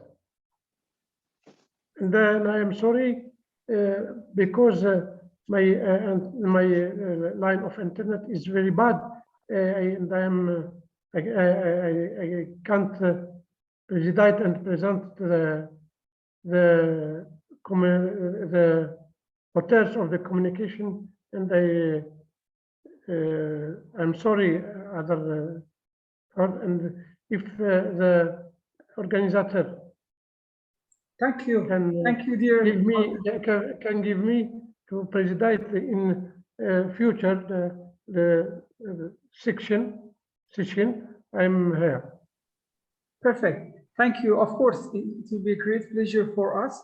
I have some questions regarding the 4 presentation. If you don't want, I will start with the first one. Of course, dear Dr. Akande Olofemi is a professional in his field, so it might be just, I was wondering regarding the residential housing, that how you managed to, what was your approach to manage to the methodology that you developed regarding this residential housing, and how you develop well-being considering the noises, and how you connect them to each other to be able to develop a specific methodology. It would be perfect to highlight this methodology one more time, so it will be clarified.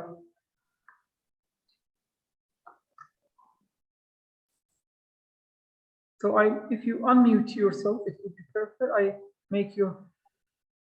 Oh, okay. Sorry, can you come again? And can you hear me now? Yes. Okay. So can you take the question again, so that I can respond appropriately? I think yes. I can't hear you very well. If you repeat it one more time. Okay. Can you check the question again? The question was in general regarding urban environmental noise and the way that you develop your own methodology to somehow create let's call it indicators that related to residential housing. So how housing and noises are connected to each other in your research studies. Which factors and indicators you considered in your research study?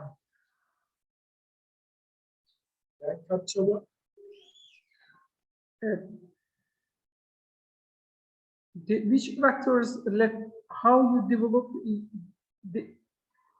the environmental noises, the factors who make the environmental noises, considering residential houses, or if you could manage just the methodology of your research, it could be perfect.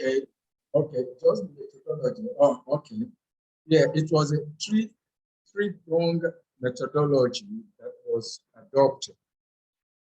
The use of sound level meter was used to measure the noise level within the residential environment.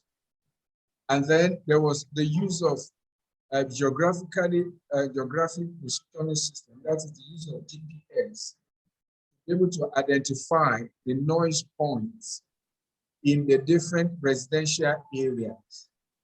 And then that was supported to make the outcome of the result robust. That was supported with health questionnaire that was distributed so that we can link the responses of the residents to what we have measured on-site measurements after taking a sampling site of the residential areas within the metropolis. So in our study, we found out that what the sound level meter measure and the areas where the GPS gave us, that those areas are highly prone to noise areas.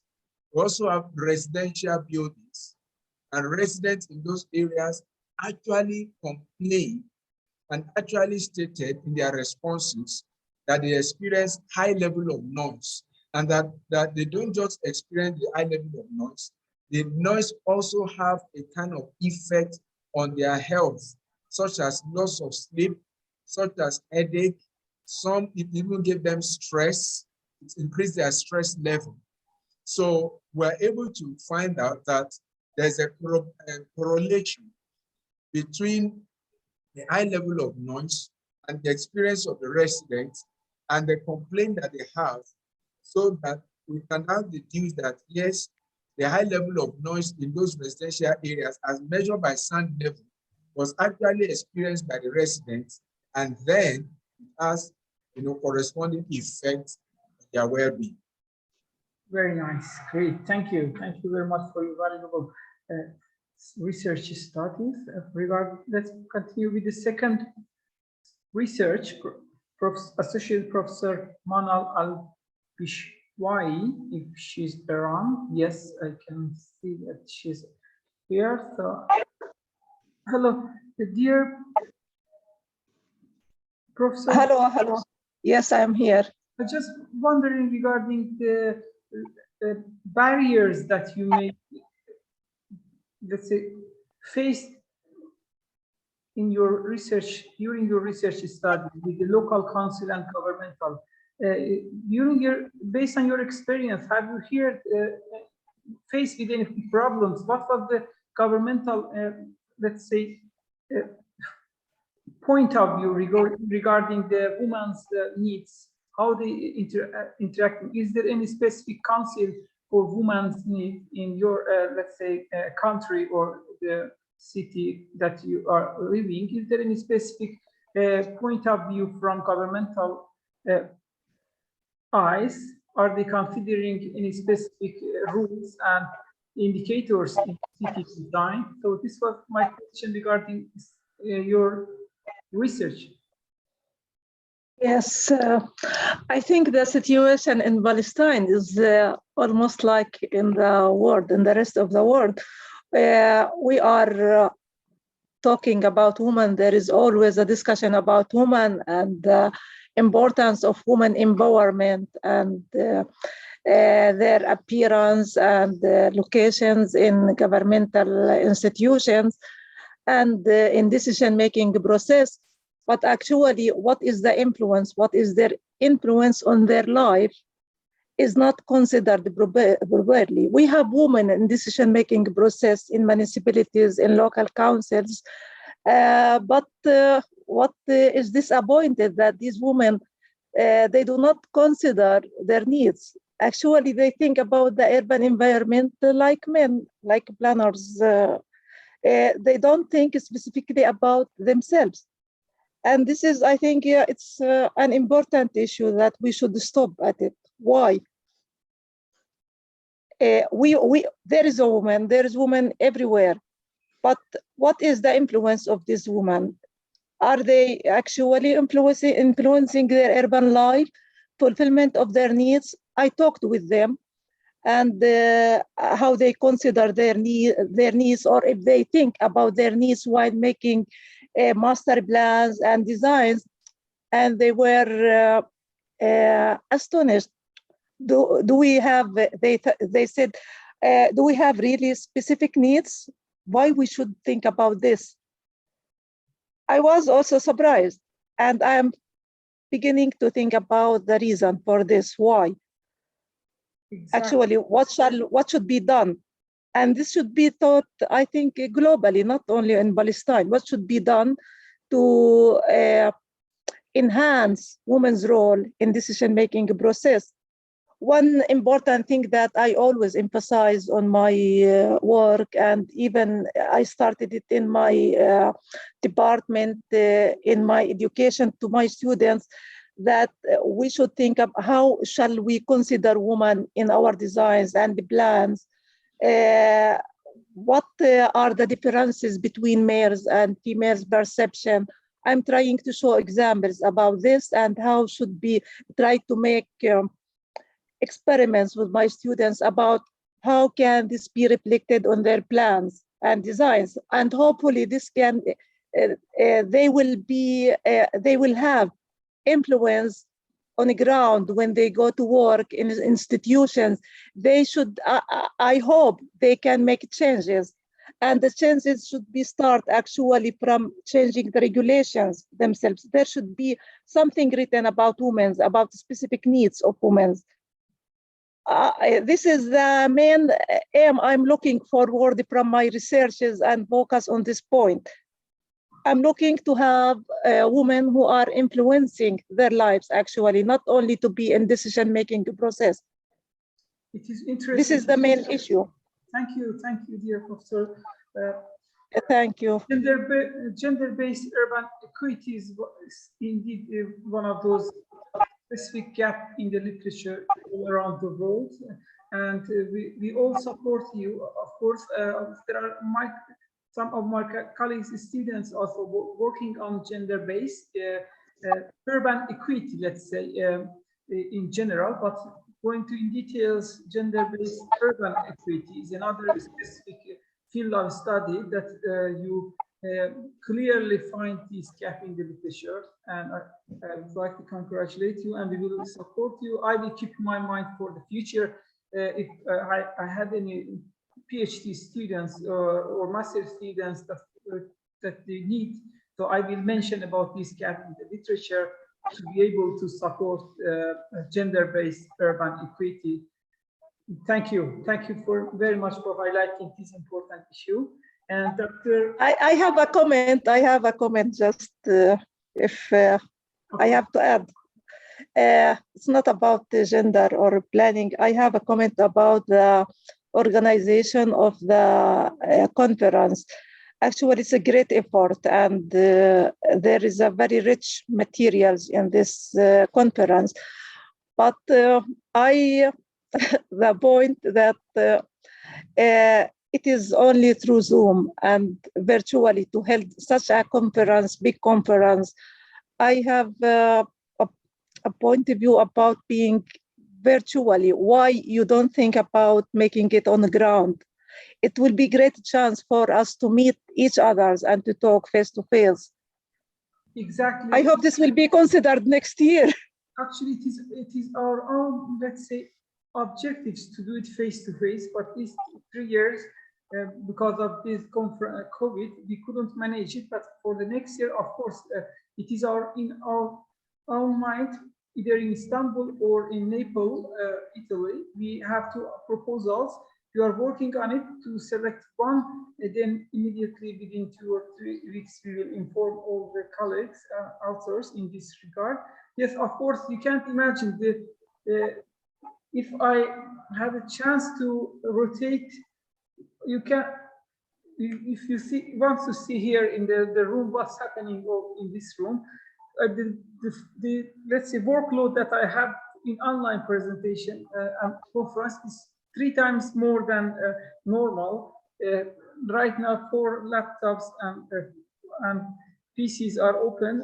I'm in each of the sessions. I'm trying to moderate or control them one by one. Duties are too much in online. I don't.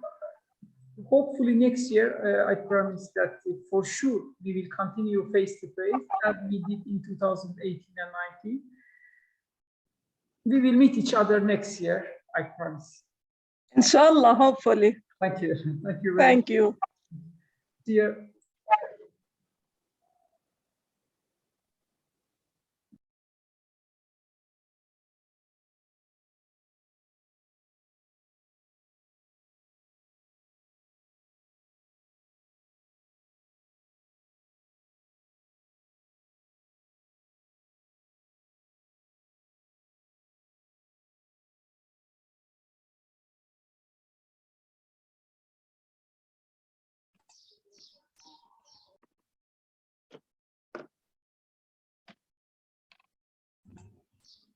You are mute. You are mute. Okay, sorry for that. I have just realized I would like to. How I became mute, I don't know, because I have just talking with Associate Professor Doctor, and suddenly it has unmute. In any case, Dr. Laura, Ms. Laura, it is interesting. I can see that you are a professional in digital presentation. I would like to know the culture of Cairo and how their behavior, how you find their behavior regarding plastic consumption.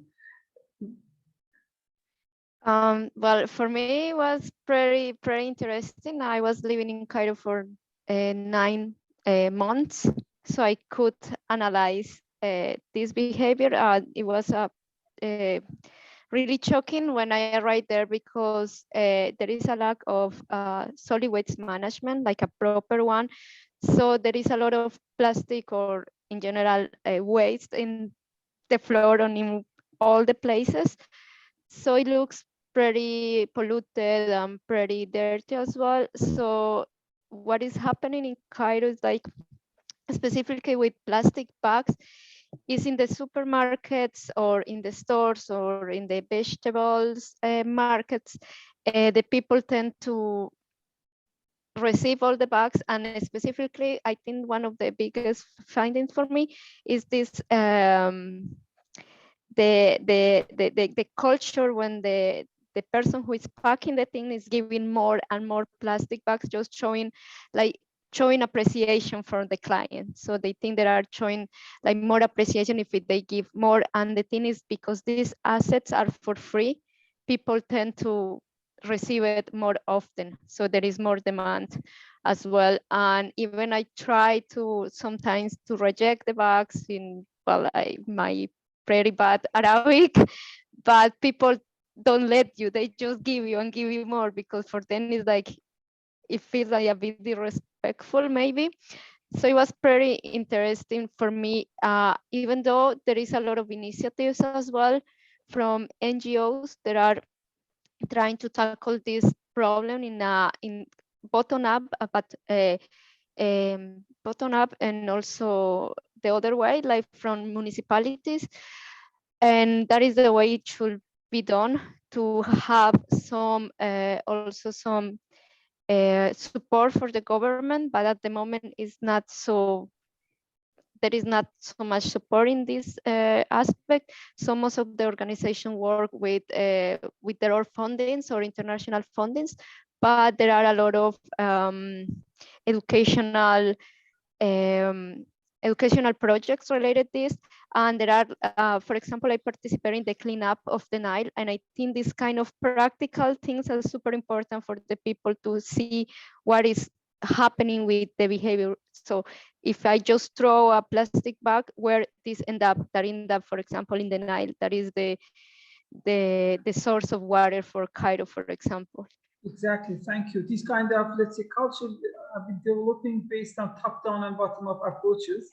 But yeah, government and people, let's say, should work at the same time. We are working on it, and it may take some time, but of course, all sustainability and reusing materials is one of those keywords that nowadays people are working, and I'm sure that one day we will reach those objectives. Thank you for highlighting the important. Yeah, I just want to add to that there is another dynamics of the city, that there are collectors, but there are informal collectors that take all the recyclable materials.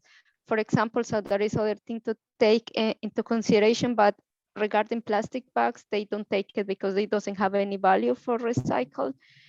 And either though they were like a proposal for ban the plastic bags, but in Egypt, these laws take a lot of time and is really complex as well.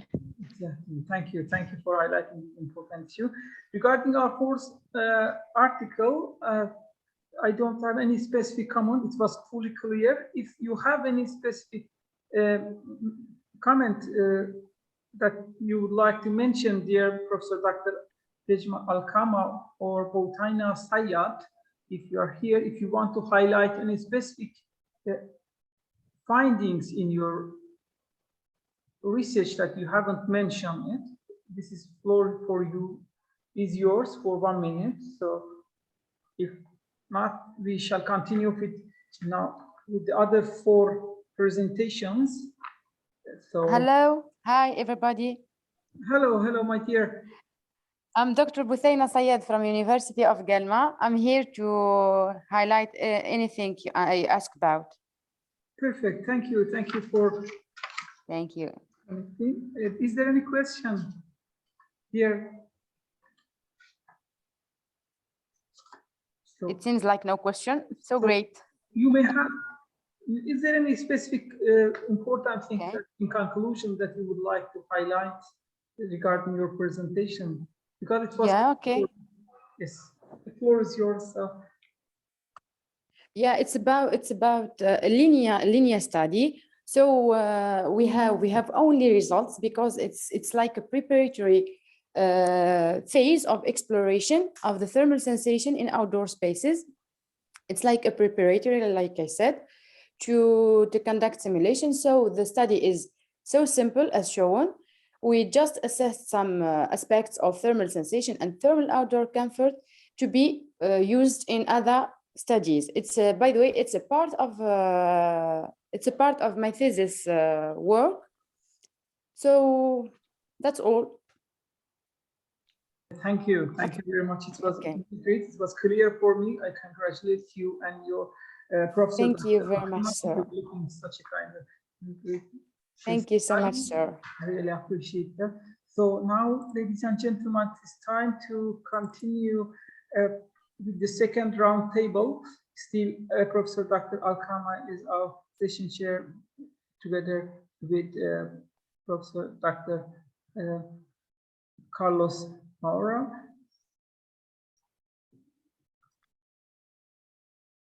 Let's continue with the presentation with the title of Physical Relaxation of Campus Park and Arboretum.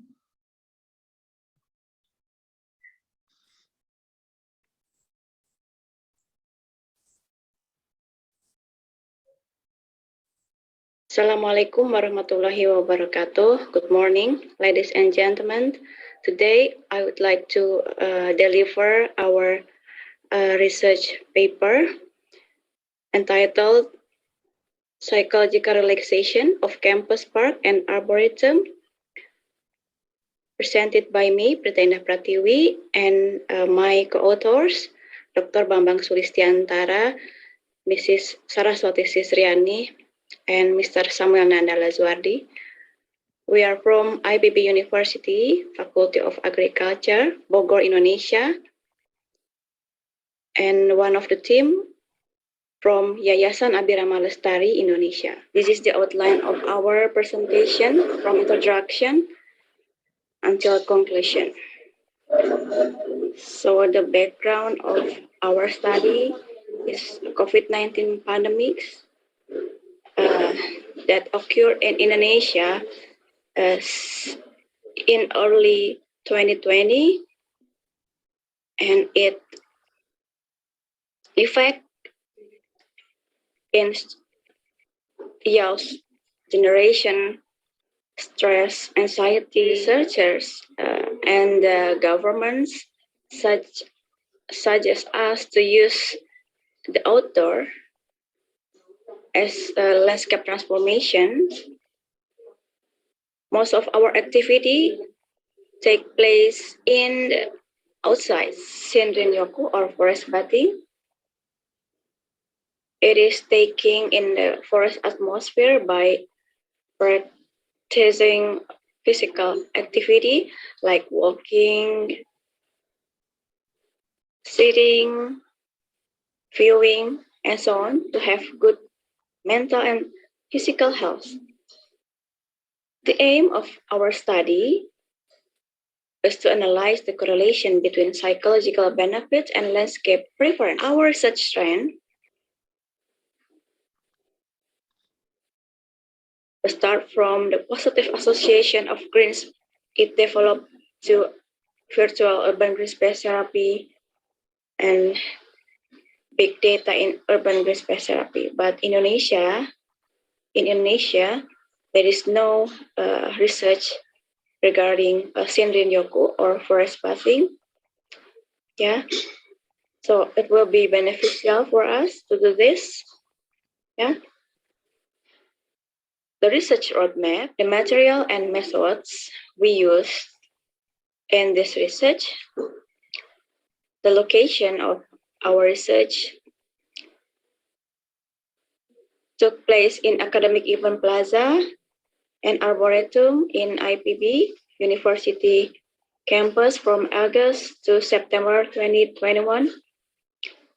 The eligibility criteria for the subject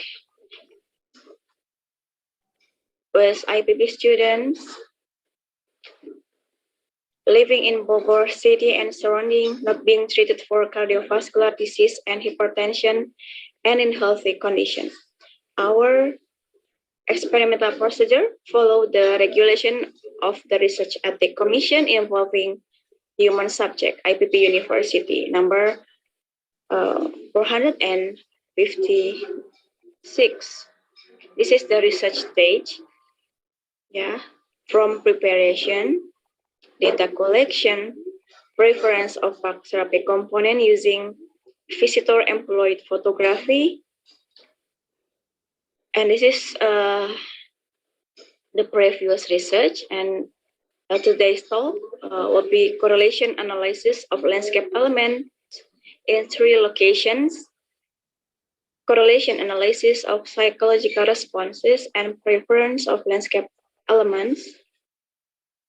And this is the goals, as our recommendation is landscape element of park therapy informing campus therapeutic landscape during COVID-19 pandemic. Yeah, this is the Academic Event Plaza. Consists of a huge plaza, man-made structure. Yeah, this is the arboretum. Consists of 3 stands, collection of the tree, and several bushes. Yeah, and this is the Jalan Raya Dermaga. The research tools and materials we used are profile of mood states, state trait anxiety inventory questionnaires, image annotation API by Google Cloud Vision API, and GASP, this is statistic tools. The result of psychological effects. Yeah, from treatment test, significant difference were found in confusion, bewilderment, depression and dejection, fatigue and inertia, and tension, anxiety. So before and after, quite different. And also each location show the different decrease. The factor of the difference in the location has an impact on the decrease of depression and tension, based on location. Based on time, before and after walking, has an impact on confusion, depression, fatigue, and tension. So all of negative moods have decreased, except the fatigue.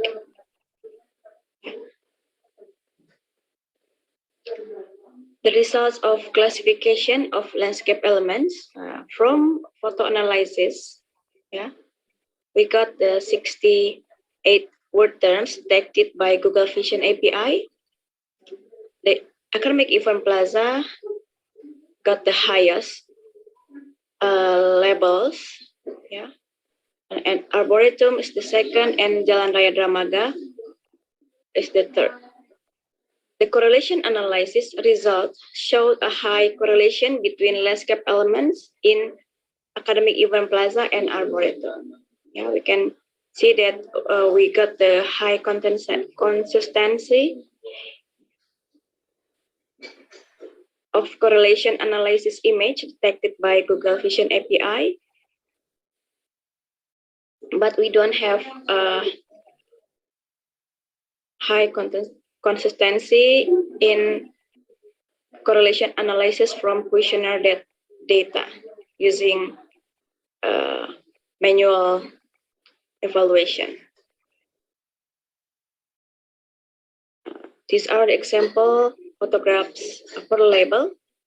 The main landscape elements for park therapy are the plant community, natural landscape, and the additional landscape elements are natural environment. This one, terrestrial plant and road surface. Correlation of psychological responses and landscape elements of park therapy. We got the negative correlation between plant, flower, sky, plant community, natural landscape, and the state trait anxiety inventory, and the total mood disturbance after walking, and plant community.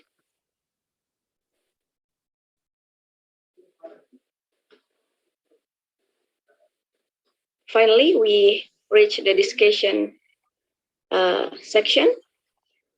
A campus landscape with vista, spaces, and appropriate design result in students' good behavior and natural awareness of surrounding landscape, sense of pride in their university, and satisfaction and academic motivation. Walking in campus park and arboretum decrease almost all negative moods, including confusion, depression, tension, fatigue, as well as anxiety status. The two highest levels detected were plant and sky.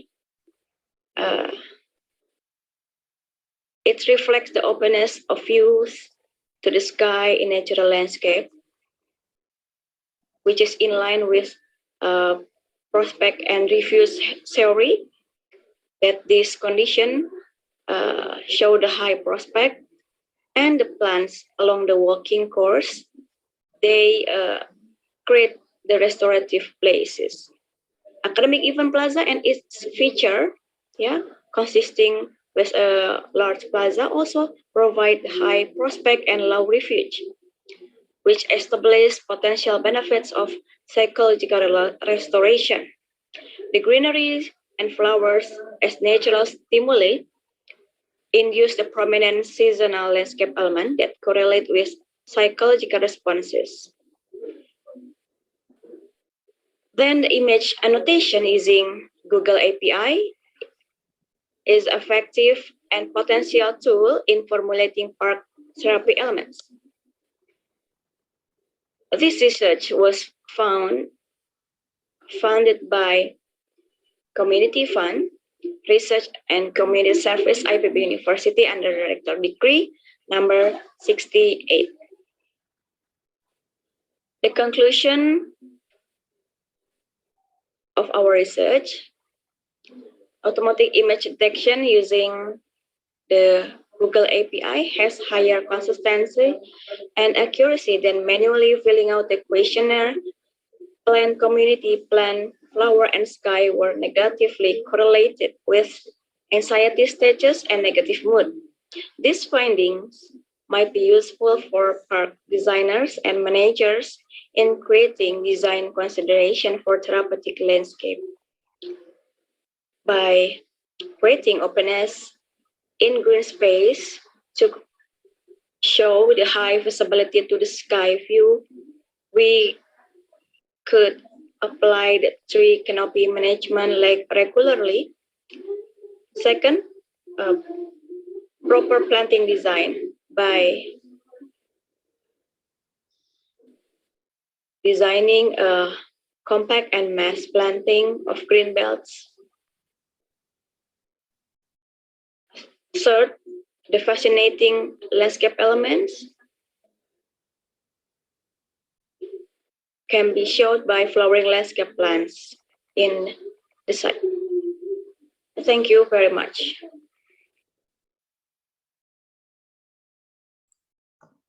Thank you. It was interesting. We will discuss about it after the presentation. Let's continue with Dr. Manal Albis. Not that one. I don't want to make mistake. Professor Carlos Mauro Piera. I'm going to play this presentation. What motivates pathers to use sun shelters and urban beaches? At urban beaches, it was interesting.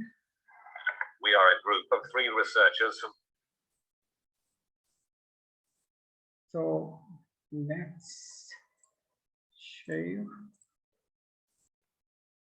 Portugal and Belgium, currently investigating the user's experience of shaded spaces, aiming health promotion, mitigation and adaptation to climate change. In this communication we present a study, integrated in our research multisensory loggia. Climate change phenomena, in particular current excessive ultraviolet radiation and increasing heat waves, require safe shade for bathers during the hours of higher sun exposure and risk periods. Urban beaches are often crowded spaces during midday hours. For suburban families, without private transportation, it is difficult to limit the stay to just an early morning or a late afternoon, without spending time in public transport during the hotter hours. Therefore, this study explores motivations to use a sun shelter, a shaded outdoor space integrated within beaches that aims to lower health risks. Gayatri analyzed a consistent amount of data related to skin cancer, one of the most common of oncological diseases, demonstrating its increasing risk with consequences on substantial expenses within the healthcare system.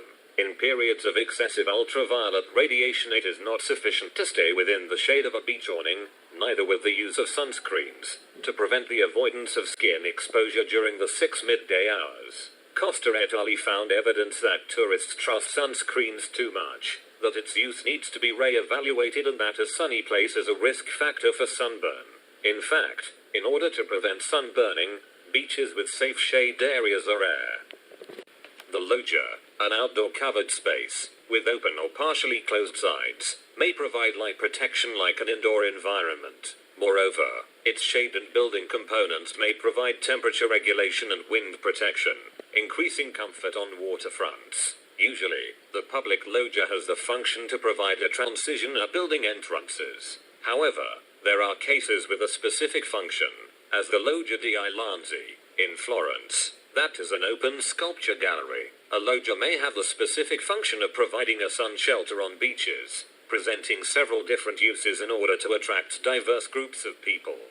Therefore, in this study we explore beach users' motivations to find spatial attributes for loggia buildings. Specifically, extensions provide spaces to stay and circulate on beaches, giving shade and keeping multisensory components such as views, sounds and smells from the waterfront. The modern connotation of the word beach as a space of leisure and holidays was achieved in the 19th century.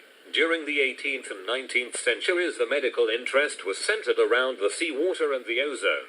Although sun exposure was a coastal component to be avoided, bathers used the beach in the early morning or late afternoon. Until the early 20th century, clothing and architecture were designed to provide shade. People used hats and umbrellas, and the loggia spaces protected outdoor walkways and seating areas. By contrast, in the 1920s, the sun exposure began to be the main medical interest, and beach spaces were used mainly during peak sun hours. Since the 1960s, populational masses began to use air travel to access beach resorts. The World Health Organization points to the fact that since the early 1970s, an increasing incidence of skin cancer has been observed, due to the wrong perception by society that a tanned skin is desirable and healthy. Moreover, it is argued that substantial expenses are attributed to skin cancer and cataract treatments, with consequences on national economies. Although there is uncertainty about the future of the ultraviolet conditions, there is the fact that climate change, with global warming, aerosols, clouds and ozone mutations, is temporarily increasing the intensity of this radiation in different parts of the globe. This study is based on qualitative research methods and explores health promotion and safety, focusing the use of loggia spaces. The combination between safety and qualitative research was studied by Flynn, pointing to the potential to investigate beyond quantitative approaches. Specifically, this points to what safety scientists need to understand regarding people's behavior, their cognitive, emotional, physiological and social components. We carried out interviews to explore the users' experiences and perceptions in 2 case studies of bathing facilities located in the Lisbon metropolitan area, namely the Tamariz and Moitas beaches at Cascais. We used the technique of face-to-face interview during midday hours in periods of excessive ultraviolet radiation, in order to achieve a realistic approach to the experience and perception inherent to the motivations of using a sun shelter. The 85 participants sample integrated people diversity regarding age and cultural backgrounds. Specifically, it integrated participants from 10 to 86 years old in 14 countries. Interviews to the users of the bathing facilities revealed 8 motivations for using the shade of a loggia, with the function of sun shelter, during the high-risk midday hours. Specifically, the identified motivations were related with recreational, rest, cultural, sportive, nutrition, health and well-being, pedestrian circulation and labor spaces. Regarding recreation, an interviewee characterized the sun shelter as an environment for children, just a place where they could play a little bit. In addition, if this roof could cover some water, I guess it would be a very popular place where the family, the children, could stay from 11 until 5 p.m. It would be helpful. Concerning rest, a bather identified an advantage related to a shaded shelter, mentioning the specific condition of being pregnant and with a very young child, always standing behind him to put on his hat, or these things. Regarding culture, one interviewee mentioned that it would be nice if we could get a space that guarantees us that radiation wouldn't come in. That space could have internet access. They could even foment reading, have a little library. Concerning sports, a professional interviewee pointed out the importance of the proximity between the beach and the sun shelter, referring to any sportive activity that was in the shade, but at the same time near the beach. Regarding nutrition, an interviewee presented the attraction of the sun shelter as a space for drinks doesn't have to be alcoholic. For example, fruit juices, concerning health and well-being. An interviewee presented the idea of the sun shelter to provide a massage area, spa. Some interviewees stated that the presence of the sun shelter may provide a sensitizing spatial component. One of them argued shaded spaces could have a role in making people aware of the risks they are taking. Regarding pedestrian circulation, one interviewee stated, "The most prudent is to encourage walking through shade areas," mentioning an urban space with shaded circulation that he experienced streets which are open awnings passing from side to side. Concerning labor, one bather identified the potential of a space with some electronic system that allows one to read the news, profiting from time doing nothing by even being able to work. With the internet, the person is connected to everything. As well as in our research, several studies explored users' perception toward the aim of improving beach quality. Servants et al. Explored the identification of attributes within the topic of an ideal recreational urban beach. Aries et al. Proposed an evaluation frame based on functional analysis to assess the overall quality of beaches in the Mediterranean area. Roca and Villars suggested that users' preferences and perceptions are induced by the bather's profile and the characteristics of the beach. In contrast to the aforementioned studies, the findings achieved with the interviews are specific to the beached user's motivation to use loggia spaces as a sun shelter. This research matter is new, being the findings an exploratory approach to the identification of the user's needs. To be able to combine the diverse motivations identified, some compartmentalization is required within the spacing of the sun shelters. For example, a rest area needs to have some walls to provide acoustic shadow, reducing noise from recreational spaces. Therefore, instead of just a single sun shelter, it is also possible to adapt a beach with several loggia spaces specific to each motivation identified. This may result in less requirement for large structures, providing the advantage of facilitating easier to reuse or rehabilitating existing buildings connected to beaches, contributing toward a more ecological approach and the adaptation to climate change. Based on the qualitative research method of face-to-face interviews, conducted on 2 beaches of the Lisbon region, we identified motivations for bathers to use sun shelters accommodating recreational, rest, cultural, sportive, nutrition, health and well-being, pedestrian circulation and labor areas. Through this way, insights were gained to improve the resilience of urban beaches, contributing to protecting the population against skin cancer and heat stroke and thus lowering expenses in healthcare. This research was supported by Instituto Superior Técnico of University of Lisbon and Fundação para a Ciência e a Tecnologia, with joint funding from Portugal and the European Union.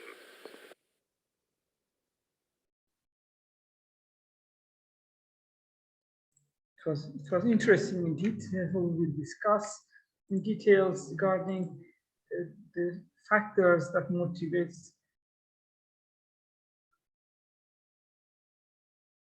people. Let's continue with the third presentation of the list.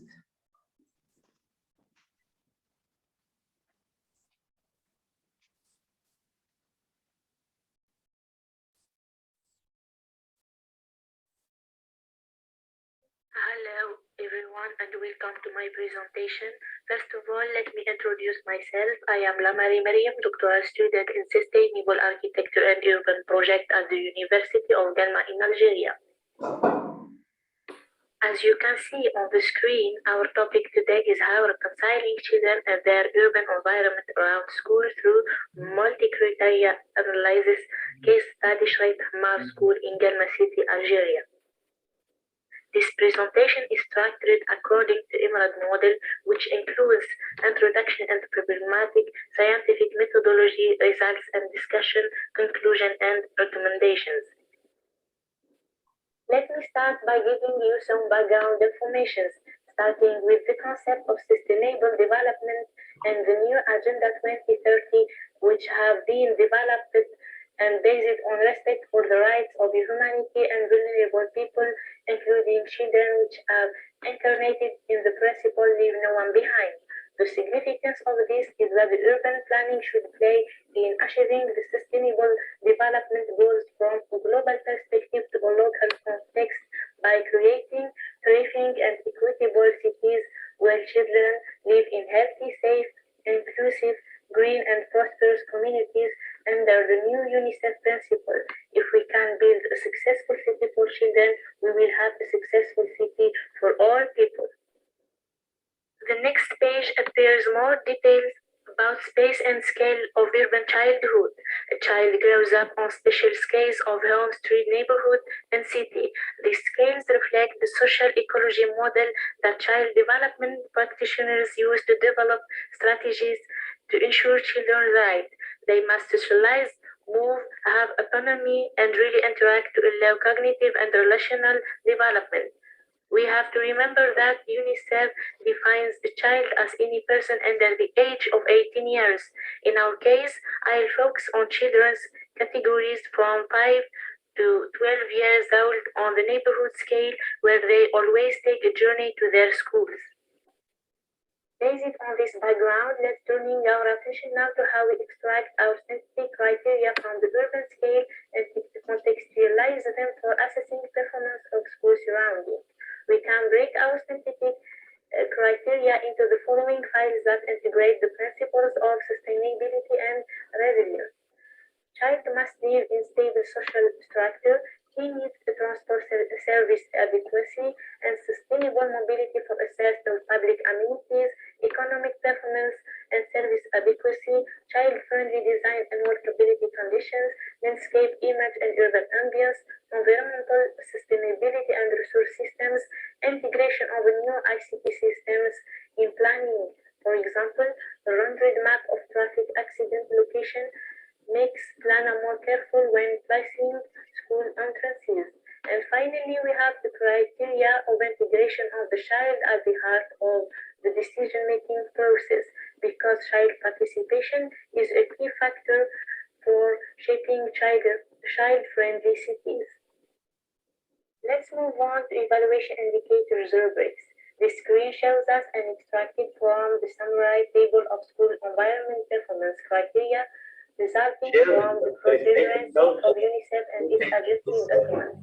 From each scientific criteria, a series of indicators were derived to assess the performance of each criteria. Let me elaborate further.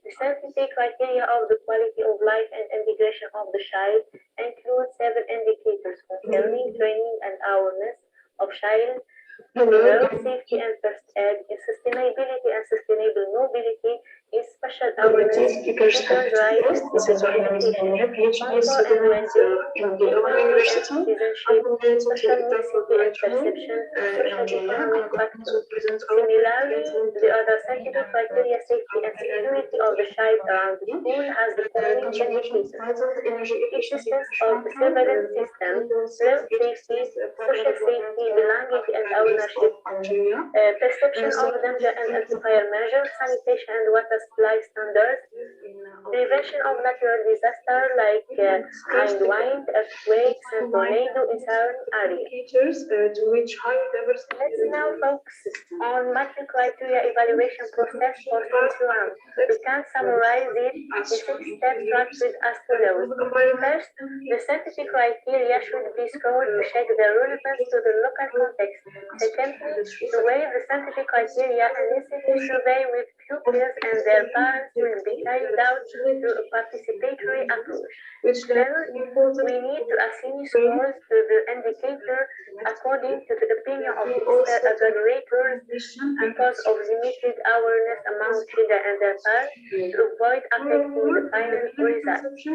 Next, objective scoring system for school environment, a writing system of 1, 2, and 3, corresponding successively to the poor performance not suitable for the child, and average performance moderately suitable for the child, and adequate performance very suitable for the child. Then we proceed the calculation of performance of school surroundings by having the weighted value of the indicator, the cumulative score of the indicator, the score obtained by the indicator according to the shown formula. Then we represent them on a radar diagram to select the deficiency in terms of planning of school zones. According to what I was saying earlier, our methodology was applied around the urban school of Shait Ammar because of its important geographical location near the main traffic axis of Galma city in Algeria. It is therefore a space of enormous potential traffic conflicts and considered as the privileged place of accident.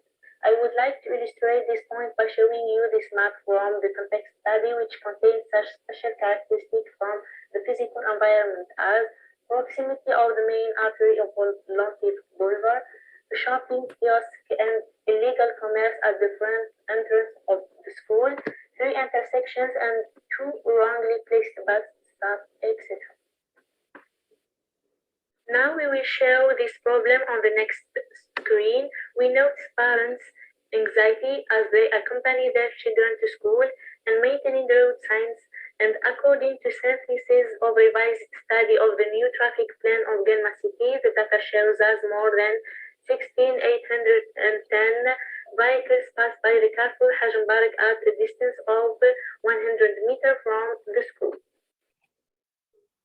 In order to calculate school surrounding performance, a survey must be conducted on school to cover traffic completely and comprehensively. This information gathering can take the form of a school survey by questionnaire with pupils and their parents.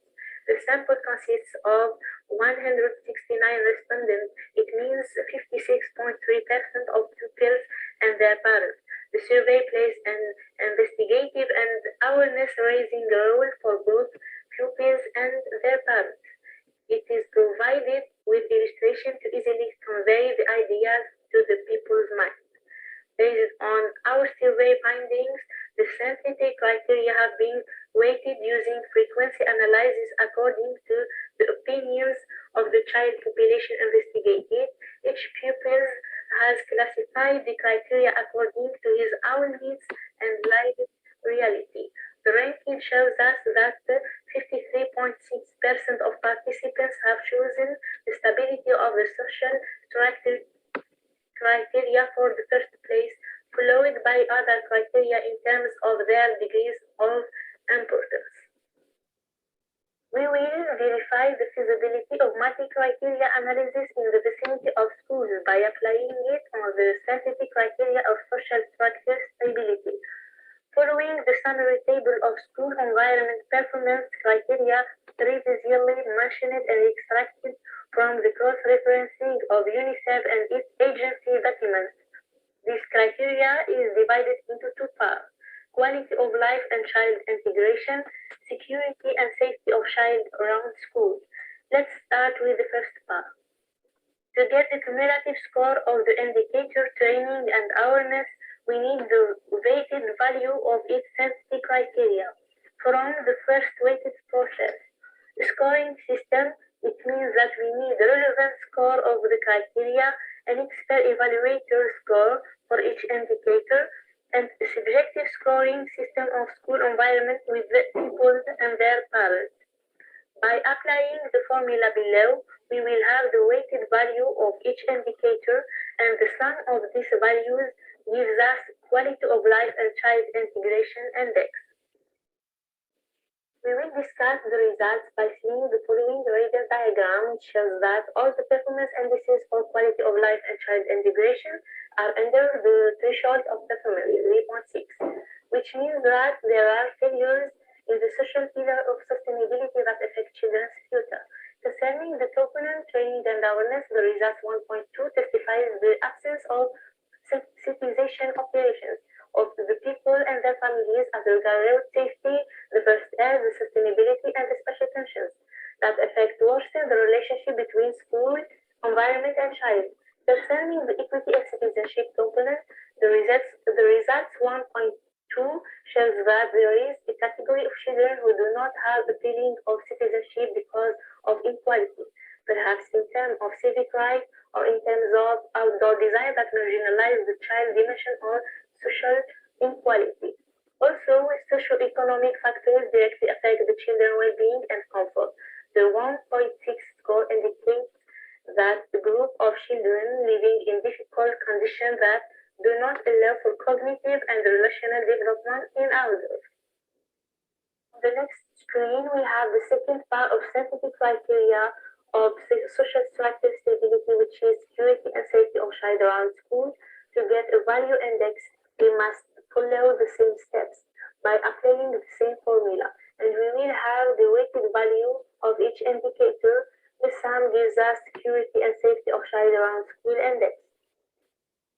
That shows that all the performance indexes for security and safety of child around school are under the threshold of performance, which means that there are another failures in the social pillar of sustainability that affect children's lives. Surveillance system index, social safety index, and the road safety index 0.8, 2.4, 1.8 respectively are not taken into consideration when designing the surrounding of school. We have seen that in the anxiety of parents who accompany their children. So it is necessary to review this space by improving pedestrian and vehicle interface, guaranteeing accessibility to the school with the consideration for children with reduced mobility. Or it is necessary to have surveillance system to achieve the desired performance. We move now to perception of dangers, sanitation and water supply. The results 1.2 shows that sanitation and water supply standards are in good condition in the area, and despite the absence of fire prevention measures outside, children and their parents mention that they exist. This expresses the lack of awareness on the one hand, and on the other hand, the designers must follow a guide for the construction of school area according to child standards.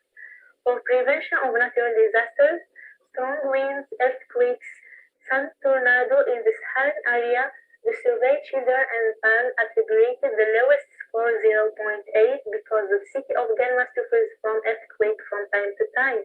Despite this, it is necessary to take into account the anti-seismic measure during the design because the city is classified in category 2 of the seismic zones. In conclusion, let me summarize my main points, starting with the feasibility of the multi-criteria method for evaluating the performance of school operations. So it is a decision support tool. The evaluation identifies deficiency in the design and planning of the spaces when children's standards are totally absent. It is necessary to develop a sustainable guide for the construction of school zones. Moreover, the participation of children helps us to achieve the objective of the research. The child seems to be the missing link in planning at different scales. This is only a small part of the new research.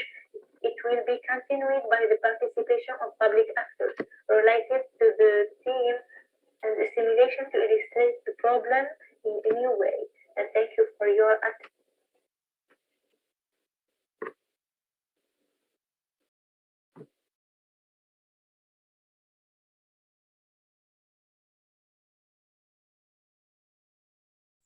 Thank you, my dear. Let's continue with the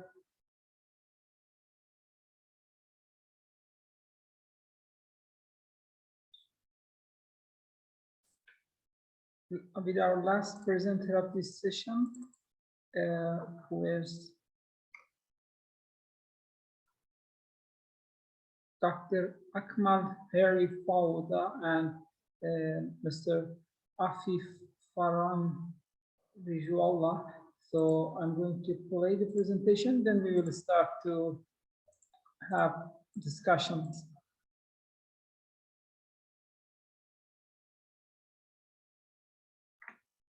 Vegetation. Sorry. This one.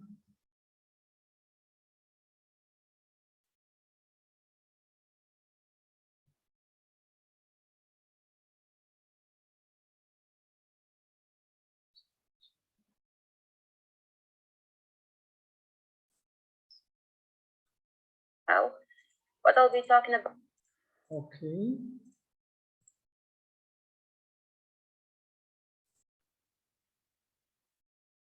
Today in my presentation, doctoral student in the 4th year. Hello, my name is Bashara Taqwa, doctoral student in the 4th year of the University of Saad Dahlab, Blida 1, Algeria, under the direction of Dr. Dahmani Krimou and Professor Alkama Jamal. What I'll be talking about today in my presentation is vegetation and its impact according to users' perception, case of North Land Use Plan of Gelma City. First of all, I present the work plan. I will start with introduction and problematic, then methodology, results and discussion, finally conclusion. First, as an overall idea, our research work articulates the three components. 1. The object, the environment where the physical phenomenon of atmosphere takes place. Built interaction, like buildings, infrastructure, furniture, etc. And natural, like parks, vegetation, and water bodies. 2. The actors, the user who frequents this environment that perceives and feels a set of physiological phenomena. 3. The scenario. It is to anticipate the properties of the vegetation element, that is to say, to design a new project that respects and protects the vegetation to the maximum, where the questionnaire survey is presented as a tool of choice to make this integration. 2 elements for the action of this survey are the questionnaire and the users. Then, introduction and problematic. Since the appearance of the urban phenomenon, cities have not stopped growing. We're witnessing the removal of the vegetal element by the fast proliferation of the natural habitats to the urban periphery. In Algeria, this vegetal element is the poor relation at the time of the manufacture of the urban fabrics. The region of Gelma is influenced by this problem. Our problematic addresses the following question. Are there plants designs that, together with the built space and the perception of the local society, offer another meaning to the habitat, to the amount of air shared between the inhabitants and their neighborhood? Next, material and methods. I start with the case study. The objective of this study is to show the role of vegetation in residential neighborhoods through the perception of users. So, this map shows, first, geographic location of the city. The state of Gelma is located in the northeast of Algeria. Second, geographical location of the neighborhood. Our study area, which is the North Land Use Plan, POS North, is located north of the city of Gelma. Now I'll talk about the working method. Green spaces are always considered as an index of environmental quality in urban areas. To this end, the analysis of the role of vegetation in the neighborhood consists of a set of evaluation criteria and sustainable indicators.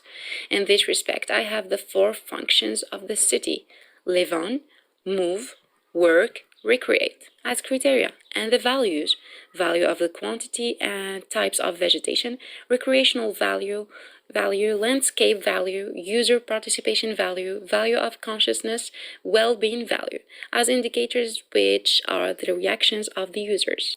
To present the previous articulation, we will pass through 4 steps. 1. Preparation of a survey, quantitative and qualitative. 2. Data collection on the site, study area, North Land Use Plan of Gelma City, 6,500 residents. 3. Calculation of the sample size, 363 respondents and fieldwork. 4. Processing of results, software by SPSS. Here I present the selected survey questions for each indicator, which are for the value of well-being.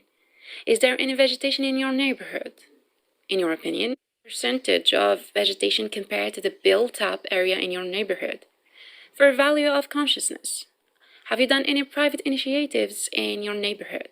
Do you consider vegetation in the city? And valuable, optional, not important. For landscape value, do you like the complete removal of this vegetation to build your neighborhood? What are the issues with vegetation in the neighborhood? And for satisfaction value, how would you rate your neighborhood? How satisfied are you with your neighborhood? As results, 1.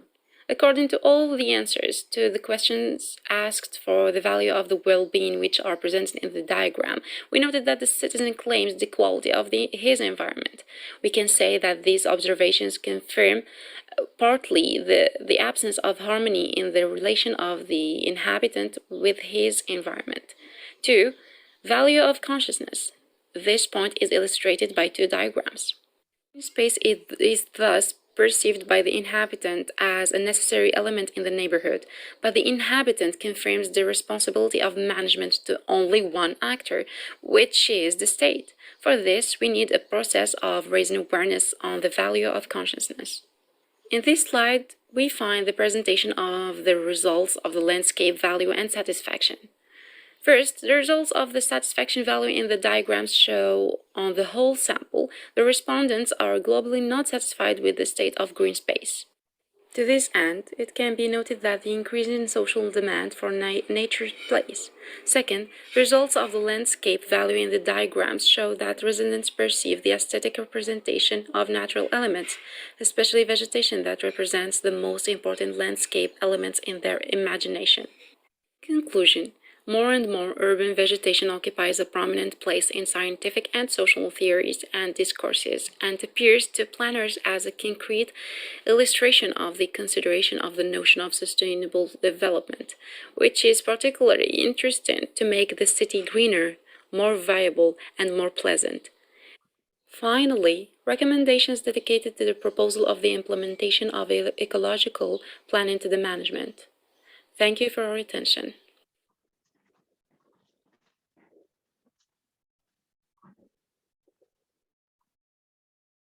Thank you. It was an interesting presentation. So considering the matter of time, I would like to kind of start with the authors. If you have any question regarding this four presentation that we have.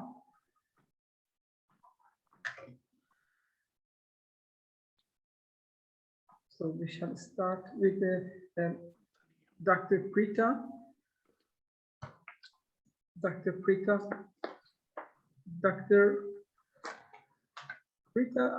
there was just one question. I think Dr. Prita is not around, so it was interesting studies about the vegetation and the level of annexity. So I would like to know what else factors in urban area affects the annexity of the people. So if I will ask her later. In any case, we shall continue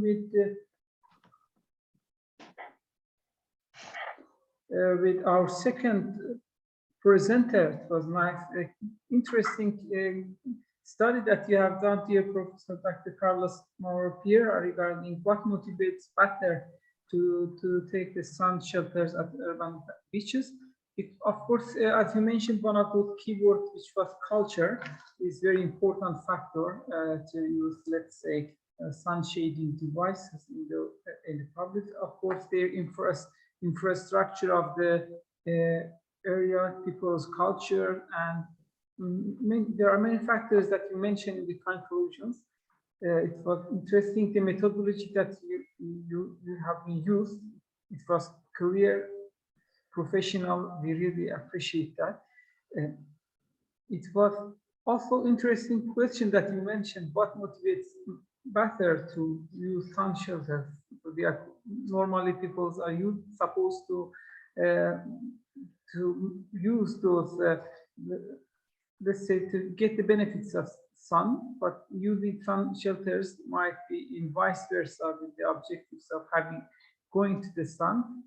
You mentioned about the science and statistics that the number of cancer that we may have regarding those suns. So it is another negative issue that affects to answer to your question that what motivates better to use those sun shelters. So that is, you found all the requirements, you answered completely based on your research to your research question. It was interesting. I really appreciate that. Do you have any specific comment to add to finalize your research study, if you wish? You have 1 minute exactly, dear Professor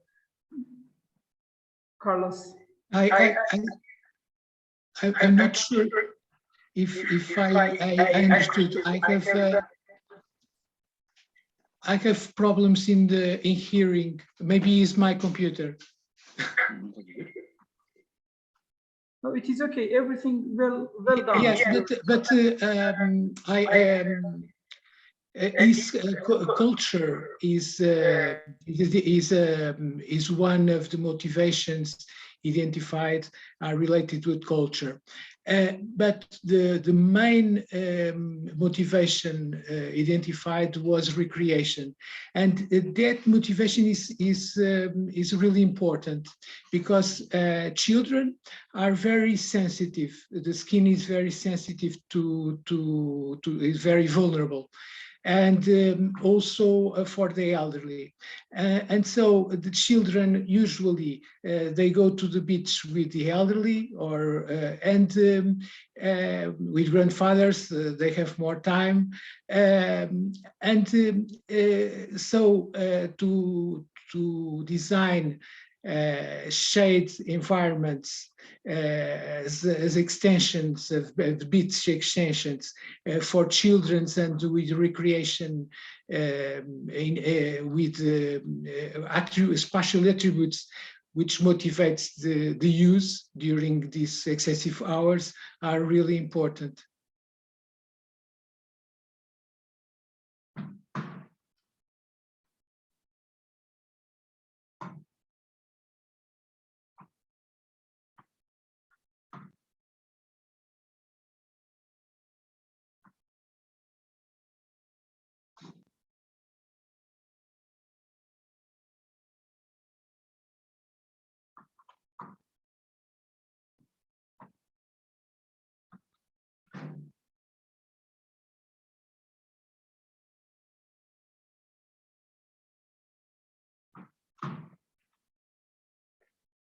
Pedro?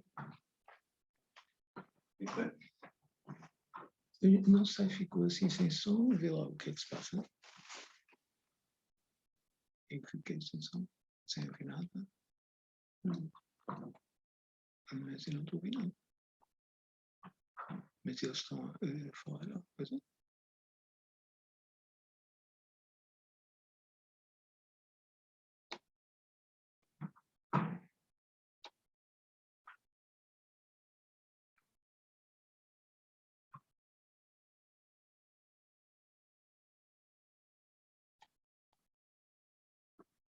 Então, eles estão com os seus coisas desligados. Sim.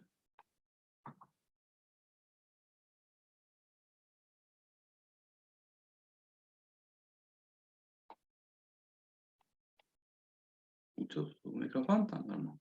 Sim. Eu não estou a ouvir o que eles estão a dizer. Agora não sei. Melhor é sair, não é? É. Portanto,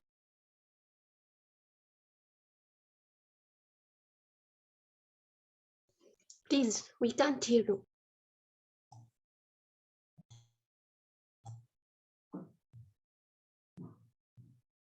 Sorry, we tried to type for you, but we don't hear you. You are muted. Thank you, my dear Maria. I would like to thank Professor Carlos and ask one question from Becha Tagwa, if she's here. Mrs. Becha?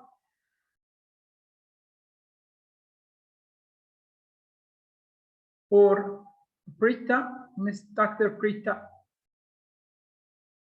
There was the same question of urban vegetation and urban annexity and psychological impacts of vegetation. These two research are interrelated to each other. So, Dr. Prita, I would like to ask, you mentioned about the urban plans and annexity.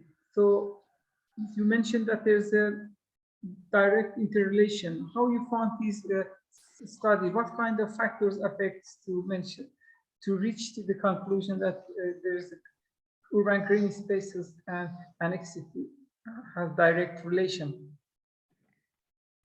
Yes, thank you very much for your question. I'm sorry, I cannot turn my video on. Yeah. Actually, in my research, the subjects were taking pictures along the walking course in campus, park, and arboretum, as well as the urban road. And after walking in those areas, the subjects filling out the questionnaire regarding the anxiety stages, the psychological questionnaires, and we found the correlation, negative correlation between the capture views from their photographs and the report of the anxiety stages. So from our results, that there is a negative correlation. The more pictures related plant and flowers, the more negative correlation we got. So the higher photographs regarding trees, the I got it. The lowers the anxiety after walking in the park and arboretum. Thank you. Thank you very much. It was indeed interesting. The rest of presentation, I don't have a question. They are crystal clear. If you have extra question or comments, please, you may ask. If not, we shall continue to go to the last session of this year with the session chair of Dr. Ahmad Khalilia. If Ahmad Khalilia is around, not so. Hello to all. Hello, dear Professor Dr. Khalilia. Sorry, I have just realized. Yeah, sorry, I'm writing my first and second name, Ahmad Zaki. So yes. Sorry. Great to see you, and thank you for accepting our invitation. I really appreciate that. The floor is yours, dear Dr. Ahmad Zaki, so you can finalize the presentation. Then, if you have any question from each author, so we will have in round table. So the floor is yours, and I'm going to mute myself. Thank you a lot, Mr. Horshan. Welcome to all. I'm Ahmed Khaliliya. I will be with you in this last round, this round of sessions. It will be about the social and behavioral studies, behavioral studies. The first article or the first presentation, it will be from me. It will be about the effect of architecture on the cultural perception of the Palestinian society. The example of Nablus. We can start previously. Let's start. Sorry. Sorry. There is a problem. There is a sound.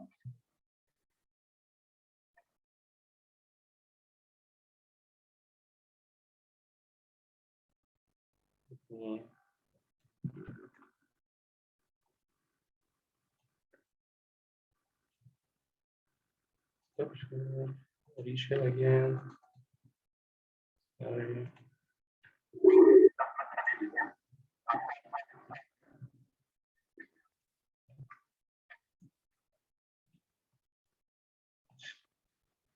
I will repeat again. Sorry. Hi, sister. Good evening. It's a pleasure to me to be with you in this conference. My presentation, it will be about the effect of architecture on the cultural perception of Palestinian society, the example of Nablus. My name is Ahmed Khaliliya. I'm from Palestine, Birzeit University Faculty of Architecture and Planning.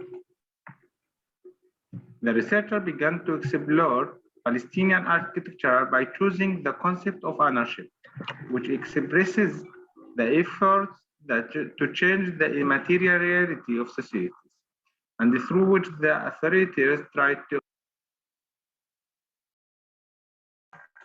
Hello, there is any problem? No problem. Since we are playing from the YouTube, so you can. The sound is coming from my room. Sorry. So yes.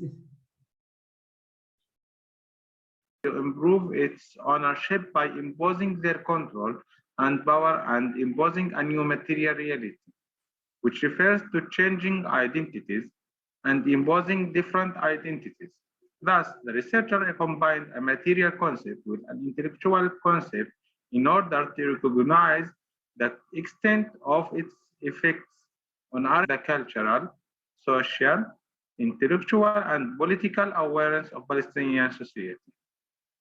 As was the evaluation of identity in its sense also played a major role in shaping an understanding of the city, its architectural, identity, and cultural reflected in society through new architectural formations. While making the architectural analysis of Nablus, we will go through many historical steps that will enable us to understand the political and cultural structure that led to the emergence of this architectural style, which has a different role in affecting the political and social life of the city. The factors which affect the social, political, and cultural life of the city vary from period to period in terms of their area of influence and power of influence. In an authoritative side, a person who looks at Nablus from far can see the influence of Agha and rulers in the city in every period. We see that there are palaces occupying large areas in the skyline of city. As we see from these two photos, when we will compare the ordinary houses in the city, this structure reflected the power and influence of these families in terms of its location, size, number of rooms, presence of squares and gardens. As for the economic side, one who wandered through the city neighborhoods encounters huge building with large windows in the upper floors. There are sabbane, superiors, where quality Nablus soups is made. Soup was produced here with olive oil collected from the surrounding valleys. The soup produced here was also sold all over the Ottoman Empire. Therefore, Nablus was considered one of the important centers of soup production. At the height of soup production, there were 30 soup shops in the city of Nablus. This shows that soup shops has become an expression of people's political status and social position. Today, this situation resembles trade centers that shows the power and status of their owners in terms of size and location. The exit phase from the old city started, and the new neighborhoods began to emerge in an unusual way outside the city walls. Mashia district has become a symbolic place in mind of the people of Nablus and has been perceived as the neighborhood of the rich. In this way, living outside the borders of the old city has come to mean a social and economic superiority, which is reflected in cultural aspect and collective memory of Nablus society. A newly constructed building was built in the middle of garden and are surrounded by walls from all four sides. The entrance of their buildings were also built in an imposing and attractive architectural style, reflecting the economic and social power of the owner. This style observed in building is completely different from the style seen in building in the old city as seen in the above photo. Balconies and terraces have started to take place in these new buildings, which overlook the city and the surrounding gardens. In addition, bathrooms and kitchens have begun to take place in new buildings in newly building neighborhoods. This is concrete change reflecting the new social views that aims to improve all the social services of the house inside, unlike the old city. The presence of more and large windows in the new building located outside the walls of the old city is striking compared to the old city building. This is due to the social life understanding that tries to open outwards more than the old city in terms of architectural style, with the capacity to reveal different and new structure due to the condition as seen in the below photo. The power of private ownership become more apparent with the exterior of new buildings. This situation was different in buildings in the old city. The exterior doors in the residence of the old city were similar to each other and also reflected the severity of the city. Because the exterior doors, on the one hand, showed that the rich and the poor were equal and that there was no distinction between them. On the other hand, then they ensured the security of the residents, as we see from the photos in beside. All these doors present the ownership of their owners. Its windows were large and wide, unlike the existing building in the old city. The responsibility is now in the administrative part of the city, which is responsibility by the city council, because these elements which ruled the region had great power on those times. These ruling elements played a political and social role in shaping the architectural style to reflect the development of the state the city was in.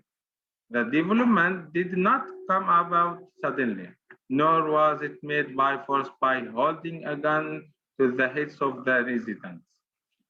On the contrary, it has evolved and developed gradually, and it has connected the stage, each of which reflected the spirit of the city. When we review our previous explanation regarding the laws enacted by Ottoman state regarding the ownership of lands and the reforms and regulation it imposed, we see that a new architectural approach has emerged. Because functional buildings made in modern style, such as police station, cafes, squares, schools, and hospitals have emerged. When we look to these two photos, we will understanding the era it was appeared in it. The right one is showing the Empire, Ottoman Empire eras. The second one is showing the Jordanian administrative in Naples. The 1927 earthquake was a factor that encouraged and accelerated the extension and expansion beyond the boundaries of the old city. As we mentioned before, the British tried to organize the expansion attempts of the city by drawing up a detailed map of the city. The purchase of the land and its use as a square was an act of planning, but relatively unusual for the city of that time. This was actually an act of the state to open people up and a pre-planning of the clock tower to be built 20 years after the land was purchased. With the opening of the square, cafes also emerged and a new social model emerged in architecture that opened outwards. You can see that in the picture beside. As a result, the urban planning and expansion structure was affected. During the Jordanian rule, the King Hussein Palace, which is now a municipality building, was built. The construction of the palace was an architectural landmark at this stage. This innovation was the starting point of a new phase in which a new Jordanian supported architectural style was also promoted, as seen in picture beside. Modern architectural style became widespread with this style continued until Nablus fell in 1967 with the Israeli occupation. This situation led to the emergence of the architectural environment in which three main elements in the field of planning and construction contradict each other. One of them is the traditional elements represented by the building of the old city. Another is the elements that show themselves in the structure and drafts of the colonial period in the region close to the old city.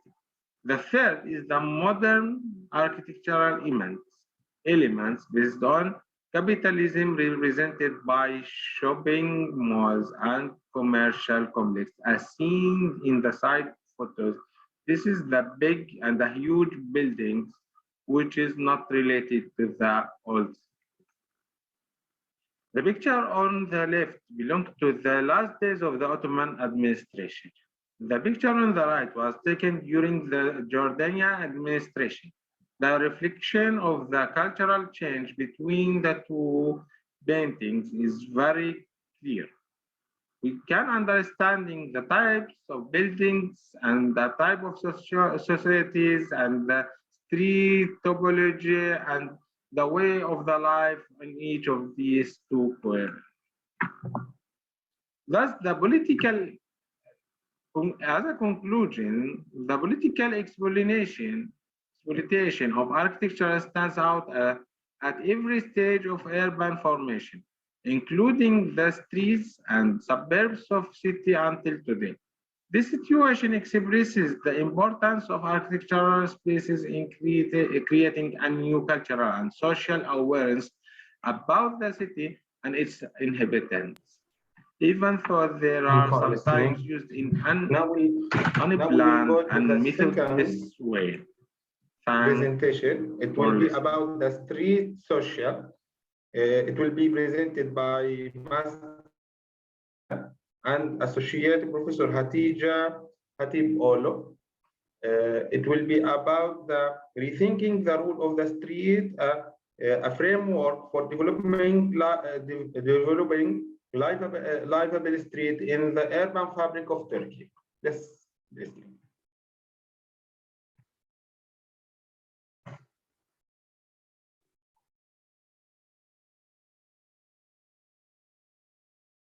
My name is Shrouk Muhammad, master student at Ankara Al-Darun Bayazid University.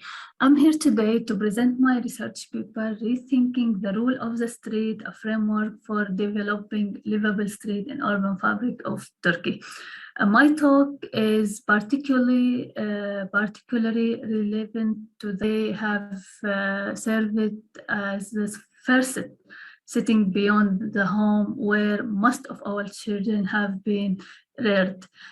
Since the ancient time, the street have provided a public space network in a city and acted as a platform for social interaction by hosting various activities that bring people together. Later on, the growing of vehicular traffic started to conditioning all aspects of urban life in the city. The streets have been converted into huge traffic routes in contemporary cities. Moreover, the function of the street as an interaction place has been socially neglected. Even there is a prevailing belief that the street is just a channel for movement is not true. This study mainly aims to rethink streets and explore the socio-spatial features of vibrant and livable street design. Following the aim, a literature review has been conducted through looking at the several series of livable street and their role in urban fabric to define an analytical framework which has been used in the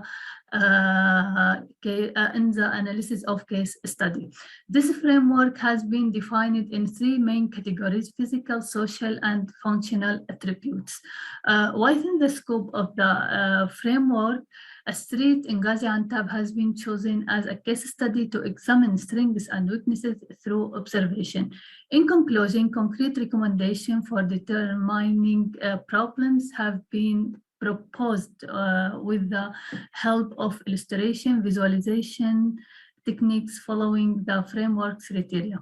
Moreover, these can provide guidelines for future design.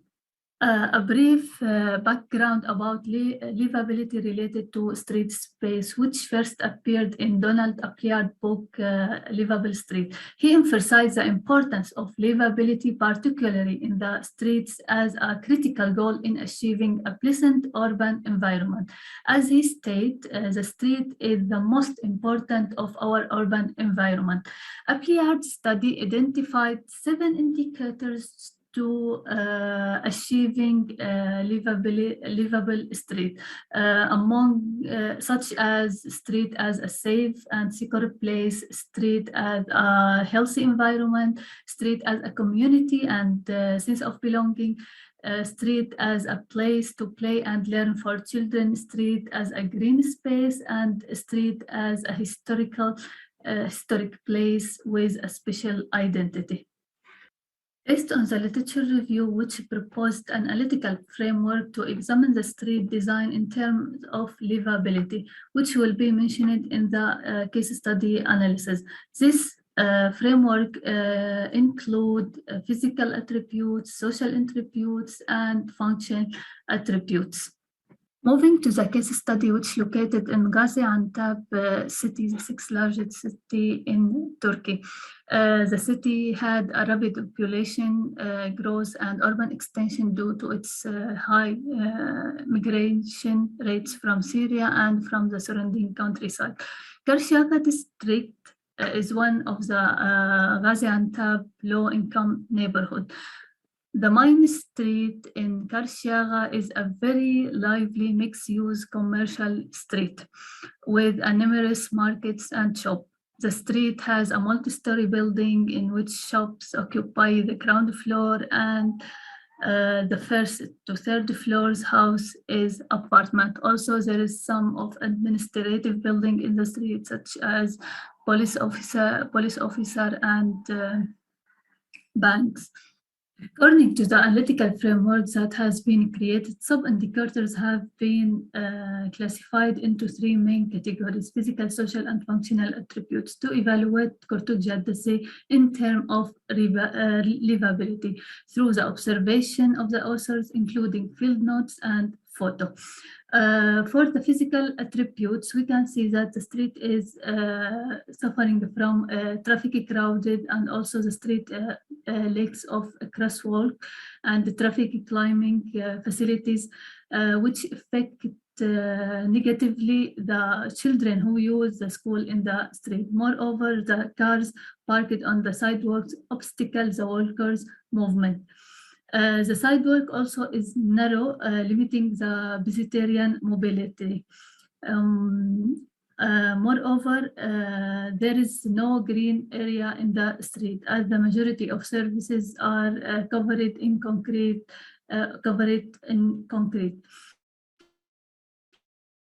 The street lacks also in sitting shading elements, bike lanes, and barriers to keep people safe.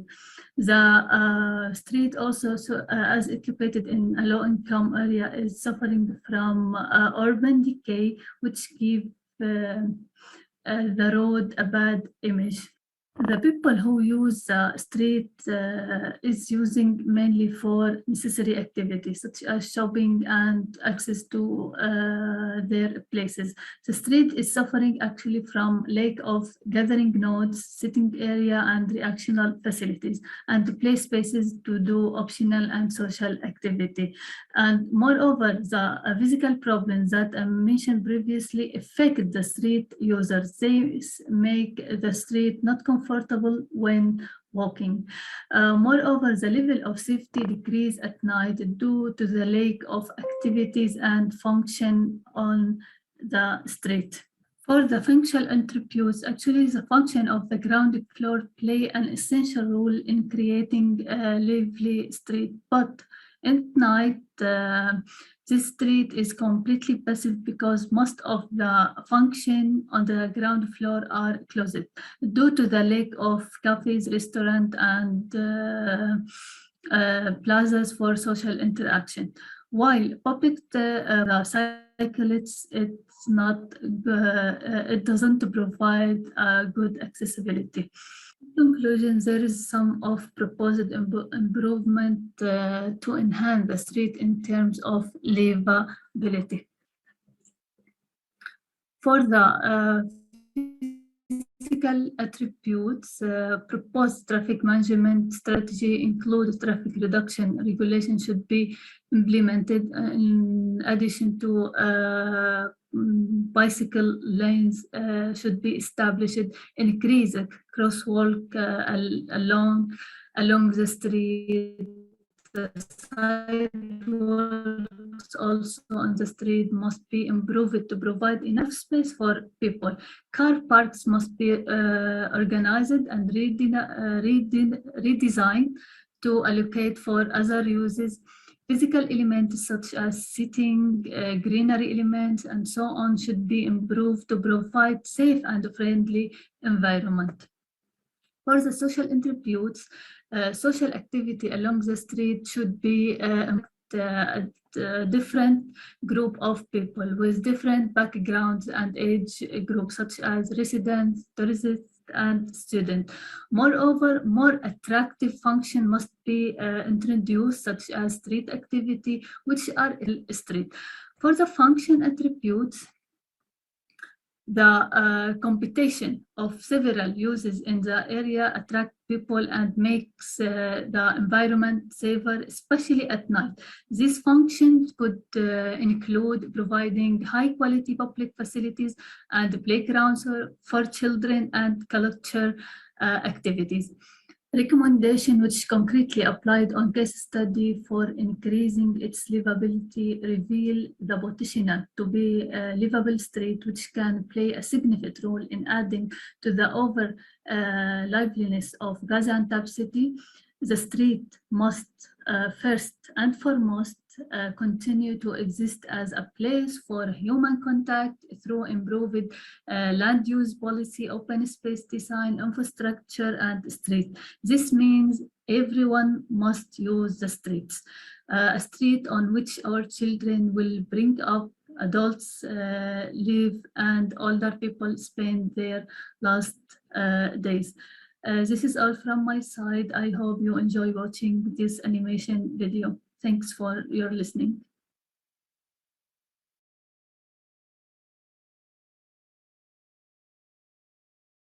Hello, ladies and gentlemen. My name is Shru Muhammad.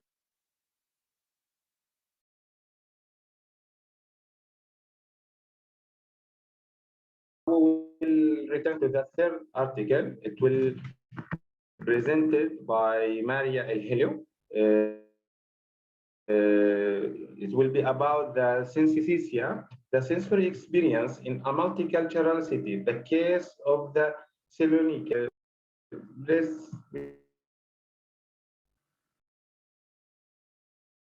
Hello, today I am going to share with you my research, synesthesia, the sensory experience in a multicultural city, the case of Thessaloniki. Consciously or subliminally, humans are in a relationship with their built environment, that is the city's buildings and its voids. The sensory experience determines humans' identification to the city, meaning their sense of belonging, which is the main key to feel secure, to be productive, and to have a functional city. In many cases, a city provides for one of the human senses more than the other. Therefore, in such cases, one sense could experience for the other. This is when emerges the phenomenon of synesthesia. This research investigates the case of synesthesia in Thessaloniki, a multicultural city with a continuous evolution of its visible urban changes and invisible sensory experience. With the narratives of 30 Thessalonians of 3 different generations, added to interpretive interviews with experts and past literature, this research will unveil the dominant human senses triggered in Thessaloniki and shaping the identity of the city through the inhabitants' urban and social experiences. First, what is synesthesia and why did I link it to the city? Synesthesia is when you hear music but you see shapes, or you hear a word or a name and instantly see a color. Synesthesia is a fancy name for when you experience one of your senses through another. For example, you might hear the name Alex and see green. Or you might read the word street and taste oranges. At the same time, we can see that in the urban design and architecture fields, experts have strived to create spaces for a human experience that gives rise to spatial, economic, and cultural representations in line with the image wished to be assigned to these spaces. Many theories have emerged from throughout observations and research regarding this matter. In fact, one of the conclusions is that the social and spatial transformations that a space undergoes systematically leads to changes in its modes of use, but not necessarily affect the representations constructed about the city and its lifestyle and collective identity. Indeed, the image that we have of a place is part of the personal heritage of the individual, and so it is difficult to replace, particularly if it is old and if the memories that it challenges evoke significant events in life. The dominance of the emotional dimension in the personal interpretation of the perception of space causes it to oscillate between collective representations and other individuals, but essentially subjective. Palasma started developing his theory of the experience of the senses with the place based on the Western culture. He said that this culture has always prioritized the sight over the senses. In fact, going back in history, it is the Greek philosophers and thinkers from Heraclitus' eye-witnessing theory to Plato's mind's eyes and Aristotle's immateriality's eyes that have given the sight and the eyes a noble position and considered its role as the noblest for the brain and the highest position of intellect and knowledge. Later on, in the Renaissance era, emerged a system of the five bodily senses that enlightened the interaction with the cosmic body and the clarity of the self. However, the eye dominated over the other senses according to the Western culture's experience. And even though the senses were more dissected and studied apart with time, the eye was and is still privileged. In fact, nowadays, experts see that everything is permitted to the eye, but the other senses usage is restricted according to the values and codes of the culture. Also, Palasma noticed that people are feeling alienated and detached from the built context they are surrounded by and living in.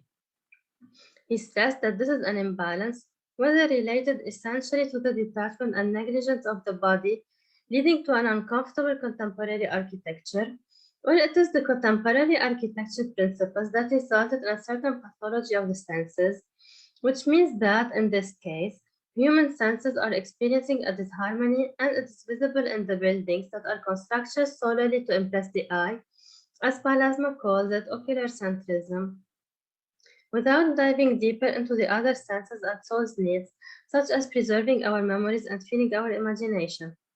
In fact, this latter is the one that helps people make sense of their surroundings. Research has led many experts to say that mental imagery is the crucial vehicle of perception, though, language and memory.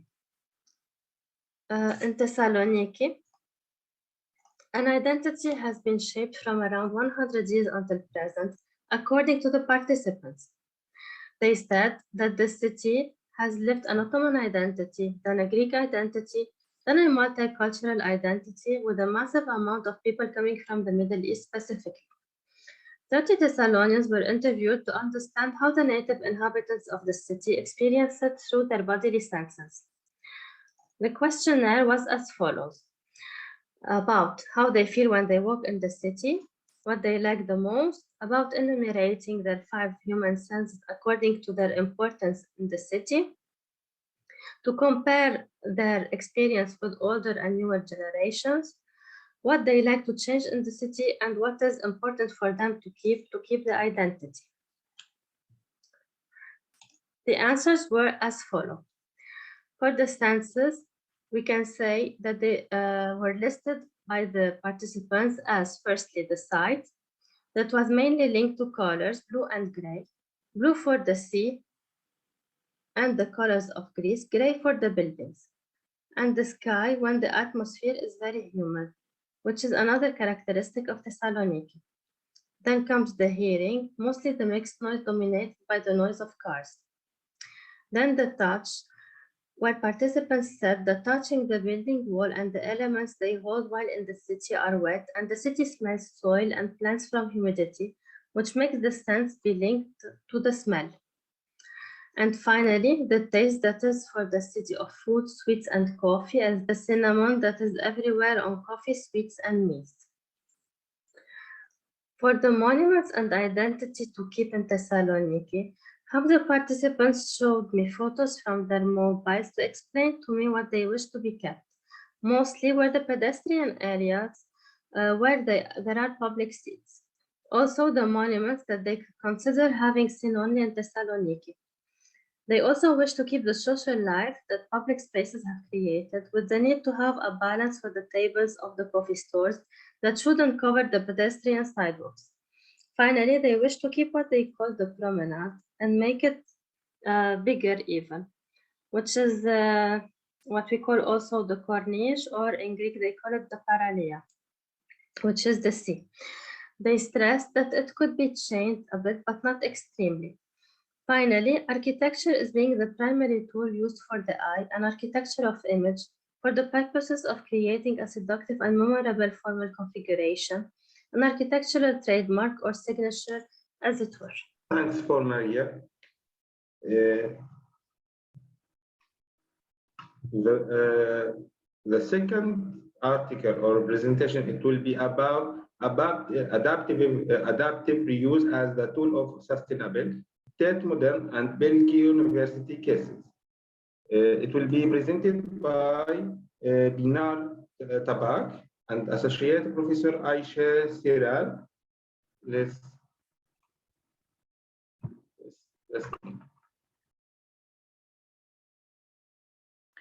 Hello, everyone. My name is Pinar Tabak. I'm going to talk about adaptive reuse and its relationship with sustainability. And we have two case studies. First one is Tate Modern, and the second one is Bilgi University cases. The study generally consists of a general literature review part and case studies explanation. As an introduction, adaptive reuse and sustainability have close relationship. Sustainability stands for solutions ecologically and socioculturally for future transformations. Adaptive reuse is among these interventions to give sustainable functions to heritage structures like revalorization, rehabilitation, reanimation, and so on. As a general definition, adaptive reuse means using existing structures with new functions. The concept came out because of demolishing and rebuilding of current structures consume more time, energy, and cost. It is described as a form of sustainable urban renewal. By prolonging a structure's life, saving energy, money, and material is obtained, and the best benefit is achieved by conservation. Therefore, sustainability and conservation can be described as complementary. We can talk about different dimensions of sustainability in terms of historical environments. Economically, giving a new function which satisfies future needs is important. Transforming existing structures saves material and energy. Ecologically, minimum waste and less carbon emissions are remarkable. Recycled materials and energy production systems usage are new concerns. Socioculturally, ensuring cultural and social continuity are important aspects. And during these adaptive interventions, adaptive reuse interventions, additions are often needed and frequently used. These additions are usually contemporary ones, but sometimes original materials are also recycled and used for the new additional parts. Solar panels, green roofs, and energy production systems are common to use in these kind of additions. And here we can see successful examples of adaptive reuse. One is in London, and the other one, the second one on the right, is in Hamburg. Both cases are examples of sustainable adaptations with suitable new functions and new transport connections. Cultural continuity was ensured with these transformation projects. And our case studies are two formerly power plant structures. One is located in London and the other one is located in Turkey, in Istanbul. Here in this map and the site plans, we can see the locations of these two case studies. Our first case is Tate Modern Museum. It was built in two phases in the mid of 20th century, and it was abandoned around 40 years ago until the restoration process started. The turbine and iconic chimney that were conserved during adaptive reuse process are its iconic original architectural elements. And here we can see the visual documents before the reuse interventions were adapted. During its adaptation processes, the turbine hall, configured as a transition and the meeting place, was conserved. A 7-storied concrete pyramidal additional structure was added to the original structure setting that was built with an inspiration of the original brick facades. Glass skylight design separated from the outer wall is among the most major interventions that was done. And this design lets the interior units, which are used as exhibition halls, to get fully illuminated, which is very important for a museum structure. And here, these are the pictures that show the current state of the structure after the restoration process. We can see the pyramidal addition here on top and the glass skylight below. Here are the diagrams and drawings of the restoration stage. Concerning the sustainable features of Tate Modern Museum, the natural ventilation was provided and energy production with new technologies was obtained. Priority was given to create green areas in new design process. Minimal destruction and saving the original material as much as possible was aimed. Our second case is Bilgi University campus.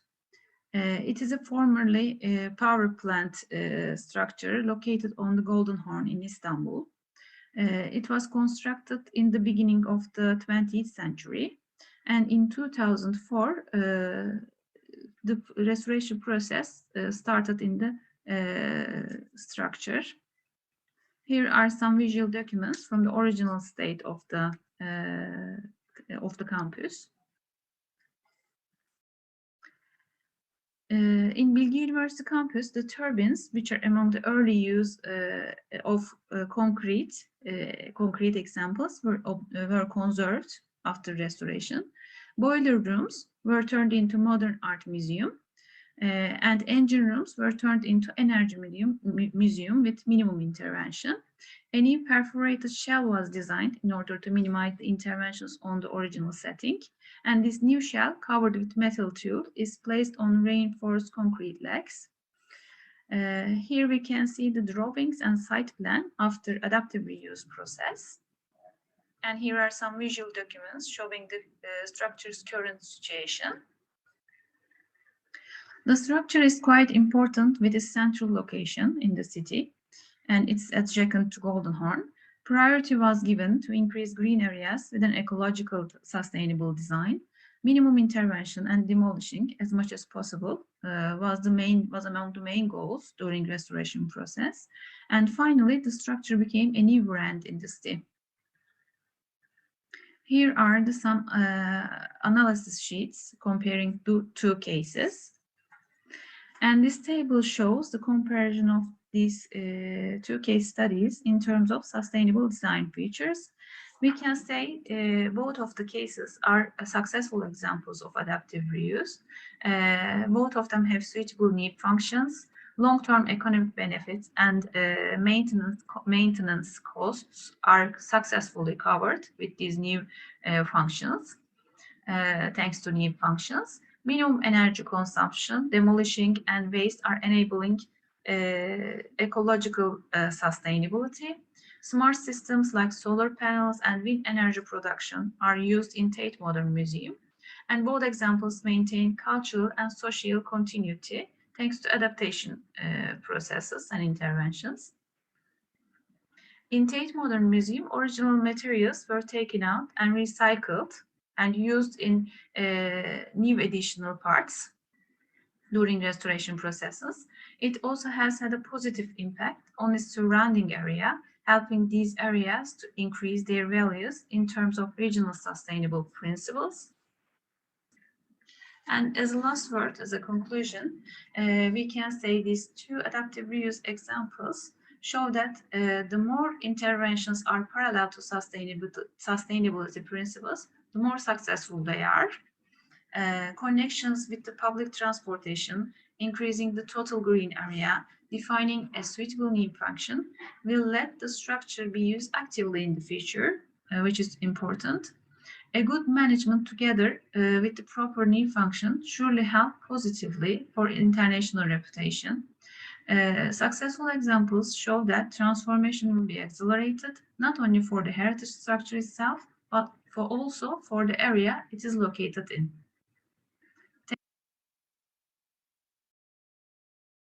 Thanks a lot, Pinar.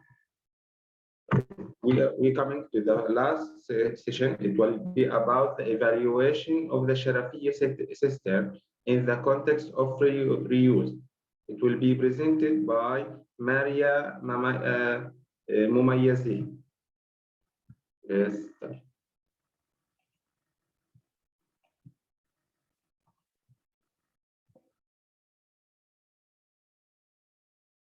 Hi everyone, I'm Maria Mumayezi from Istanbul Aydın University Department of Architecture and Design, Istanbul, Turkey. The title of my presentation is Evolution of the Sharafiya Cistern in the Context of Reuse. The cisterns, which were built under the ground to meet the city's water needs, are cultural heritage, historical structures that have lost their original functions today. Refunctioning historical buildings that lost their function in the process and contributing to urban life has been practiced in Turkey as well as in the world in recent years. The historical Sharafiya cistern, a Byzantine water structure on the historic peninsula in Istanbul, was restored and refunctionalized in 2017 and opened to use as a cultural building. The aim of this study is to examine the Sharafiya cistern in the context of new addition and reuse. The architecture of the Sharafiya cistern, which could not maintain its original function, was compared before and after the restoration. After the restoration, a partial modern addition was made to the building. In the study, the socio-economic and cultural benefits of physical intervention in the cistern were questioned. The cisterns were generally underground and their walls are plastered with special mortars and were built as water tanks. The cisterns built so store rainwater are either open or closed to meet the city's water needs. It's thought that the open cisterns that collect rainwater are pools that allow the water to reach the city canals. Open cisterns are usually built at high points in the city, thereby reducing the pressure of the water on the walls and preventing them from collapsing. Closed cisterns are storage areas that allow water to accumulate underground. Closed cisterns are generally built under important structure. One of the first cisterns of the world architectural heritage, the cistern in Pavaralakonda, Bhimli region in India, was carved into the highest rock. During the archaeological excavations in Jerusalem, cisterns with small entrances and carved into natural stone were found. Several funnel-shaped structures are seen in the Nazca region of Peru. In the Byzantine period, the cisterns were transferred underground with the support of a column. Over the years, they have improved in techniques and facilitate the transportation of water with the help of pressure water balances. The historic peninsula in Istanbul is one of the regions where many cisterns were located during the Byzantine period. During the Byzantine period, hundreds of cisterns were built in Istanbul as the capital of the empire to meet the water needs. Some water cisterns used in this period belong to the Roman period. Byzantine cisterns were repaired and used in the Ottoman period.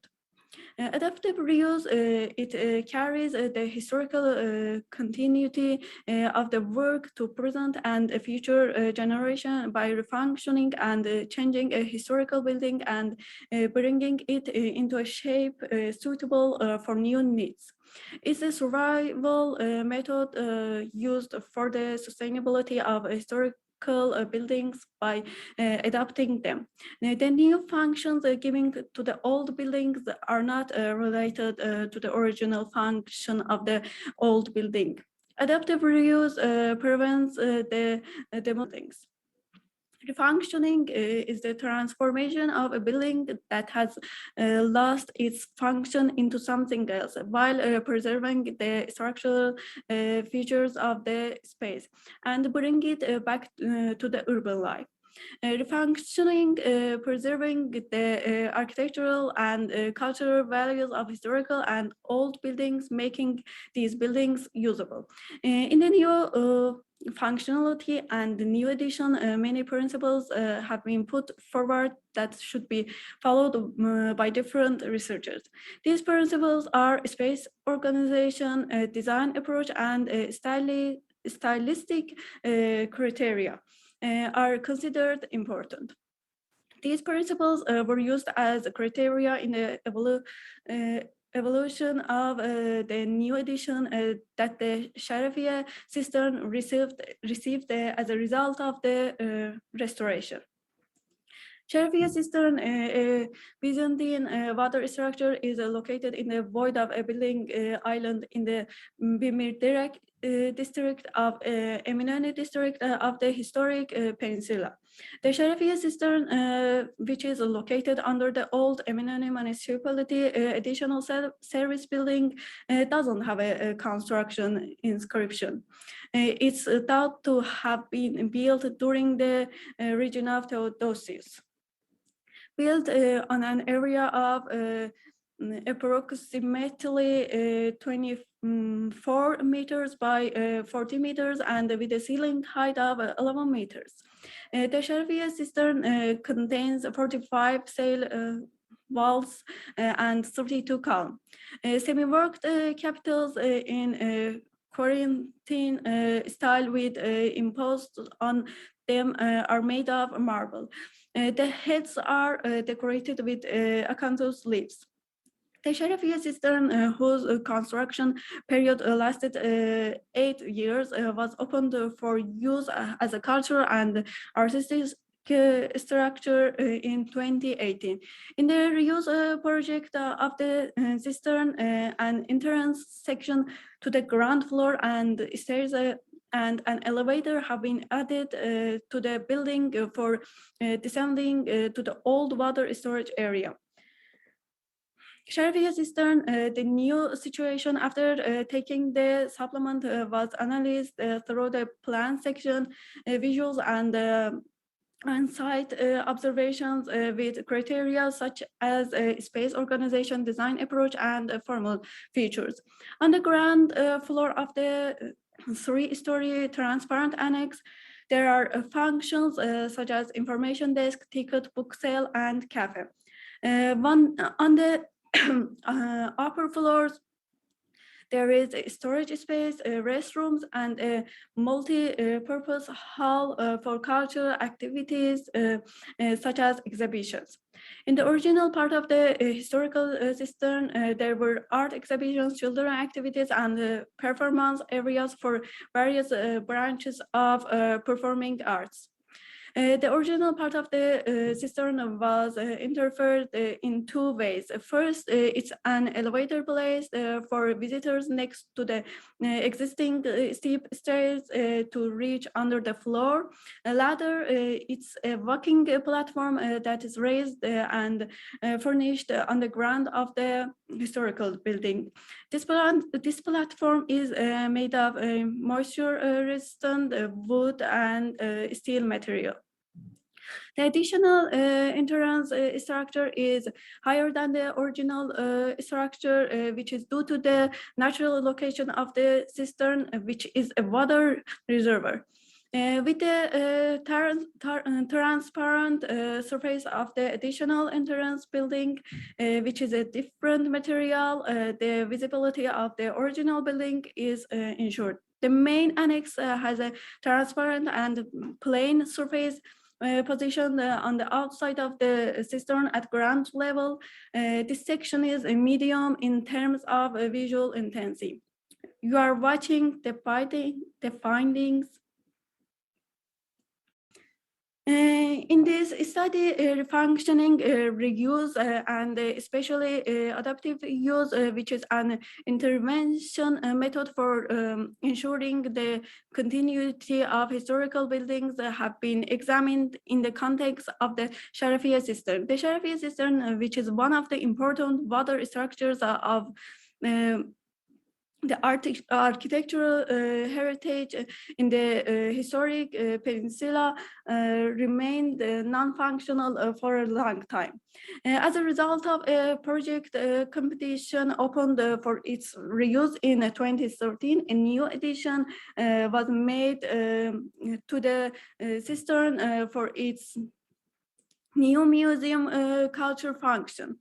In the study, the intervention in the cistern, it was examined whether the building preserves its spatial integrity with the construction technique. When the intervention is evaluated in terms of criteria such as space organization, design, approach, and formal features, it has been seen that the new annex, which was built to meet the needs of the visitors and to provide the entrance forms and integrity cistern building. Contemporary construction techniques and glass material selection have shown that the main building doesn't override its historical identity and integrates with its immediate surrounding. Thank you very much for your attention, and thank you for your patience. I can take your questions. Thank you all for listening. We can start.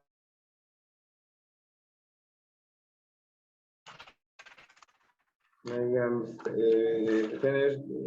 If some of you have any questions, we are listening.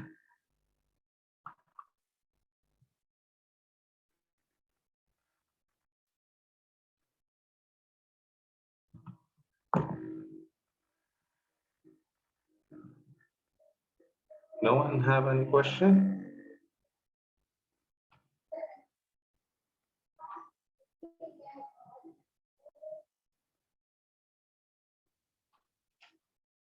I have one or two questions, but I am waiting for someone who can ask before me.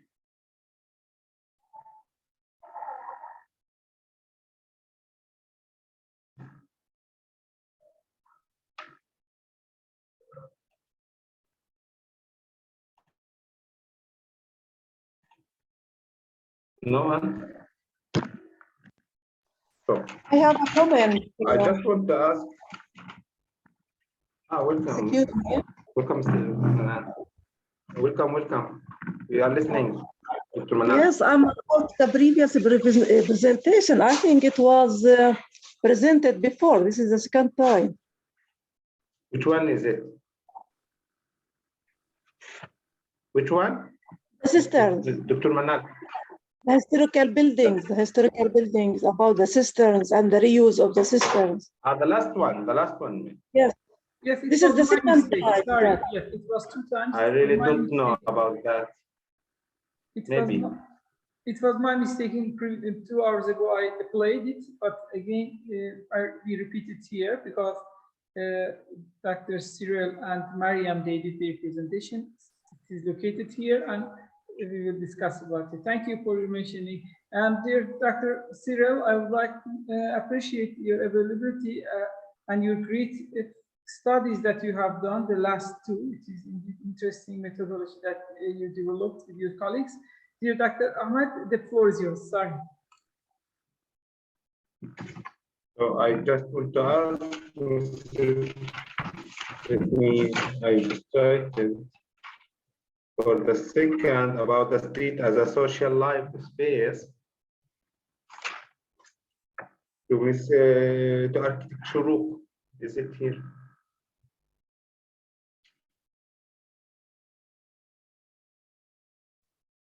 Good evening.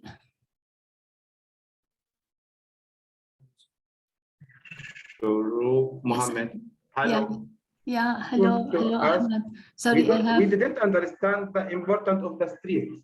Sorry, we didn't understanding the importance of the street because you didn't show us the context of this streets and why it's important to redesign it and what's the relation between it and the context. Yeah, actually, I chose this street because it's the main street in the Karshaga neighborhood, which is one of the most important neighborhood in Gaziantep city. This street is considered administrative and commercial street in this area. Moreover, this street is located near the Ziyubma Museum, which is the most important iconic and historical museum in Gaziantep city. Moreover, there is a vision from Gaziantep municipality to support the commercial street in the city to against the shopping malls. That's why I choose this street specifically. But if I want, the main point, what I'm really looking for is what the effect of the immigration, the Syrian immigration in Gaziantep, especially in this street. No, and how we can adapt them in this street. No, I just mentioned that there's a rapid growth in the city Gaziantep, which affect the design of the city. Before, since 2011 until now, the city expanded randomly and in a huge way. That's why I mentioned that the immigration from Syria and from surrounding neighborhood affect the urbanism in the city. Thank you. I have another question for Ms. Pinar. It will be about adaptive reuse. University before. I couldn't hear you properly. Sorry. While I was there. Sorry. Could you hear me now? The connection stops sometimes. Sorry. I just said that I visit Belgium University before now, and while I were there, I just feel in the special space, and there is a high class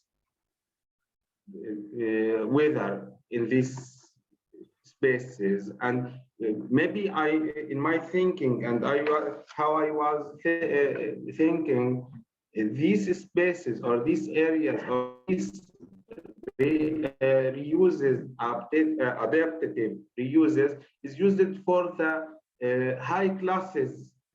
Is my thinking is right or not? This is what I really want to understand from you. You're saying this for Bilgi University campus, right? Can you hear me? You're saying this. Yeah, I'm hearing. You're saying these comments for Bilgi University case, right? Yeah.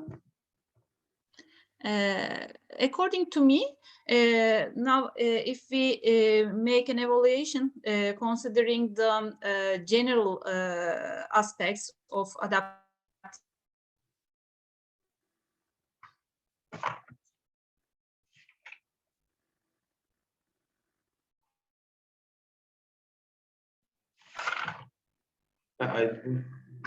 There's a poor connection. Is a problem from me?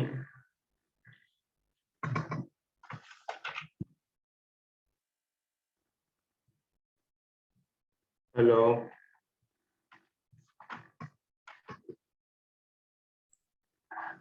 What, dear Dr. Ahmad, we can hear you. Sometimes there's a low internet speed, so, but now it is crystal clear. You can continue. sorry, can you hear me now? Yeah, we have. Sorry, the connection is lost. Sorry. So I was saying, according to main principles of sustainability and conservation, the heritage side, we can say Bilgi University case is successful in terms of minimum destruction and some aspects like minimum intervention, trying to conserve the heritage structure as much as possible. But while we were comparing two cases, we can say also we also mentioned that Tate Modern Museum is a little bit one step forward, considering to the Bilgi University campus, because it is the management here is more paid attention, considering the connections with the surrounding, the connections with the transportation facilities, like promotion of the structure with this new function to the nationally and also internationally. So in these terms of principles of sustainability, we can say Tate Modern Museum is a more has more reputation and is more successful comparing to other case. Thanks for clarifying. Thank you. This is my question really.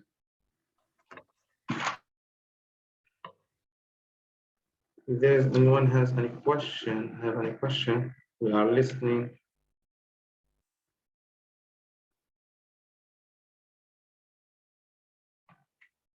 If there's no any question, we are in the last session and the last round. Maybe Mr. Farhasha.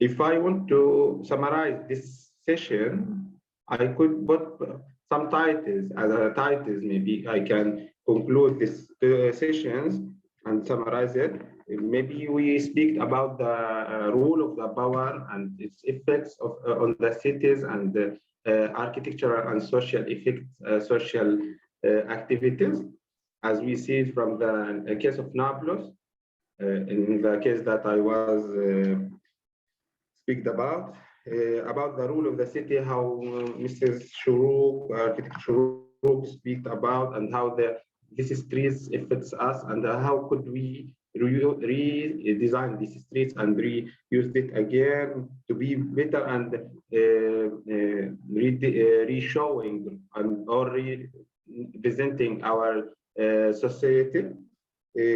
As Mrs. Maria Hello said in the sensory of experience, sensory experience, and how we see affected from the sensories and how we understanding things, and it is individual things, as I believe and as I understanding from this, and there is differentiations between peoples, and it's related about their backgrounds, about the adaptive reuse and how we can rehabilitation our old buildings and how we can reuse it again with the new functions, and how we can help our society to preserve their old cultural and social activities, and how could we reconnected between this society and their old and histories. This is an important point. Maybe we can understanding and focusing on it from the visitation of architect Bernard. Thanks a lot for all of you. It's a pleasure to be with you in these sessions. I leave the chair for the Mr. Horashi, Ahmed Horashi. The chair is yours. Thank you, dear Dr. Ahmed Saki. I really appreciate that. There was indeed the last 5 presentation was a great effort that they have done. I would like to thank all our authors, valuable colleagues. We can now close the session. So it takes exactly 12 hours from 9 in the morning till 9 p.m. 12 hours of very less marathon, let's say, lots of since morning. Great methodologies, case studies, subjects have been discussed in this session B and A. I really appreciate all your valuable support. I will, after tomorrow, I will try to share with you the result of this conference for sure. And also the certificates also will be distributed tomorrow after finishing all the sessions, before starting the night discussion, night gathering, which will be we will finish at 5 and the gathering will be at 6. So between 5 and 6, I will try to distribute the certificates for sure with all our valuable participants and authors. And I would like to just thanks to Dr. Cyril and Professor Dr. Manal and all our valuable colleagues which are with us since morning till now. I really appreciate that. Thank you. Thanks to all. Thanks I all. hope thank you all. If we are face to face, we could take a dinner together, but it's next time I promise we will do face to face, either in Istanbul or I hope so. I am wondering, there is a large number of tourists who visit Istanbul, but regarding the conference, it is online. No, the problem is that we announced this conference exactly 1 year ago, which was the peak of Corona. That's why we didn't know that was happening. During the last 1 year, we normalized regarding the COVID. That's why we announced this conference 1 year ago, which was the peak of the Corona. That's why we didn't know we should continue online on that time, and we couldn't manage to change it to the face-to-face because most of the authors they told that we decided to go online. Why we want to change? That's why we didn't. Since we promised online 1 year ago, we continue. But next year we are promising for sure face-to-face, and we will continue face-to-face. If you look at 2018 and 19, it was indeed for me the best times that we have gather colleagues to continue our friendship. And that's why we will do it next year online, 100%, and I promise you. Okay, so this is a promise. Inshallah, it will be real. Thank you. Thank you so much for you. Thank you, my dear Dr. Manal. Thanks. It was really a great pleasure to meet you, especially you and all also. And this is why I'm looking forward to be in person with you. This is, we like to meet you. Thank you. We will do it. Next year, I promise we will. Thank you. Dear Dr. Sil, I would like to thank Dr. Ahmed Zeki. Thank you for today, and see you tomorrow. We will have a nice discussion with keynote speakers. So see you tomorrow, and have a nice evening. See you tomorrow. Thank you, Dr. Nia. Have a nice evening, everyone. Thank you. İyi akşamlar. Thank you. Thank you. Take care of yourself, and see you soon. Yes.